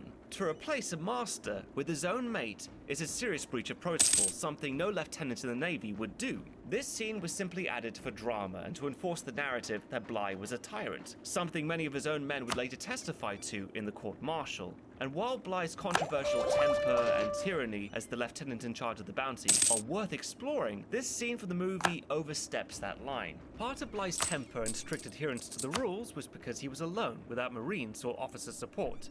His discipline was first tested in Tasmania by his carpenter, William Purcell. Now, whilst Purcell doesn't feature heavily in the movie, in real life, he was incredibly insolent. After abandoning Cape Horn, Bligh and his crew sailed uneventfully to the Cape of Good Hope in South Africa, where they spent over a month recovering. From there, they crossed the southern Indian Ocean to Tasmania, where Bligh sent his carpenter Purcell ashore to gather wood. For some reason, Bligh had an issue with the way Purcell was cutting up the wood and made his opinions known. In response, Purcell lashed out and accused Bligh of coming ashore just to find an excuse to complain. Bligh then lost his temper and ordered Purcell back to the ship. The Royal Navy is not a humorous institution, sir, and insubordination is no laughing matter. And here was the big conundrum. This level of insolence on any other mission would be a court-martialable offense, as a subordinate had just Fuck, I have a lot of manpower for 133,000 manpower. Yeah, also, you can declare war upon Yao and Nuka now. They are small enough that you can take them out on your own. To keep it running. Had Bligh been on a larger ship, And there are also 3 military techs behind. locked up in confinement until Never mind, Nuka actually is 1 ahead of you, but they don't have enough troops to make a difference. He also couldn't flog Purcell as he was a warrant officer and gentleman, so physical punishments were off the table. In the end, Bligh didn't have many options, and Purcell knew it and continued to be insolent. This was a big part of what led to the eventual mutiny on the Bounty. Bligh was alone, without support from other officers, without Marines, or without having a larger crew. Bligh couldn't do anything about discipline. All he had was his leadership, and after the debacle with Cape Horn, his men were starting to question it. With Purcell, Bligh's men had witnessed a breach of conduct, which ordinarily would have resulted in imprisonment and a court-martial, but instead, nothing happened. James Morrison, one of the later mutineers and the boatswain's mate, wrote in his log that in Van Diemen's Land were sown seeds of eternal discord between Lieutenant Bligh and the carpenter, and there'll be no more than true to say with all the officers in general. Later, after leaving Tasmania, 2 men refused to participate in the nightly dancing. Gunner's mate John Mills and assistant gardener William Brown outright refused the compulsory routine. In her book, Catherine Alexander speculates that perhaps the higher temperature was taking a toll, or perhaps the men were just fed up with what they regarded as tedious nonsense. Regardless, Bligh took away their grog. Bligh thought that running a clean, tight ship was paramount to a successful mission with minimal death, as well as discipline and a clear chain of command. If it worked well for Captain Cook, then it should also work well for him. But the thing Bligh didn't take into account is that he wasn't Captain Cook. The men saw him as an oppressive tyrant. Since he alone was instituting his tyranny, Bligh became the sole focus of the crew's anger. However, the men begrudgingly tolerated their conditions, simply because they had no other option. They were far from home, on a ship, with no way to return, except to complete the journey. This changed, however, once the men experienced life in Tahiti. Ooh, you already have 45,000 troops again. Nice. Yeah, your country should be stable, relatively stable now.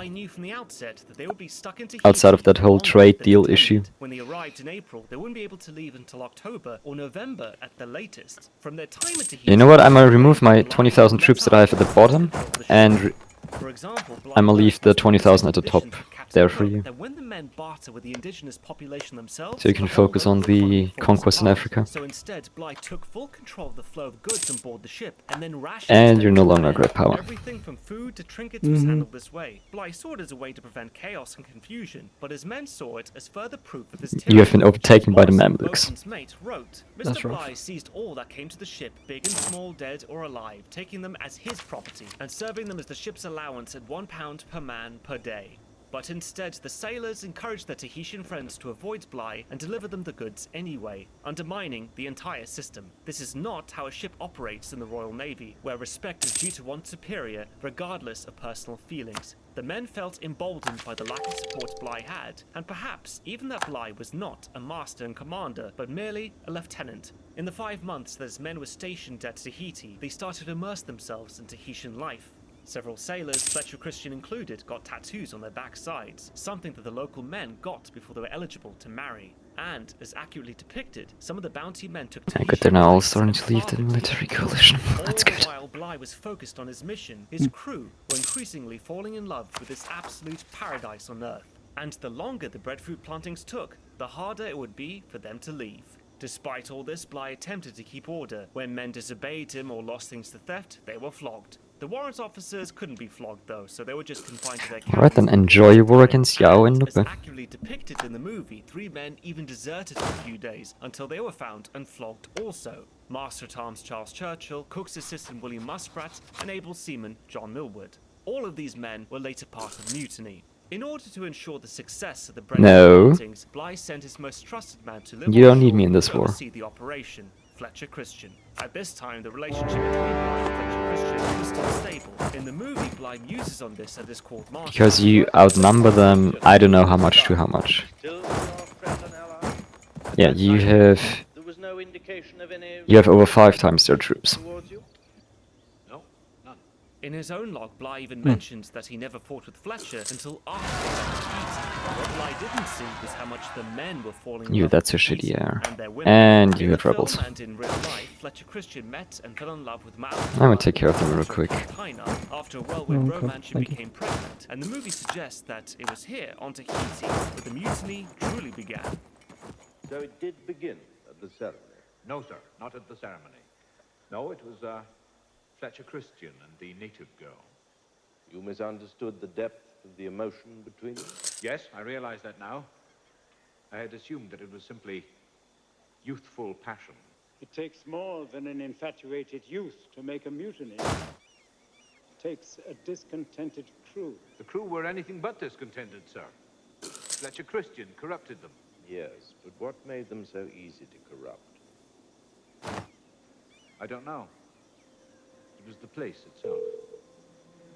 After meeting the girl, Fletcher's behavior changes radically. He becomes more isolated and insolent. Yeah. He shows up late to a dinner that Bligh practically forced Okay, I him will to let that attend. down. As a master's mate and acting I lieutenant, don't it was give a shit. customary for Fletcher Christian to have dinner with Like, I Bligh don't every care. days. Like, I But don't once like- Christian fell in love with Ma'autua, he spent Hey, all we his can time on pause the and island save. That's never not on the not an ship. issue. And this incensed the No, I just disciplinarian don't- captain because in don't the Royal care Navy, for what punctuality they is need right paramount. now. For Fletcher Christian to show up late All for dinner, right. unsuitably dressed like this, was a serious breach of conduct. And the movie accurately uses the time in Tahiti to chronicle Fletcher's breakdown in discipline. The longer he stayed on the island, the clearer it became that he never wanted to leave.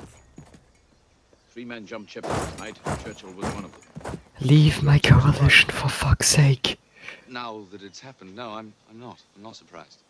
I must say I'm no longer surprised myself when I see the example being set by my first officer. Just look at yourself, man. Look at the way you're dressed. Come on. No better than one of these natives. They are more natural than men who have nothing to restrain. Mr. Christian, you will report to the ship before sundown. Is that understood? No. No. What did you say? You said no? Is that what you said? Is Is that what you said? No? Yes, was me. All right. Oh, whoops, I didn't see that. You understand me? My And you troops will stay on otherwise. the ship. There'll be no more mixing with the damned degenerate natives. And why do you already have by any loans of my again? officers or by any of my crew? You comprehend my meaning, sir? God!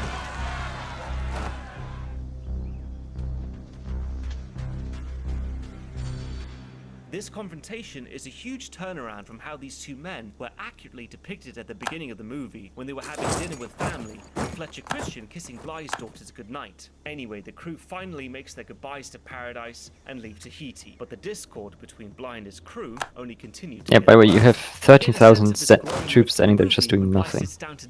I have 13. Yeah, the 13,000. I have them to protect my little. What's it called? You can also sort that out very easily by selecting the army and select attack natives. Then you will rot out those natives. And bam, no natives left. Okay, so now I can just kind of move around without problems. Yes, but I shall then be retreating my 20,000 troops to the top again, and you can take care of these siege down provinces yourself. Okay. And perhaps also for that I am to blame. So I counted on a strength of character which you...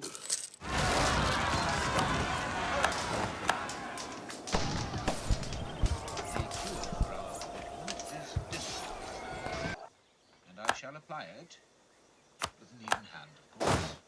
Most of it is most required.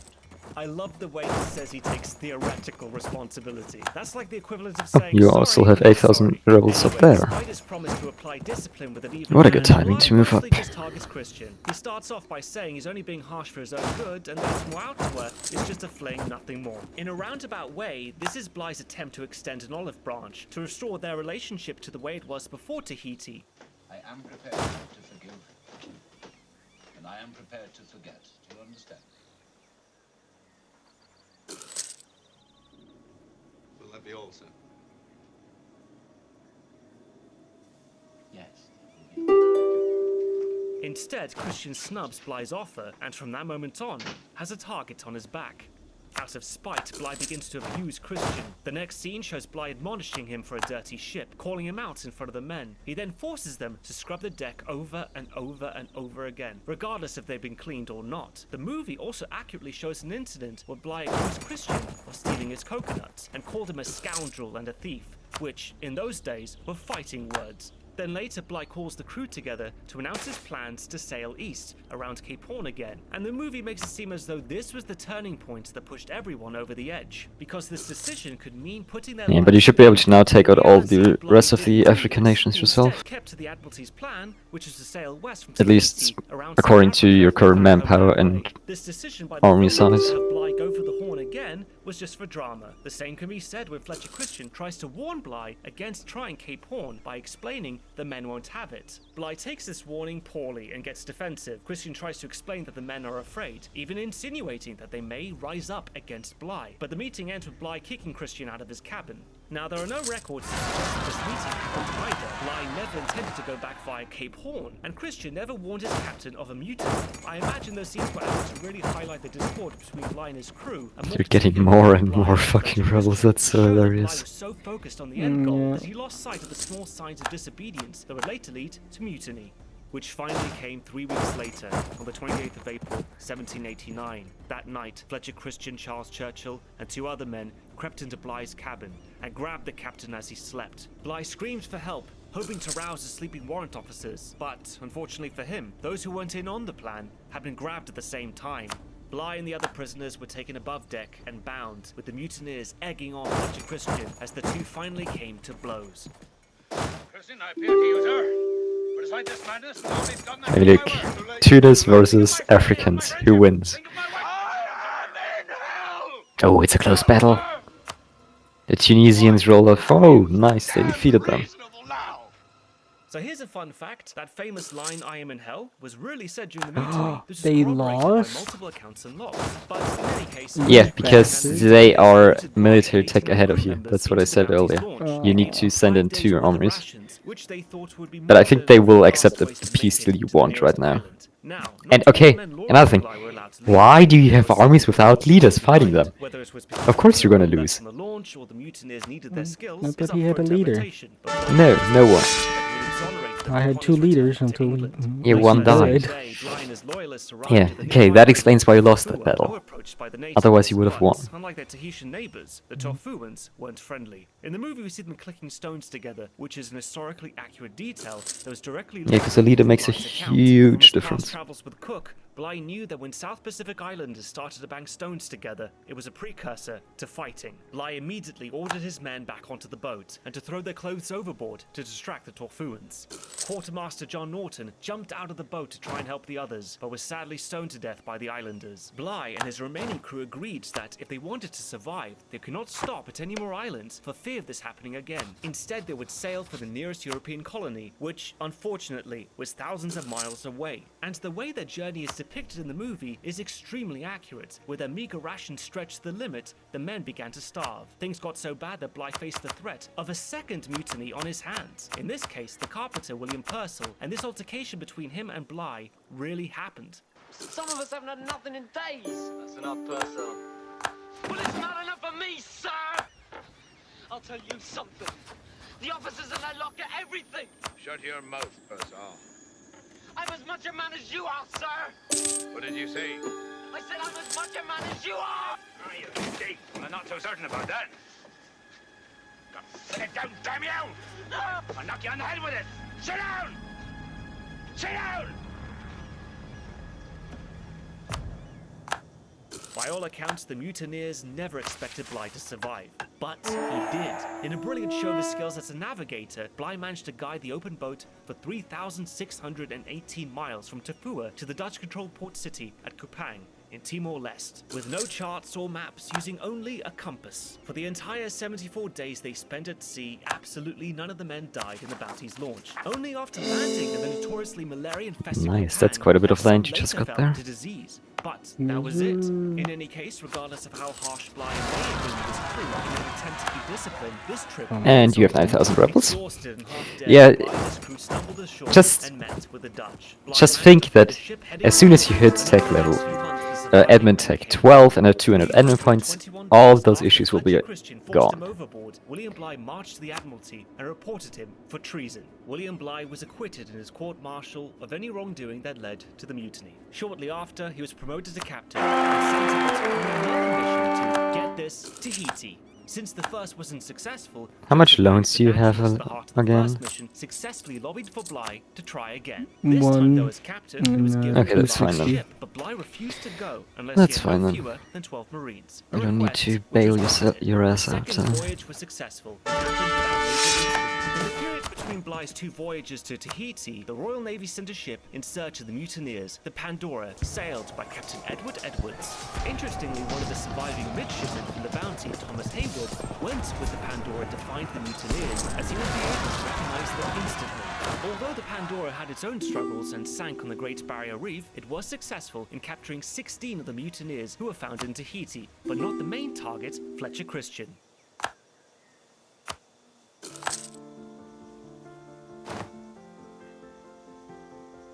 After the mutiny, Christian took the ship back to Tahiti. And you didn't clear out.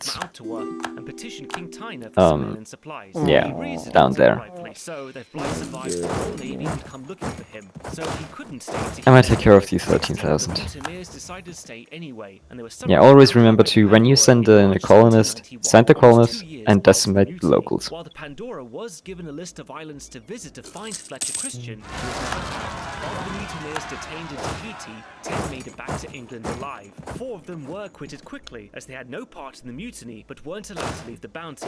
William Bligh's Oh, and you also have 20.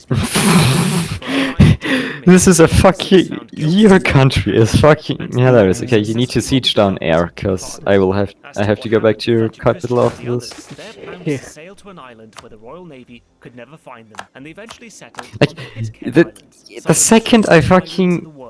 The next closest island is Tahiti, The second I leave, new rebels spawn. What shit's that? So Fletcher hopes they go undetected. However, finding Pitcairn would prove to be harder than expected. The mutineers spent 2 months on the open ocean with no land in sight. And in the movie, there's a scene where the crew begin to turn on Christian, saying that they want to go back to Tahiti and take their chances there. Christian then takes Young, the only other navigator, and forces them to keep going. Now, with the limited records we have of the mutineers, there's no mention of Christian ever doing this. But we do know by this point he was struggling keeping his group together. They resented him and their situation. So, although this scene is fictional, it is believable. In any case, on January 15, 1790, they finally found it. Fletcher Christian and several of his closest companions lived on Pitcairn with their wives until their deaths. The first ship Let's to see dock how on Pitcairn good I am in was battle the now. American whaling ship Topaz, captained by Mayhew Folger. Folger was surprised to hear the people on Pitcairn speaking English. You guys actually and, heard to quite a surprise, bit. An islander Ouch. asked him, "Don't you know my father? He's an Englishman. Did you ever knew Captain Bligh? My father sailed with him."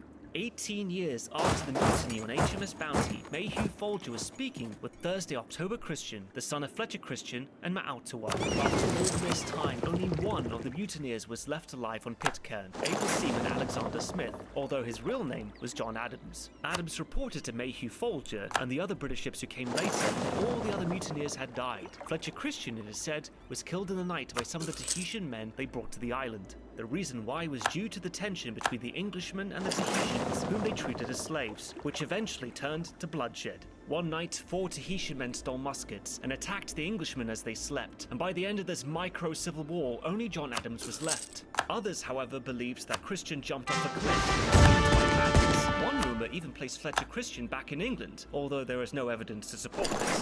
Regardless of how it happened, Fletcher Christian conducted a mutiny, gathered up his wife, and fled to Pitcairn, never answering for his crimes in a court-martial. As for Bligh, he went on to have a successful captaining career in the Royal Navy until his death in 1817. 27 years after he lost his ship, his You life and can legacy make stayed provinces with to the course. Bounty.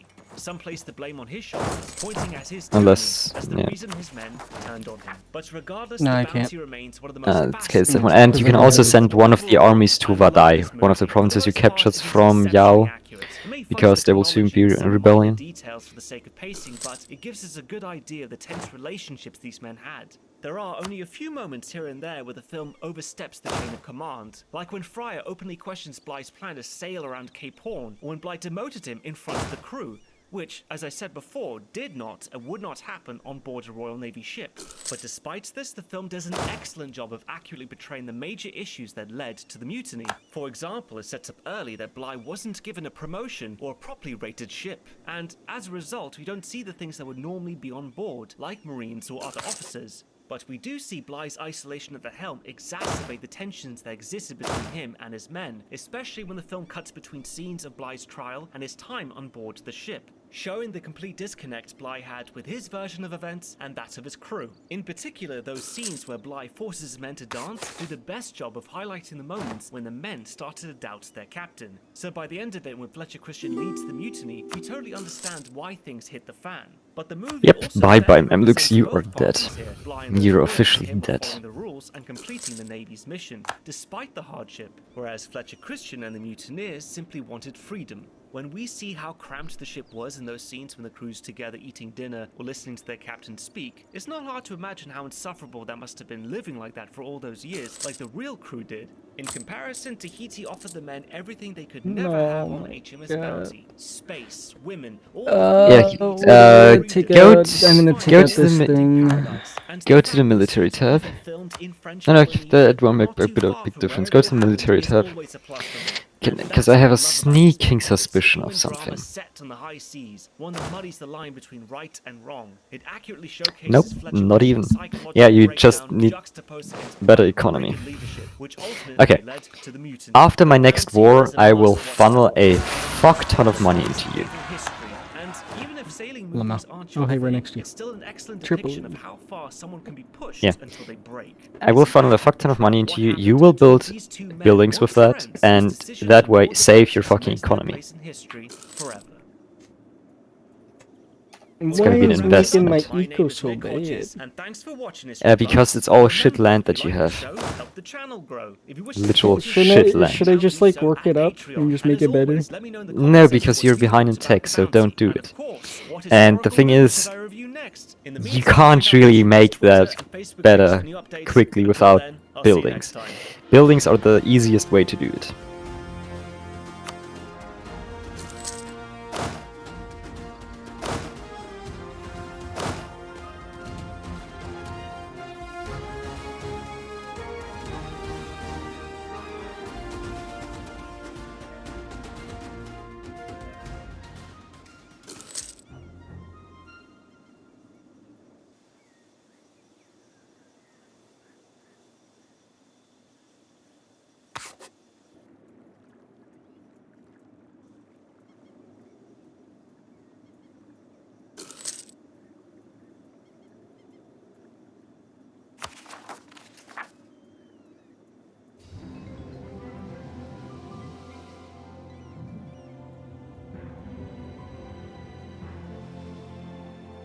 My Scientology movie? What? I don't want to watch a fucking Scientology movie. What the fuck is this?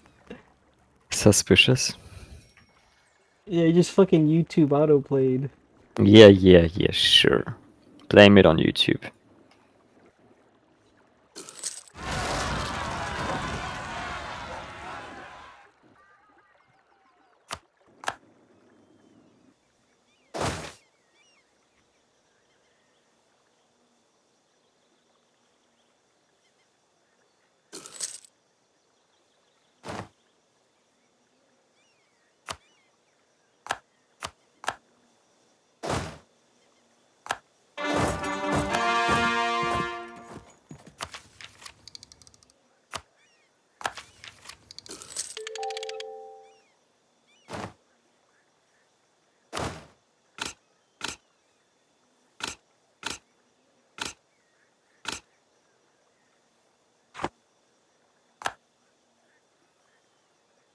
I'm gonna want to pause in a bit. Yeah, just tell me when. I'm sorry, what? Alright. You can go ahead and pause. Wait, give me a second.